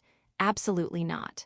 For some reason, the senior was enthusiastic about the idea of changing together in the dressing room. Yuna let out a sigh and went along with the seniors. Why not? I can't even imagine Akasaki-kun in women's clothes. No, that's not right. Besides me in the same changing room, that's... His voice gradually grew softer. His face also began to feel hot. He suddenly felt embarrassed imagining the scene of them wearing maid uniforms together. Sarah's face also seemed to be turning red. Ivda. Seeing Haruya's ears turn red, the seniors and Yuna burst out laughing. We're just kidding, you know. The two seniors said in unison. Of course. Akasaki-kun, your face is so red, you have a cute side, don't you? Yuna answered with a giggle. It seemed they had been teasing him. Feeling embarrassed, Haruya returned to his seat. He then sipped his coffee as if nothing had happened. Seeing Haruya's reaction, the seniors and Yuna laughed again. This time, Sarah joined in the laughter too. Hey, Himkawa-san, weren't you on my side? As he was internally cursing her as a traitor, Yuna spoke again. Cute. Yuna muttered mischievously with a grin. He wanted to complain, but her cuteness made even those feelings waver. Ah, just kill me now. With these unbearable feelings, he waited for Sarah and Yuna, who had gone to the back. He could hear excited voices after they headed towards the back entrance, but he was too overwhelmed with embarrassment to pay attention. These turned out really cute. As Haruya turned his face towards the senior's words coming from the back entrance, he caught sight of Sarah hiding behind the door. This is more embarrassing than I thought. Well, Sarah, you're better off since you're playing Cinderella in our class play. I'm so embarrassed I could die. As Yuna said, Sarah was wearing a flashy costume for their class play. In contrast, Yuna was wearing a military uniform for their class play. Seeing Sarah being just as embarrassed as herself, Yuna couldn't help but point it out. That's different. This is different. Besides, I was really embarrassed about that costume at first too. I see, but this is really embarrassing. All right, you both look plenty cute, so come on out. Perhaps growing impatient with the juniors hiding behind the door, the senior pushed them out. Forced into the open, both girls seemed to have resigned themselves and timidly walked towards Haruya. How do we look? Sarah, fidgeting nervously, asked for Haruya's opinion. How is it, I guess? Yuna had her hands on her elbows, and her hair was tied in a ponytail. Her expression was stiff, probably due to her strong feelings of embarrassment. Both of them looked incredibly good in the uniforms. Although his thoughts were quite ordinary, Haruya was too stunned to say anything else. The play was amazing, but if they had done a Maid cafe, they would have dominated the festival. If Cohinata-san had been part of this too, it would have been truly unbeatable, which was almost scary to think about. I think both of you look really good in them. Feeling the silent pressure from both girls, Haruya voiced his honest opinion. Thank you. I see. Sarah and Yuna responded in that order, but their reactions were subdued, and it was clear they were still tense. See, I told you so. The bespectacled senior was proudly beaming, as if it were her own achievement, and the atmosphere began to lighten. Well then, shall we take a picture? In line with the relaxed atmosphere, Yuna handed over her phone. Since we have this opportunity, wouldn't it be better if you two stood together for the photo? Haruya interjected, as Sarah and Yuna were still fidgeting and standing apart from each other. The senior also agreed, saying that would definitely be better. Really? Then I guess. Yuna, looking away, started to close the distance with Sarah, taking half steps at a time. Then, if you don't mind. Sarah, seemingly having made up her mind, turned towards Yuna and took her hand. Sarah, isn't this a bit close? Yuna instinctively reacted to Sarah, who had smoothly closed the distance between them. This was a scene from their class play. It was the scene near the end where Cinderella, who had been unable to show initiative until then, takes the prince's hand. It had probably become an unconscious habit. Perhaps because her partner was Yuna, she naturally took that pose. Ah no, this is. Sarah couldn't hide her agitation, her face turning bright red, but she quickly continued. Yuna-san, are you perhaps feeling embarrassed? Isn't this the scene we've been practicing so much in the play? It was clearly an attempt to hide her own embarrassment, but Sarah looked straight at Yuna. You've learned to talk back, Sarah, as if that's the case. As if Sarah's provocation, or attempt to hide her embarrassment, had flipped a switch, Yuna tightly grasped Sarah's hand. As expected of Neu-san, even here, her competitive spirit kicks in. From the side, it looked like nothing more than the two of them flirting. I won't back down from something like this. I see. Yuna also seemed to hesitate to get any closer, resulting in a stalemate. Click, click, click. While watching over the two, Haruya pressed the shutter button several times. Why are you taking pictures of this, Akasaki-kun? That's right, Akasaki-san. The two girls protested, their faces flushed red. The senior, who had been frozen by how cute the two were, was now giving Haruya a thumbs up for his photography. If you're both so competitive, why don't you have Akasaki-kun, was it? Tell you which one of you is cuter. The senior threw out an impossible request. When Haruya turned back to face them, Sarah and Yuna were still holding hands but had turned their faces towards him. Who do you think is cuter? Which one is cuter? Give me a break, there's no way I can answer that. Haruya tried to deflect by continuously pressing the shutter button. In response, both girls began changing their expressions with each shutter click, sometimes showing a fleeting, delicate expression, other times forcing an awkward smile. They were probably trying to look their best in the photos. Haruya felt relieved that he might be able to get away with just taking pictures. They're both cute, so there's no way I could decide which one is better. Section. As they left the Maid cafe run by the upperclassmen's class, the Aika festival was entering its final stages. This was evident from the school-wide announcement about the closing event organized by the executive committee. Many students, including the guests, were heading towards the stage to watch the executive committee's event. Although participation in the executive committee's event wasn't mandatory for everyone, many people still came to at least catch a glimpse of it, as it was the festival's closing event. Rin's performing too, right? I'm so excited to see Rin's performance. They must have been informed by Rin beforehand. The first-year students were going to perform a live band concert, and she would be the vocalist. It's natural for them to be excited since they're Rin's friends. Well, I think I'll head back to my post now. Oh, right, sorry for keeping you here so long. Good luck, Akasaki-san. We'll be sure to watch your event too. Parting ways with the two, Haruya hurried back to the organizing committee. It was already twilight. He thought many guests would have left by now, but surprisingly, quite a few remained on campus. Perhaps they were looking forward to the committee's events. This year, the committee's events were scheduled to be held in the order of second years, third years, and then first years. Normally, they wouldn't put first years last to avoid pressuring the new students, but there was nothing to be done about this unlucky draw. Yes, luck wasn't on their side. Every year at the Aika Festival, the order of events for the first to third year committee members is randomly decided. Last year's first years went second, but being last, even if you're not the one on stage, can make you nervous. Out in the schoolyard, a stage was set up specifically for the committee's events. A crowd had already gathered around it. A few committee members, likely second years, were setting up a microphone stand in the center of the stage. The second year's performance is a comedy routine. Haruya was shocked when he saw the program. Doing a comedy routine in front of such a large crowd, if it flops, it'll be so embarrassing, I might not even be able to watch. It didn't seem like only 2 people would be going on stage for the comedy, while the rest of the committee worked behind the scenes. That would mean too few people on stage. Most likely, they had formed several comedy pairs. After the first pair finished their routine, the second pair would come on, and so on. He wasn't sure how many pairs there were, but that's how it would probably go. What kind of mental fortitude do they have? Are they all aspiring comedians?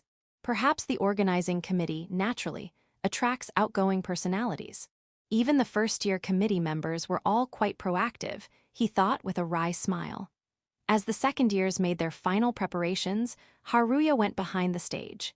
There, he saw the now familiar first-year committee members. Among them was Rin, with Kawada Sayuki by her side. Oh, Akasaki-kun, you just got back? You could have taken a bit more time, you know. Well, the shops were already closing up. Haha, that's true. Sayuki laughed, slapping Haruya's back. She seemed to be in a very good mood. Could you please stop that? My back really hurts. Akasaki-kun, thanks for earlier. Rin waved gently with a calm smile. Cohinata-san. Haruya's eyes widened as he recognized Rin. Perhaps because she had already applied light, natural makeup, her features looked more mature than usual. She was still wearing the class t-shirt, but she'd probably change into her performance outfit when it was nearly their turn. Were you perhaps captivated by me? Well, you can't hide cuteness, can you? Her tone was calm, but her manner of speaking was typical Rin. It seemed she had overcome her mental anxiety, which made Haruya feel relieved. If you're in that mood, you should be fine. Oh, yeah. Rin nodded slightly, making a small fist on her knee. Oh, Akasaki-kun, you'll be surprised when you hear the live performance. I was shocked at how well they practiced.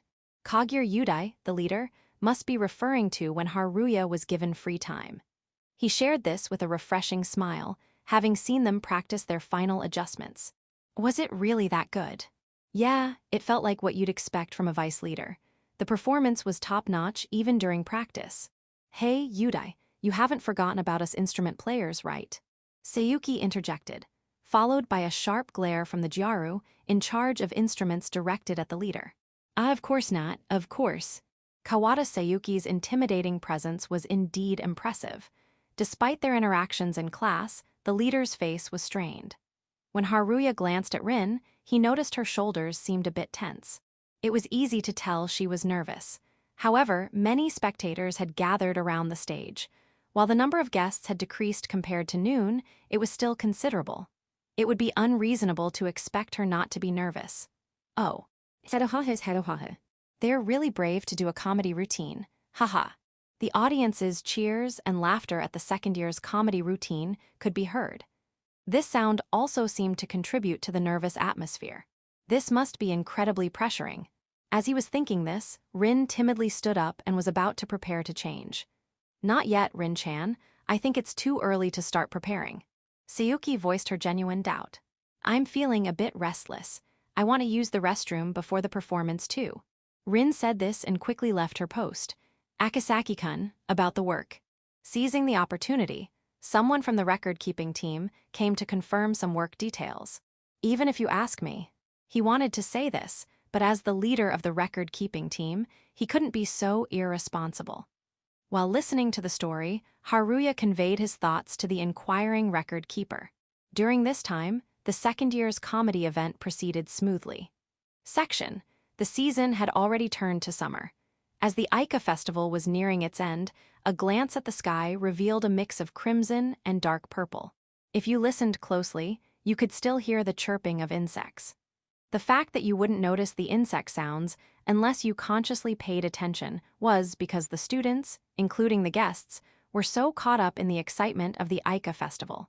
While it was clear that there were fewer people compared to the peak hours, there were still more than expected. Even though I've made up my mind, I can't help but feel nervous. Cohinata Rin was checking her appearance in the mirror after changing in the dressing room, from the slightly playful class t-shirt to an idol costume. The costume department seemed to have gone to great lengths because this was the festival's finale. Both the top and skirt had decorations attached. She wore a hat lightly and saw her life-sized reflection in the mirror. I have to be number one. I have to stand alongside those two. I got Akasaki-kun's approval, so it'll be fine. At least for today, I've decided to be Cohinata Rin. She made a small fist in front of her chest and took several deep breaths. All right, Rin gave herself one last pep talk before leaving the dressing room. As she stepped outside, a wave of humid heat hit her. All right, hello, so let's get started. Suddenly, an energetic voice reached her ears. It seemed the second year's comedy event was still ongoing. There was still time before the main performance. After this, the third years had a dance performance, if she remembered correctly, and then it would be the first year's live performance. She could see the first-year committee group from a distance. Each team seemed to be having discussions. Some might be praising each other for their hard work so far, sharing how their class events went, while others might be discussing the final tasks or cleanup. Feeling too nervous to approach the stage area, she felt like taking a walk somewhere out of sight. The dressing room would be hidden from view, but she felt restless if she wasn't moving, so she wanted to walk outside and breathe some fresh air. With this in mind, Rin decided to take a walk behind the school building for a while. Gradually, the noise faded, and she became more aware of the insect sounds. However, being out of sight turned out to be a disadvantage. What's with that outfit, Cohinata? Wow, amazing, you're going to perform in that outfit. She encountered two female students with lewd smiles, who seemed to have just finished using the restroom. Rin's feet froze involuntarily.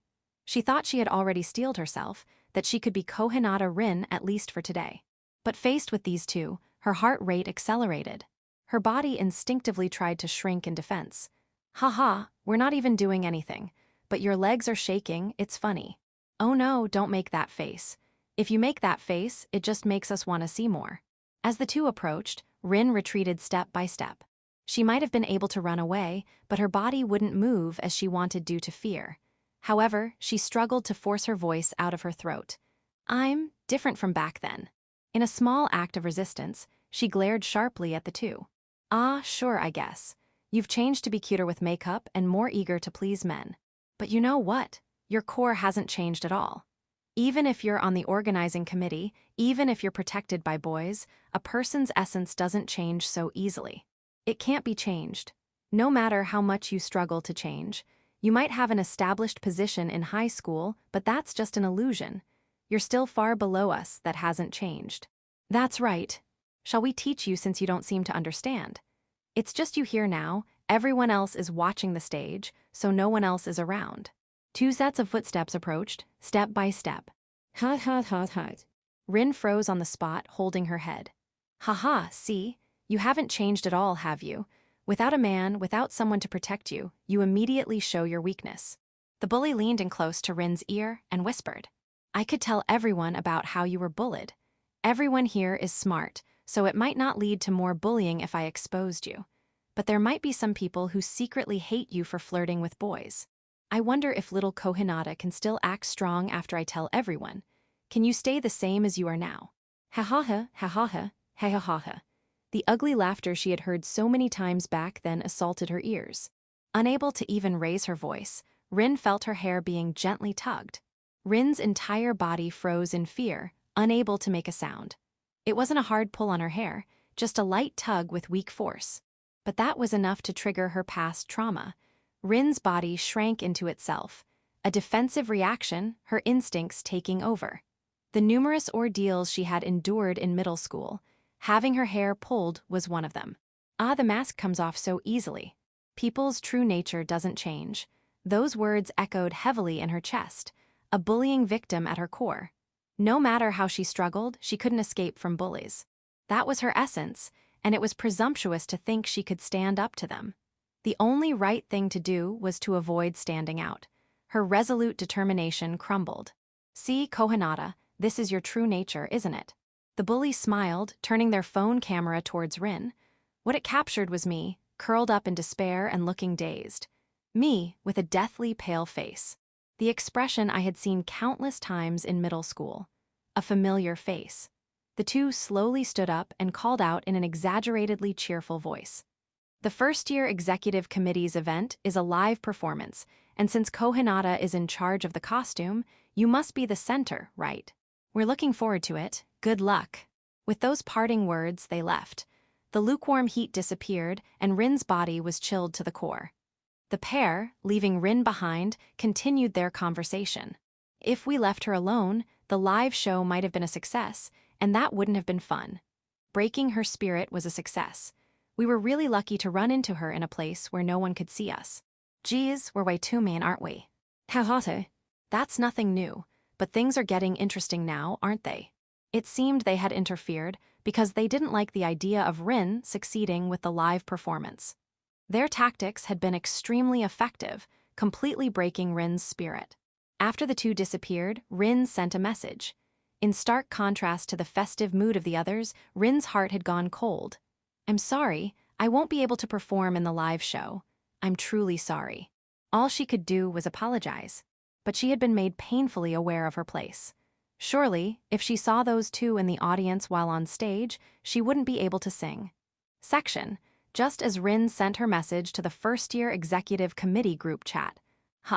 What's this all about? Sayuki raised her voice, staring intently at her phone screen.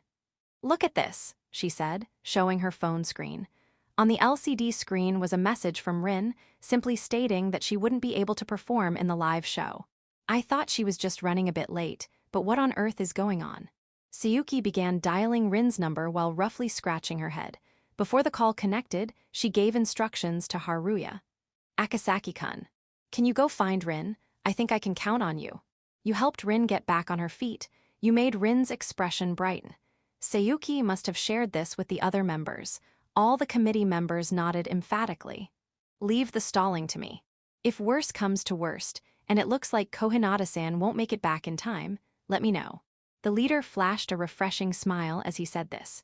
He smiled, saying that supporting the vice leader was also the leader's role. Haruya refrained from pointing out that it's usually the other way around, as it would be out of place in this situation. Understood, I'll leave the rest to you, just don't get your hopes up too much. After all, the school grounds are vast. Even if we search, it's impossible to find her if we can't contact her. Moreover, the second-year comedy act has just finished, and preparations for the third-year dance performance are underway. Time was also limited. I appreciate that you're not saying it's impossible.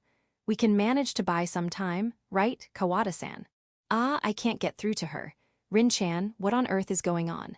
I've got the time buying covered, so I'm off. Haruya raised one hand lightly and left the scene. Moving away from the seniors performing their dance under the spotlight, he walked towards a deserted path.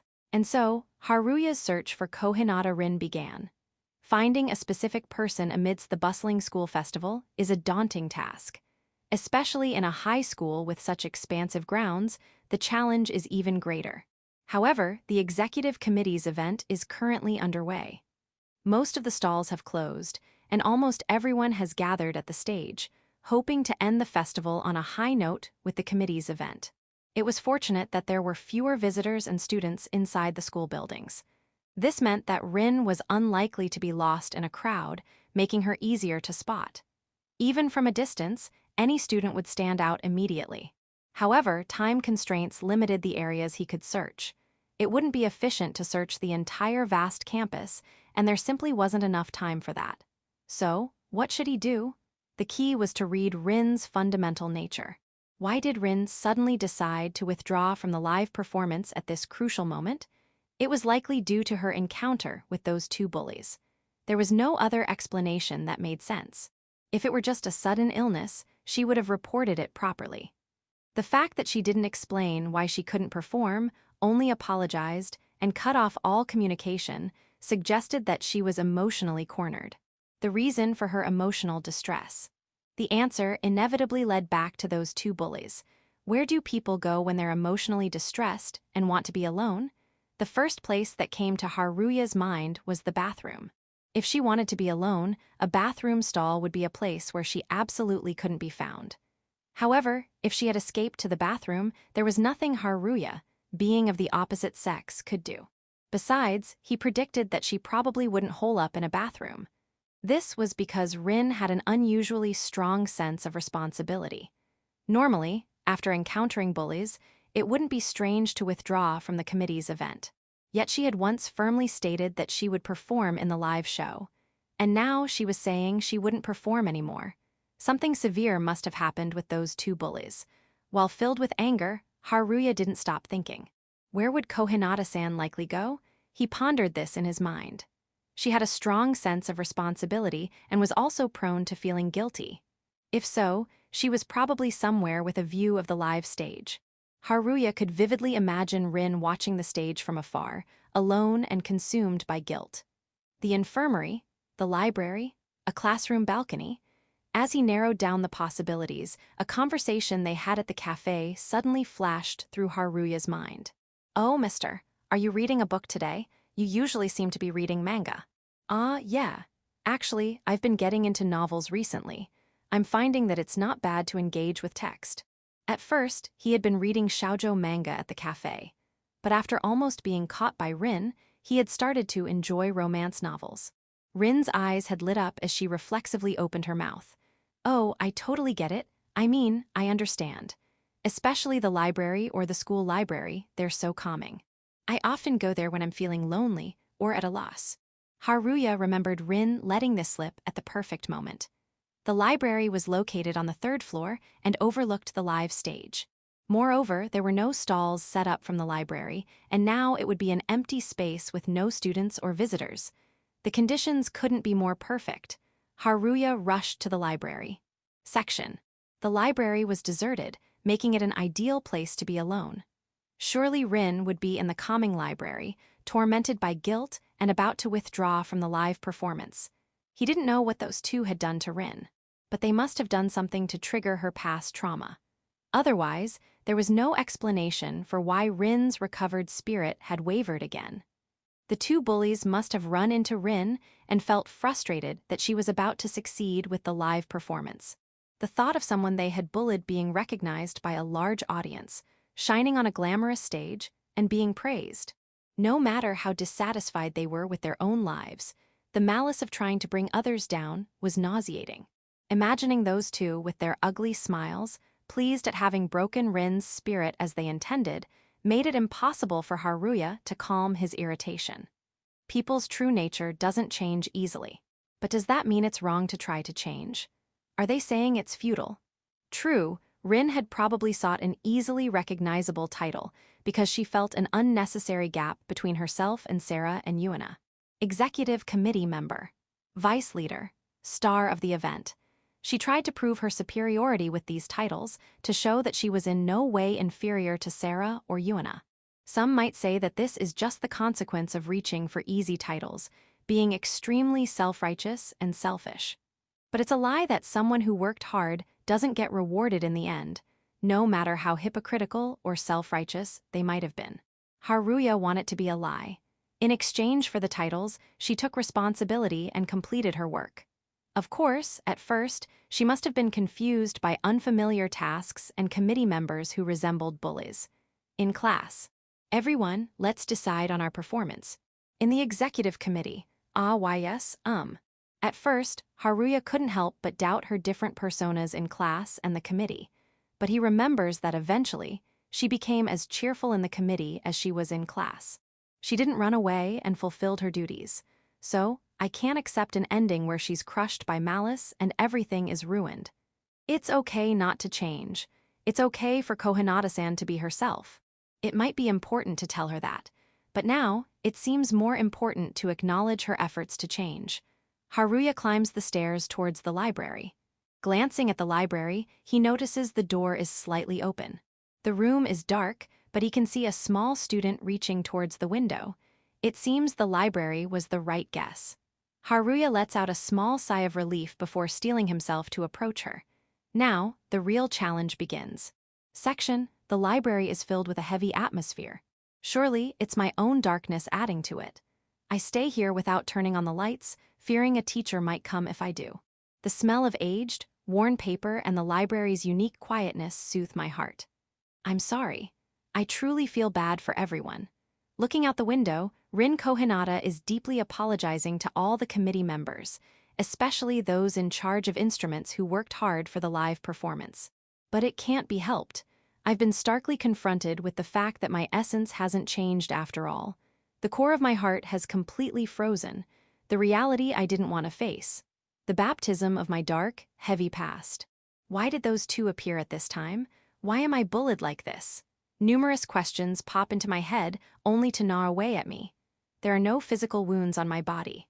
Although I experienced insidious bullying in middle school, they never resorted to physical violence, perhaps thinking it would be too risky. However, deep scars remain in my heart. Perhaps because they've been stimulated, they're throbbing and aching, making me feel so painful I might lose my mind. We can make this the best live performance. I'm sorry I couldn't. I want to see the Cohinata-san, who's looking forward to tomorrow. I'm sorry I couldn't show you that. I've been putting on a brave face and decorating myself all this time. But in the end, I'm back where I started. The fake me is just returning to being the bullied kid. All the plating is stripped away, leaving nothing but an empty me. And no, that's... I hate it, I hate it, I hate it, I absolutely hate it. But darkness spreads endlessly within me. It all started in my second year of middle school. I was originally a reserved girl who loved reading, a plain student. Back then, I wore glasses instead of contacts like now, and I was just an ordinary girl getting along with a few friends. However, at some point, I unknowingly opened the gates of hell for myself. It was about love. As we entered puberty, it became normal to get excited talking about boys we were interested in or liked. My friends suddenly started dressing up, and I followed suit. I just wanted to keep up with my friends' conversations. I just wanted to share the same topics and become closer friends. That was the beginning of everything. I didn't dress up to be liked by someone. I didn't dress up to flirt with boys. At first, we were excited about fashion talk and love stories, but gradually my friends drifted away from me. Apparently, the boy they liked ended up liking me instead. They said it became awkward and they didn't want to be around me anymore. Even when I rejected the boy's confession, I was accused of pitying them. I was at a dead end. However, I couldn't bring myself to dislike dressing up. Maybe because I didn't have many hobbies to begin with. I became deeply invested in makeup and clothing that could make me look cuter. Just as I thought I'd lost my friends, I caught the attention of some delinquent girls. Those two were the ringleaders. After we ended up in the same class, they would hide my textbooks, hide my indoor shoes, and even grab me by the collar after calling me to the bathroom. The worst memories. The baptism of a past I want to forget. The root cause of all this, those two, are mixed in with that crowd. I steeled my resolve thinking I'd be okay after Akasaki-kun's encouragement, but as soon as I faced those two, I crumbled. I'm sorry, I'm really sorry. As I apologize for the umpteenth time in my heart, my eyes suddenly well up with tears. But ending like this is also. I don't want this, I don't want this. Such emotions escape my lips. I'm torn between not wanting to withdraw and cause trouble for everyone, and not knowing what I really want to do. See, I came to get you, Cohinata-san. Suddenly, a gentle voice reaches my ears. When I turn around, Akasaki-kun is standing there. With his long bangs and the dark room, for a moment I thought he was a ghost from a horror movie. Various questions like why and the urge to run away clash in my mind. Let's talk for a bit, shall we? Akasaki-kun suggests while standing. I need to run away. He's come to take me back. My body reflexively tenses, ready to flee. It's okay, I'm on your side, Cohinata-san. He says as he comes to my side. Strangely, his voice has a calming effect, making me abandon my intention to run. Maybe Akasaki-kun can pull me out of this hell. For some reason, I felt like clinging to him. Section. When Haruya found Rin and confronted her, she seemed so fragile, as if she might crumble at any moment. Looking at her costume, it was idol-like with various decorations all over. Judging from her teary eyes, it seems her mental state has taken quite a hit. The moment he saw her, his suspicion about those two being the cause turned into certainty. Let's talk. It's okay, Cohinata-san. I'm on your side. She holds her breath. Her expression is somewhat stiff, perhaps being cautious. However, the fact that she's silently urging him to continue suggests she's willing to listen. Haruya looks at the stage visible from the window and says, "Looks like the third years are performing a dance now. It seems to be going on longer than scheduled because there are many encore requests. What about it? Didn't you come to take me back, Akasaki-kun? I told you I'm on your side, didn't I? If you want to perform, I'll take you back to the live. If you don't want to, I'll leave you be. I feel bad, but I don't think I can perform anymore. Did those two say something to you?" There's no reply, but for just a moment her shoulders tremble and that was the sign. I see. Yeah. They said my essence hasn't changed. I see. Hey, how did you know I'd be here? It was a gamble, I got lucky. It's not entirely a lie. In fact, if Haruya hadn't remembered their conversation at the cafe, he wouldn't have guessed right on the first try. Moreover, if you had really locked yourself in a bathroom or something, I wouldn't have been able to find you. I see. Rin looks away, seeming somewhat guilty. I can't perform in the live, you can probably guess why. Yeah. Is it okay for you to stay here knowing I won't go back? It's about time. The third-year dance is ending, and now it's time for the first-year event. Haruya made up his mind and spoke. Like I said before, I'm on your side, Cohinata-san. But I really think you want to perform in the live. That's not true. She let out a tense voice, a painful, agonizing voice. For a moment, even Haruya was surprised, but he continued in a gentle tone. Then why did you hide in the library? She gasped. You could have chosen a place where you'd never be found, so why hide in the library? And even then, exposing yourself by the window as if asking to be found. The answer is clear. That's because I was curious about how the stage was doing, that's all. Yes, of course, she must have been worried about how the stage was doing after she left. But somehow, Haruya felt that wasn't the only reason. Didn't you want someone to find you, Cohinata-san? And no, that's not. As she showed signs of agitation, Haruya pressed on without pause.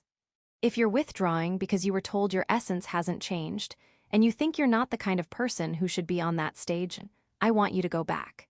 But if you're just too scared of those two to perform, I'll definitely resolve that anxiety for you. When you encouraged me before, Akasaki-kun, I made up my mind. But it didn't work. I was hit with the reality that a person's true nature doesn't change so easily, and I completely broke. It's true that a person's core doesn't change easily, but I think the current Cohinata-san is someone to be proud of. And I'm not the only one. Himekawa-san and Takamori-san think so too. Even knowing your true nature, none of us would ever be disappointed. At least I wasn't. How can you say that for sure? I'm actually really weak. I'm only pretending to be strong out of vanity. If Sarah Chin and Yuna Rin knew the real me, they'd leave me, they'd abandon me. Perhaps because her mental state was fragile, Rin spoke weakly. But this, at least, Haruya could deny with conviction. I can say that for sure. Even if Haimkawa-san or Takamori-san knew about your past bullying, they wouldn't be disillusioned. They wouldn't leave you. Even after knowing Rin for a considerable time at the cafe, Haruya hadn't been disillusioned. Even when he learned that she'd been trying to make herself look better, it never made him want to distance himself or cut ties. Of course, he had been surprised, but beyond that, there were no particular feelings. If even he felt that way, there was no way the girls, who were always close with her at school, would abandon Rin over something like that. Plus, Haruya knew Sarah and Yuna's personalities well. That's exactly why he could firmly assert that neither he, Sarah, nor Yuna would ever leave Rin. Cohinata-san should know that too. You know them well. Even Haruya knew. For example, in Sarah's case, no matter how someone behaved to push her away, she was the kind of person who would interpret things positively.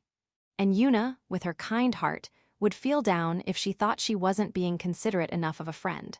Haimkawa-san became withdrawn due to family issues, but Cohinata-san, would she be disillusioned just because you forced herself to act cheerful?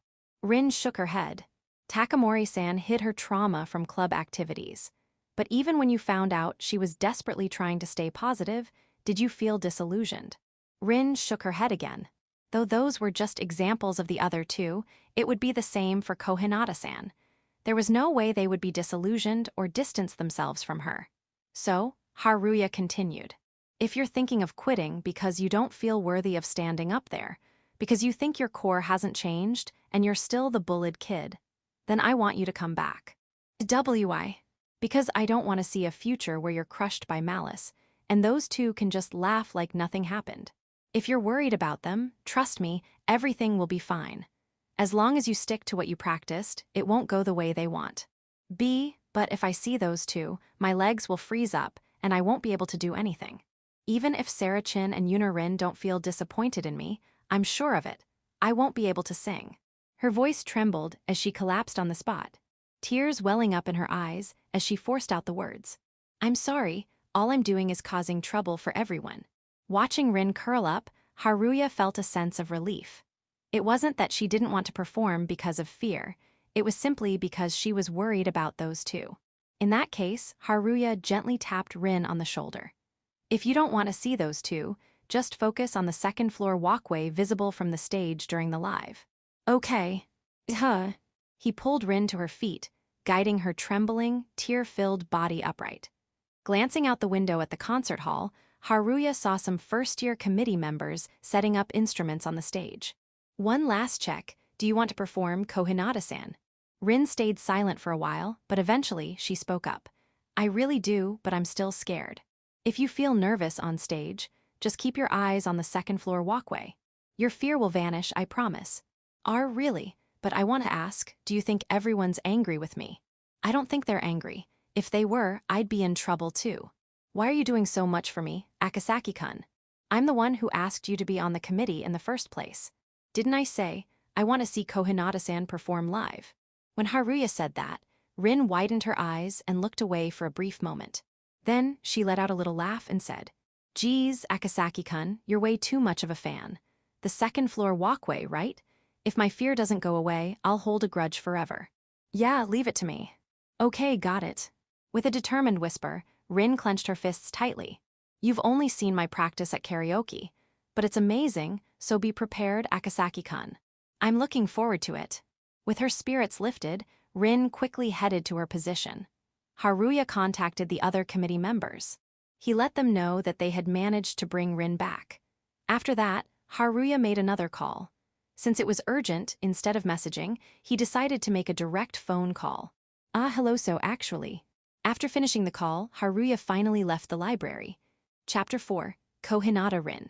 With a mixture of unease and a sense of relief, Rin returned to her station, feeling slightly complicated emotions. It seemed like they were buying time for her.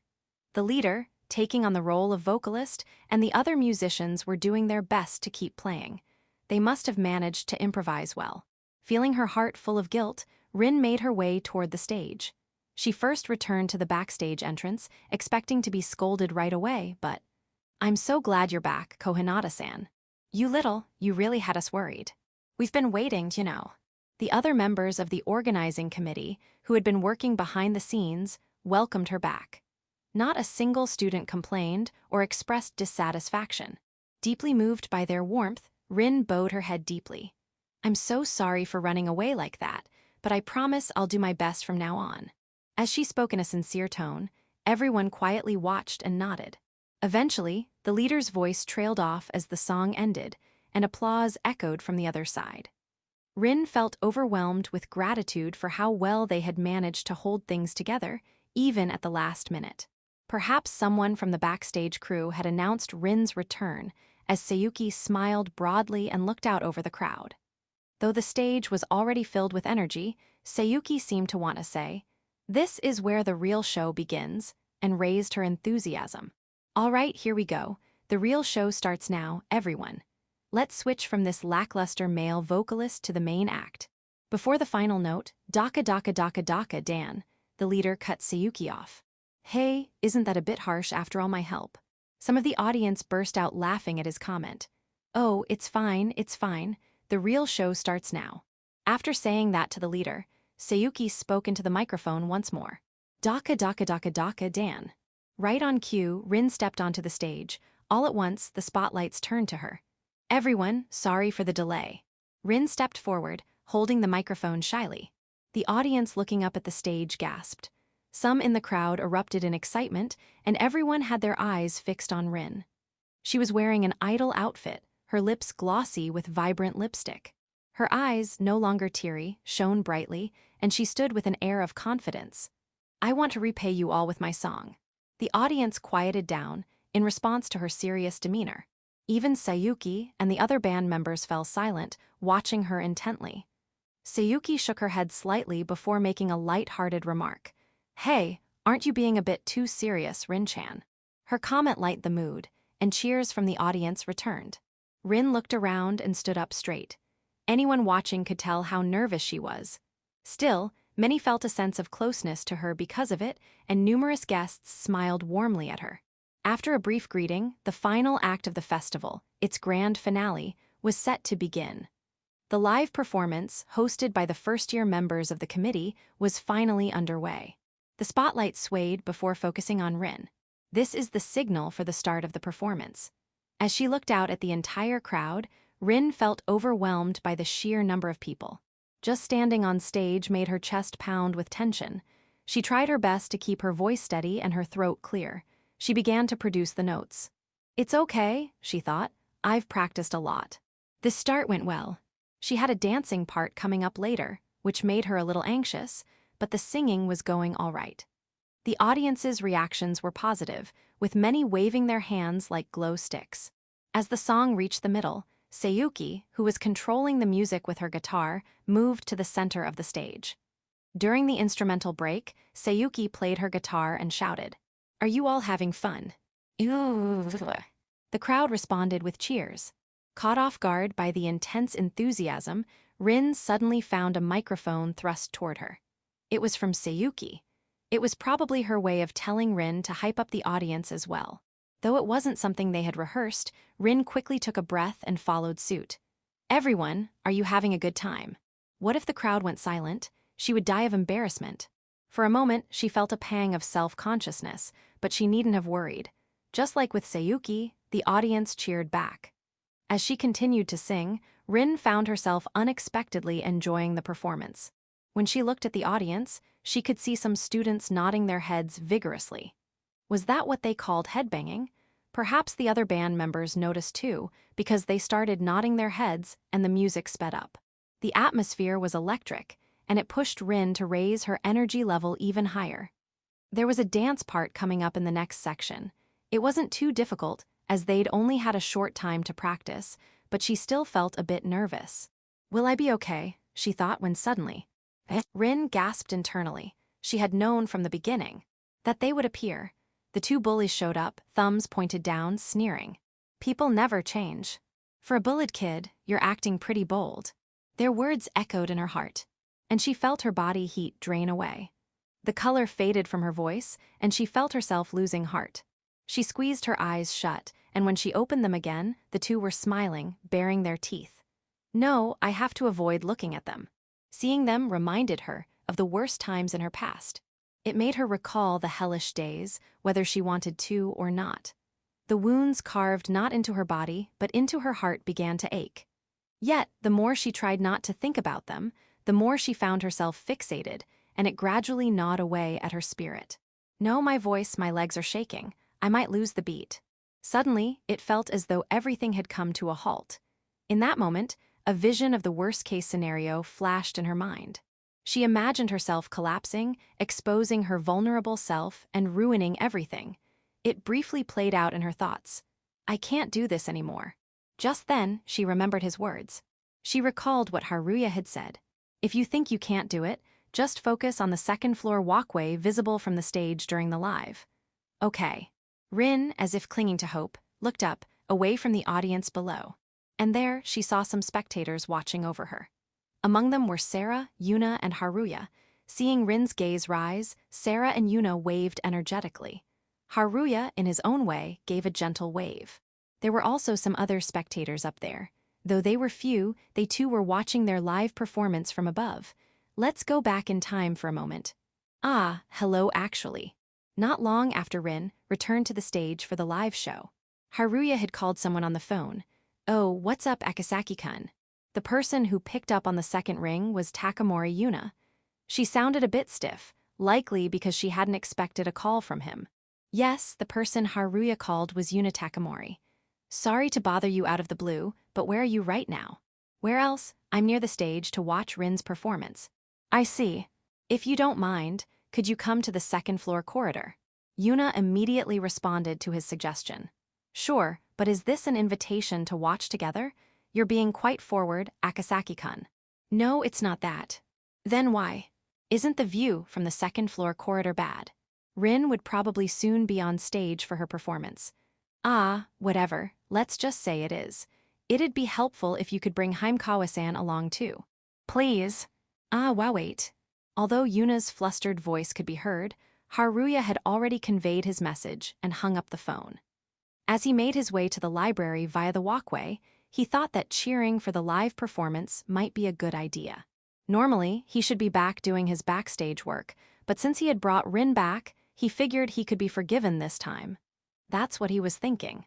As he scanned the spectators on the second-floor walkway, he couldn't spot the two people he was looking for. All right, everything's in place now. The only thing left was to call over Sarah and Yuna and cheer together. He had also told Rin to look towards the second-floor walkway if she felt things were getting tough. Everyone here was supporting Rin. Of course, that alone might not dramatically change Rin's mindset. Even though those two were watching her from somewhere, Rin was probably feeling pressured. He had considered threatening those two to make them leave, but that wouldn't solve the root of the problem. If he did that, they might come back later with more people to harass Rin. Right now, they were probably convinced that Rin would fail the live performance. They likely thought that by triggering her past trauma, it was obvious she would fail even if she went on stage. Haruya wanted Rin to crush their rotten expectations by showing them her best performance. What he couldn't forget was that, ultimately, only those two had any ill intent towards Rin. Sure, there might be some students who weren't too fond of her, but without a doubt, there were far more who supported her. If she succeeded in her performance, Rin would regain her confidence. More than anything, it would be clear that she had defeated those two with her own strength. That's what he was hoping for. I owe Cohinata-san for helping me at the cafe. I want to repay that favor. He wasn't sure if this would count as payback, but Haruya acted with that sentiment in mind. No, maybe it was something else. Perhaps Haruya admired Rin because she was walking a path he couldn't. Haruya had abandoned his former self, who shone in middle school, and decided to live in the shadows during high school. But Rin was the opposite. Precisely because her middle school days were dark, she worked hard to brighten her high school life. That's probably why he wanted to cheer her on. As he reflected on his motives. Ah, there you are. Akasaki-san, thanks for earlier. Yuna had arrived with Sarah in tow on the second-floor walkway. So, Why did you call us here? Well, I just thought it'd be nice to watch together. He couldn't say it was for Rin's sake. It would have been embarrassing, like he was boasting. Plus, he wouldn't be able to explain if they asked too many questions. This was Rin's issue to deal with, and it wouldn't be right for Haruya to tell Yuna and Sarah. Wait, that's really the reason. Yuna, surprised by his direct answer, took a step back. Seeing this, Sarah, standing half a step behind Yuna, puffed her cheeks in displeasure. Akasaki-san, you exchanged contact info with Yuna. Well, yeah. He hadn't told Sarah about that. He had chances to mention it while having lunch together, but it seemed like a hassle, so he chose not to bring it up. And now, being questioned about it, it really was a hassle. Oh, actually, I was the one who asked him for his contact info, Sarah. What? Yeah, a lot happened, but don't worry, Sarah. Akasaki-kun may not look it, but he's not a bad guy. Ah no, that's not really the concern. Thanks to Yuna's misunderstanding, the conversation was quickly smoothed over. Although Sarah still had her lips pursed as if she wanted to say something, Haruya wanted to focus on the live performance. From the walkway connecting the general building to the special building, Rin's voice, though distant, came through clearly via the microphone. Her beautiful voice blended perfectly with the sound of the instruments. Haruya already knew Rin was a great singer after going to karaoke with her once, but he hadn't expected this level of quality, and his eyes widened in surprise. Sarah and Yuna, standing nearby, were also expressing their admiration. Wow, Rin's really good. I could listen to this forever. Even while they complimented Rin, Yuna and Sarah kept chatting beside him. Still, I'm glad Rin came back safely. Yeah, I was getting worried since she wasn't showing up. Just then, Yuna glanced over at Haruya, as if realizing something. Wait, Akasaki-kun, did you have something to do with it? Really? They both squinted at him while still facing the live performance. Why did she think that? When he silently asked with his eyes, Yuna pointed her finger at him and said, well, one of the committee said it. They mentioned it was Akasaki-kun who helped Rin get back on her feet. They seemed really grateful for that, so I thought maybe this time, too. She must have been talking about the incident in the meeting room. Thanks to Kawada Sayuki's visit, Sarah and Yuna had heard all about it. Ah, well, in that case, Akasaki-san might be involved this time too. I mean, why else would he suddenly call us and ask us to come to this specific walkway? Sarah turned her face away, sulking. Because, you've never called me before, Akasaki-san. Yuna followed up. Well, yeah, I was surprised too. You're not really the type to make phone calls, Akasaki-kun. I'm with Sarah on this one. It's unusual to ask us to come to the walkway for something urgent. It has to do with Rin, doesn't it? Yuna tilted her head and asked him directly, but Haruya didn't answer. Instead, he pointed into the distance with an ah. Where he was pointing, Rin had started her dance performance. Ah, he's dodging the question. You're surprisingly easy to read. That's so typical of Akasaki-san. Yuna and Sarah exchanged light-hearted remarks as they turned their gaze back to the live stage. Oh, she's dancing now. Though, her movements seem a little stiff. From afar, they could see Rin tightly closing her eyes, as if deep in thought. This isn't good. She must have caught sight of those two. Even from this distance, he could tell something was off. Please notice us. Come on, please notice. Haruya waved his arms in wide motions. Seeing him, Yuna and Sarah also began waving their hands. As if Haruya's silent plea had reached her, Rin glanced up at the second-floor walkway. A slight smile spread across her face, and her rhythm returned. It seemed like she'd noticed them. I see, Akasaki-kun, you're really kind. Yuna smiled softly beside him. Rin-san is looking this way. Let's wave, Yuna. Sarah tugged at Yuna's sleeve as she said this. Haruya, who had been thinking about how to explain himself, was grateful for the distraction. He mentally thanked Sarah, though she likely had no idea what was really going on. All right, I get it. Yuna, a little exasperated, joined in the cheering. Actually, we should wave even more. When we watched that practice match the other day, we really got into it. Yeah, that's true. I appreciate it, really, but could you dial it down a bit, Sarah? People are starting to stare. Laughing together, they continued to watch over Rin's performance. Perhaps reassured by the group on the walkway, Rin's movements became more agile, and her voice seemed to improve. Rin gripped the microphone and sang her heart out, her voice reaching every corner of the venue. The cheers from the audience grew louder as well. Ooh. The sounds of arms swaying and the ecstatic cheers filled the air. Trying not to be outdone by the crowd's energy, Rin's voice and the instruments blended together perfectly, lifting the excitement of the festival to its peak. Suddenly, Rin's gaze shifted upward and looks at the three. Haruya gave a small wave in response. Meanwhile, on the other side of the walkway where this exchange was happening, the live performance was in full swing. Honestly, it's so dark, I can't see much from here. Akasaki-kun. This must have been the secret plan he hinted at. He'd told me to look at the walkway when I was feeling nervous, and now I finally understood why. Upon closer inspection, I could also make out Sarah and Yuna waving too. Akasaki-kun must have orchestrated all of this. He went out of his way to gather them here for me. Haha, how cute. He seemed embarrassed, only offering a shy wave in return, without much more reaction. After going on and on about how everything would be fine if I just looked toward the walkway, I could barely make out anything from the stage with the dim lighting. I couldn't help but smile warmly at his slight miscalculation. My heart fluttered, a comforting warmth spreading through my chest. Maybe that's why. Before I knew it, the heavy feeling in my chest and the trembling in my legs had vanished. With my focus now entirely on the performance, I found myself smiling brighter than I had even during practice. The sneering faces of the two people at the foot of the stage had disappeared from my mind, no longer bothering me. Yeah. Sarah-chin, Yuna Rin, and even Akasaki-kun, they're all watching me. I wanted to sing a song that would live up to their expectations. I wanted to give back to my bandmates, who played their instruments in sync with my voice. Memories of the countless days spent practicing for the live performance began to surface in my mind.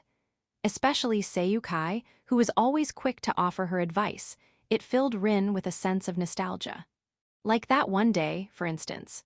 Hey, you need to project your voice more. You're the vice leader, right? You're so timid, why'd you even try out to be the vocalist? It's frustrating. Sorry. Other band members tried to soften the blow, but deep down, I knew she was right. I couldn't help feeling tense because she reminded me of someone who used to bully me, but I had to push through it. Kawada Sayuki's first impression of Cohinata Rin was probably the worst possible.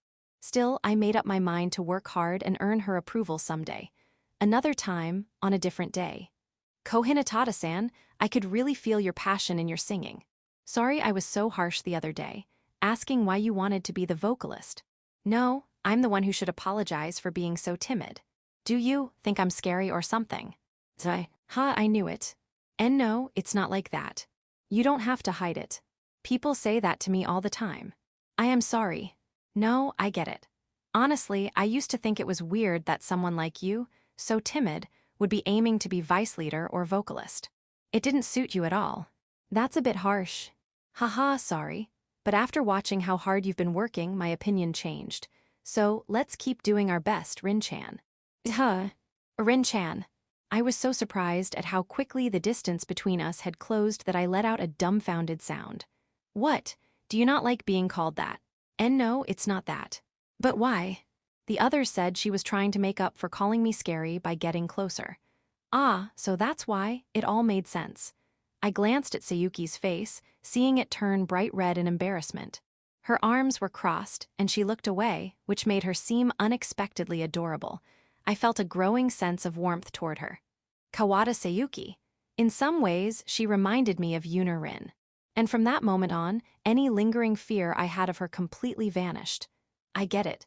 Let's keep working together, Seiyukai. Seiyukai. Yup, Seiyukai. And so, we grew closer and kept practicing for the live show, eventually forming the bond we have now. By my side, I had the friends who supported me. Watching from above were Sarah and Yuna, and well, I'll include Akasaki-kun in that group, just this once. Yeah, just this once. No matter what, I had all these people holding me up. There was nothing for the current me to be afraid of. Cheers began to rise from both the audience below and the walkway above. As we entered the final, climactic part of the performance, the excitement surged to a fever pitch. So I put my all into responding with my brightest smile and gave the best performance I could. My skirt swayed softly, sweat scattered, and a radiant grin lit up my face. At that very moment, as the spotlight shone brightly on me, I reached out, pointing and finishing with a playful wink. I'm not going to lose anymore. With that resolve burning in my eyes, I glanced toward those two. There they were, their faces frozen in a ridiculous expression. At first, they were smug, thinking everything was going according to plan, but now their eyes were wide with shock, unable to move. This wasn't supposed to happen. This wasn't supposed to happen. They must have been completely silenced by how well my performance had gone. As if on cue, several audience members noticed the two of them and turned their gaze toward them. Yua and no. They couldn't hide how awkward they felt, surrounded by students who had been cheering me on. The two quietly slunk away in defeat. They must have realized they couldn't win against me, seeing my dazzling smile. And so, the long yet short final stage of the Aika festival came to a close. Ha ha ha. As the performance ended, Rin found herself panting heavily, trying to catch her breath. The exhaustion seemed to have taken a serious toll on her body. She wanted nothing more than to collapse on the spot, but the stage erupted into a roaring round of applause. Even from the second-floor walkway, the sound of clapping echoed. "Akasaki-kun, I did it." Rin tried to flash a peace sign to Haruya, but his figure had already disappeared from the walkway. However, she could still spot Sarah and Yuna. Did he run off to the bathroom at the most important moment? Honestly, you can't call yourself my fan if you miss this part. At that moment, Rin thinks of a possibility. She remembered what Haruya said when he came to her to persuade her. I'll make sure those two are no longer a threat. If he meant that literally, then maybe he'd gone after those two himself. The thought raced through her mind. Before she even realized it, she had jumped off the stage and dashed away. W8 Rin-chan. Sorry, Seiyukai, gotta go pick some flowers. Must be an emergency. Got it. Though it wasn't actually an emergency, Rin had to confirm her suspicion and decided to chase after the pair. It's strange. Normally, I'd be frozen in fear at the thought of facing them, but the idea that Akasaki-kun might be heading that way makes me feel like I can do it. It's so strange. Her heart was pounding, but she chalked it up to the adrenaline still coursing through her veins after the live performance. Yes, that had to be it. With that in mind, Rin set off to track down the two. Section. Meanwhile, as the festival came to a final, rousing close, the first-year committee's event wrapped up. After telling Sarah and Yuna that he was heading to the bathroom, Haruya slipped away from the walkway. But in truth, he wasn't going toward the bathroom at all. Instead, he was headed for the pair who had tried to leave in defeat, as if they were empty shells. He couldn't let them escape that easily. Watching someone they had tried to bring down shine even brighter than themselves, and then letting them walk away in defeat. He couldn't allow that. If they were left to stew, there was no guarantee they wouldn't hold a grudge and come back for revenge later. He had to make sure they would never target Rin again. He needed to break their spirits. There was no way he'd let them get away now. That said, Haruya knew his usual shy, bespectacled self wouldn't be enough to intimidate them. He needed to show a different side of himself if he was going to get through to them. Haruya brushed his hair back and removed his glasses. Then, he rushed toward the two of them. How did Cohinata manage to shine so brightly on stage? Our whole plan's been ruined. Looks like we're going home with loss. No, not yet. What a joke, spreading that girl's past. The ones joking around are you guys. Haruya's voice was deep and threatening as he finished his sentence. He was relieved he caught them before they could escape. Startled by the sudden angry voice, the two girls flinched and turned around. What do you want? Me? I'm just someone who was moved by that live performance. But you too, you were mocking that amazing performance, weren't you? With your thumbs pointing down. That's. They were at a loss for words. From the moment Rin started acting strangely during the live performance, Haruya had quietly been keeping an eye on them. Haruya saw them give the thumbs-down gesture, clear as day. You even had mocking expressions on your faces. Don't screw around. He couldn't make out their expressions entirely, but he was sure they were sneering. S. He narrowed his eyes in anger, glaring down at them. Normally, he wasn't the type to do this, but this time was different. The dim surroundings only made the atmosphere more intimidating, probably amplifying their fear. He could hear them gulp. He couldn't physically harm them, but scaring them was an option, just like they had done to Rin. This was payback. The very intimidation tools they used were now his to wield. Almost everyone at that live thought it was amazing. The roaring applause and excitement had proved that. Even without saying it, The two girls knew it well enough. But Haruya said it anyway, continuing. I've already figured out which school you go to from your uniforms. I could make sure the people who mocked that live performance get exposed. I could report you to your school. What do you want from us? Haruya stepped closer to the trembling pair, glaring even more intensely, planting the seeds of fear. He spoke in a low, menacing voice. Never go near Cohinata again. Don't show your faces around her ever. He knew exactly who they were targeting. The girls realized it too. The fact that he knew their specific target backed them into a corner. They might have even wondered if what they did to Rin in secret had been exposed. Were they recorded? Filmed? Various possibilities flashed through their minds as they froze in place. Haruya went on, do you understand? In nods. Nods. Unable to speak, they frantically nodded before quickly leaving. Haruya let out a deep sigh internally, feeling a wave of exhaustion hit him. With this, I'm sure the issues surrounding Kohinata-san will be resolved. Before heading back, he adjusted his glasses and pushed his hair forward. As he started to rush back to the live venue, he spotted Rin standing near the school gate. Crap, did she see me? The thought flashed through his mind, but he played it cool and called out to her. The live was amazing. Thanks for performing, Kohinata-san. For some reason, Rin averted her eyes, pouting slightly as she quietly said, You drove those girls off, didn't you? So they can't mess with me anymore. Well, I made sure they learned their lesson. They were so terrified, I doubt they'll try anything again. I see. Then Haruya asked, Why are you avoiding looking at me?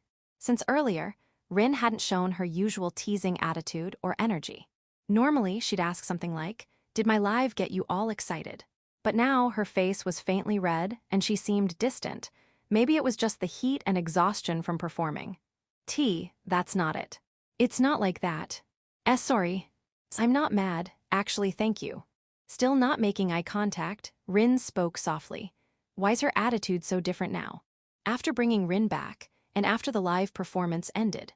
For some reason, Haruya couldn't shake the feeling that the way she handled him felt different from before.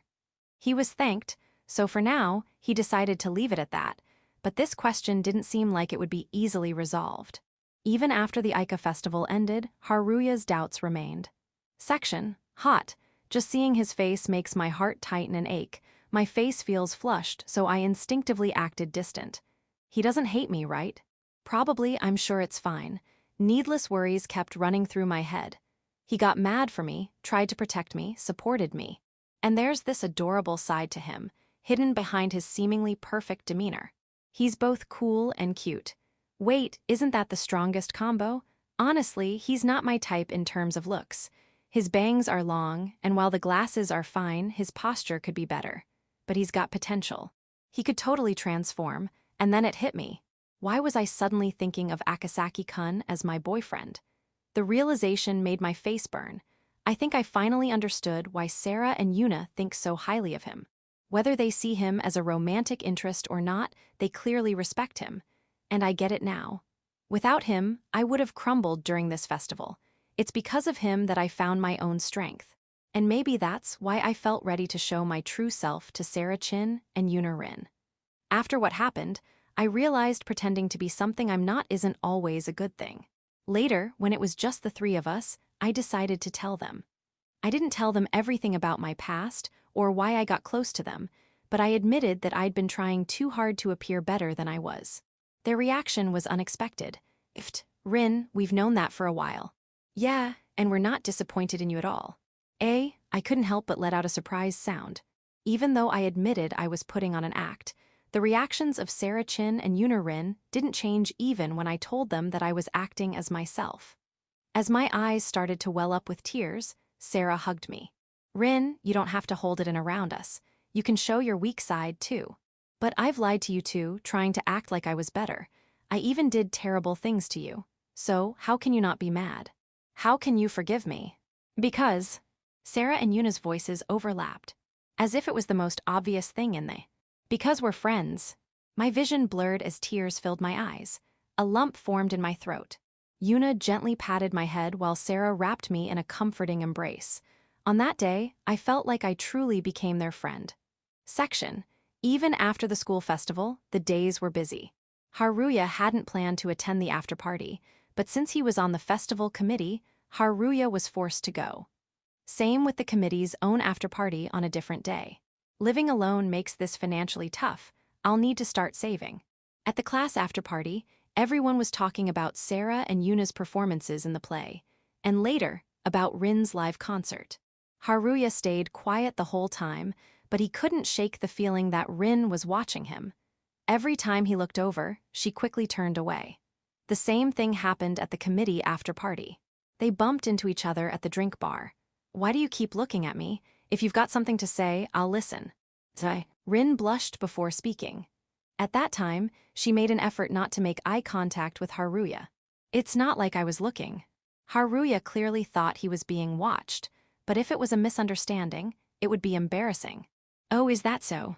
Ah, but please don't hate me. I don't dislike you." "Oh, is that so? Yeah, sorry." They should have been able to converse normally just a few days ago, but now there was an awkwardness between them. Could this be Cohinata-san's true, unguarded self? Haruya had no choice but to believe so, but he never imagined that this sense of discomfort would continue even when classes resumed in the classroom. And then, on the day of their return to school, Haruya was pretending to sleep as usual when Kazumiya, sitting behind him, tapped his shoulder, making him turn around. "What is it this time?" "Hey Akasaki, what's going on with this?" Following Kazumiya's gaze, Haruya could see Rin stealing glances in their direction. "What do you mean, what's going on?" As soon as her eyes met Haruya's, she quickly looked away and busied herself in conversation with Sarah and Yuna. "I don't think anything particularly has changed." "No, Cohinata-san has been looking this way the whole time." "Ah, yeah, but she's been like this ever since the Aika festival ended." "All right, I get it. I won't ask anymore." "Huh." At this point, Kazumiya was convinced that Rin was concerned about Haruya, so he had nothing left to ask. Meanwhile, the S-class beauties were casually discussing the Aika festival as usual. Sarah and Yuna were sharing what was particularly challenging about the class play. Rin was detailing the difficulties she faced as part of the executive committee. As they shared these details, Yuna began to wonder about Haruya. "Somehow, lately, I feel like Rin has been paying attention to Akasaki-kun." When she brought this up to Rin directly, her usual playful attitude disappeared, and she quietly responded, "That's not true." That reaction was almost like giving the answer away. It's not that Yuna was interested in Haruya, because Rin was paying attention to him. During the Aika festival, Haruya had said, "No matter what kind of person Cohinata-san is, or what she becomes, I want you to remain friends with her." In other words, he had anticipated that Rin would come out to Yuna and Sarah. It's possible that Rin had told Akasaki-kun before telling them, but that possibility was very low. Because when Rin came out to the two, her face looked desperate, as if she had been carrying this burden alone until then. The incident in the conference room, his skill in bringing Rin back during the live performance, the summons on the connecting corridor. Akasaki-kun might be more than I thought. Yuna was internally raising her evaluation of Haruya, and she had something she wanted to ask him. It was from a few days ago. She had sent a message to Haru. "Neu, Haru-san, did you come to see the play at the Aika festival?" Haruya was about to answer that he didn't go, but realizing he would likely be scolded at the offline meeting, he honestly replied, "Haru, yes, I went to see Neu-san's play. I was surprised at how well it was done." However, this made Yuna wonder. During the play, Yuna had carefully scanned the entire audience, but Haru wasn't there. Does that mean he was in disguise, or was he watching from hiding? She wanted to ask Haruya, who was in charge of reception as part of the executive committee, about this as well. She hoped that the seemingly intelligent Haruya might be able to help somehow. Even so, Yuna thought, seeing Sarah's eyes occasionally dart towards Haruya's seat. It's not like Sarah is also paying attention to Akasaki-kun, right? Section. The sound of ice clinking in a glass echoes. The chime of a wind bell swaying in the gentle breeze overlaps, and a fan oscillates listlessly from side to side. As expected, the coffee here is delicious. Haruya had visited the cafe he frequented as a regular, trying to relieve the fatigue that had accumulated. And the one who came to serve him was. "It's been a while, Oni-san." Cohinata-san, dressed in a monochrome Maid outfit, It had been about a month since their last meeting. Now he understood that the reason she had taken such a long break was for the Aika festival. Although Haruya knew Cohinata-san's true identity, right now, Haruya was in his alter ego. That's why he responded naturally to Rin's greeting. It has been a while, Cohinata-san. Yes, it's been a long time. Haruya froze for a moment. Usually, she would tease him with lines like, "Did you miss me?" Or, "You really wanted to see me, didn't you?" Then, Rin bowed her head politely and pleaded. "I'm sorry, but could I ask you for some love advice, Oni-san? It seems I've started to like someone." Hi. Haruya let out a dumbfounded voice. It was unexpected. It seemed Kohinata-san had someone she was interested in. "Well, that's why I can't tease you anymore, or rather, I want to save that only for that person." Ah, I see. He understood why her response had been less playful than usual. If she had found someone she liked, it couldn't be helped. There was a hint of loneliness, but he wasn't in a position to interfere. Haruya nodded to himself before encouraging her to continue. "Well, if I can be of any help, I'd be happy to listen to your concerns." Actually, you see. For Kohinata-san, her face was unusually red. Her usual devilish charm was nowhere to be seen. Just looking at her expression made Haruya feel like his own face was heating up. "Given your state, maybe we should wait until you're a bit calmer before talking about this." "Yes, I'm sorry." She drooped her shoulders dejectedly. "But I promise I'll consult with you soon, so please." "Ah, sure, if I'm good enough for you." As Haruya exchanged these words with her, he had no idea that he would soon be facing hell. He never imagined that the person Rin was concerned about was his plain, everyday self. At this moment, such a thought never crossed his mind. She had become conscious of him. She felt that she could show her true self to Akasaki-kun. This was a first for her, and Rin couldn't help but smile slightly. The way he fearlessly confronted those two, it was such a gap from his usual self. Usually, he seemed lethargic, but after getting to know him through the executive committee, her understanding of him had completely changed. "He's cool." Such a cliché thought ran through Rin's mind. But she quickly shook her head, pushing the thought to the back of her mind. "Well, he might have been cool, but isn't it too much to think I can show my true self? Usually, I try to act with a teasing tone and a bit devilish, or rather, coy, but my real self is probably standoffish and not cute at all." Rin closed her eyes, imagining a future that might have been. "Kohinata-san, you were super cute. The live performance was amazing." If Akasaki-kun had said that after the live performance, if I had shown my true self, I probably would have replied like this. That's it. "So you're a fan of mine, Akasaki-kun. Well, thanks." Showing a standoffish attitude, or rather, a composed attitude at that moment. But in front of Sarachin and Yuna, hey. Akasaki-kun praised me so much. "Listen, Sarachin, Yuna, he's really so cool." In this way, I'd talk about Akasaki-kun all the time when he's not around. What am I thinking? For Rin, this was ideal.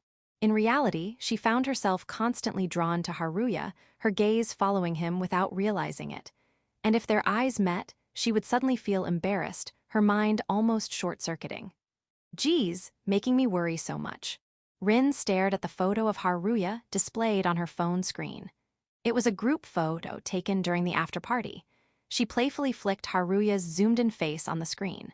"Not knowing how I feel how annoying, someday, I'll definitely make Akasaki-kun ask for my contact information." Well, thinking like this is probably because I'm still caught up in the festival mood. Surely that's it. Realizing her body temperature had risen, she gulped down some cider. Somehow, it tasted sweeter than usual. Epilogue, I want to be the best. Not the best in every field, but I want to be special to you. This is my clear and firm desire. It's not something I feel like I have to do, it's something I want to do. It's not a feeling born from some kind of obsessive compulsion, but from my own will. For the first time in my life, I have this burning feeling inside me. Maybe I haven't fully come to terms with this feeling yet, so I might still act a bit distant towards you. But one day, when I've sorted it all out, I'll tell you properly. He showed me how to live my life. He supported me. He helped me. My heart is full of all the things he's done for me. I stand in front of the mirror, switching from my glasses to contact lenses. The reflection I see is of a me that I've dressed up. Just a temporary appearance, a false beginning. but finally I'm starting to like what I see. There's no reason that just because I'm dressed up, it's any less real. What comes to mind are the two friends I made during my high school days. The two who always catch everyone's attention in the classroom. And there I am, right alongside them. I'm not overshadowed by their brightness. That's because you made me believe that. I want to be the most special person to you. Afterward. Hello to those meeting me for the first time, and welcome back to those who have returned. I'm Kanatsu Wakioka, the author. First of all, thank you so much for reading. I'm truly delighted to have the chance to greet all of my readers once again like this. This time, the story focused on Cohinata Rin. What did you think? It's a story about a girl struggling with feelings of inferiority, confronting her past, and eventually finding the strength to move forward. Personally, I think her journey is really cool, so working on how to unfold her story was a lot of fun. However, at the same time, it really gave me a hard time as I was writing. I've faced creative struggles many times since my debut, but this time, I agonized over it more than ever. Usually, I don't like to talk too much about the behind the scenes of the writing process, but the struggle was so real this time that I have no choice but to share it with you. Please forgive me for that. For one, I was constantly worrying whether I was portraying Rin as cute as I wanted her to be. She's a girl who hides her true self behind a mask. Where does the act end, and where does her real self begin? Writing such an elusive character was a first for me, and I was always anxious about whether I was capturing her charm properly. Another big challenge was figuring out how much of the committee's work I should describe. Should I include the meeting scenes, or would that be unnecessary filler? But if I didn't show the meetings, it wouldn't feel like they were truly preparing for the school festival. Plus, how much of the other committee characters should I flesh out in the main story? If I gave them too much focus, it would feel like a story about the committee instead of Rin's story, which is not what I wanted. These kinds of worries kept spinning in my head. I've tasted the pain of creation many times, but this time, it felt like that pain never went away. I kept adding pages, but I was never quite satisfied with what I wrote, and that struggle persisted throughout. Still, I couldn't bring myself to quit writing it. After coming this far, I thought maybe my feelings would change when I looked back at it later.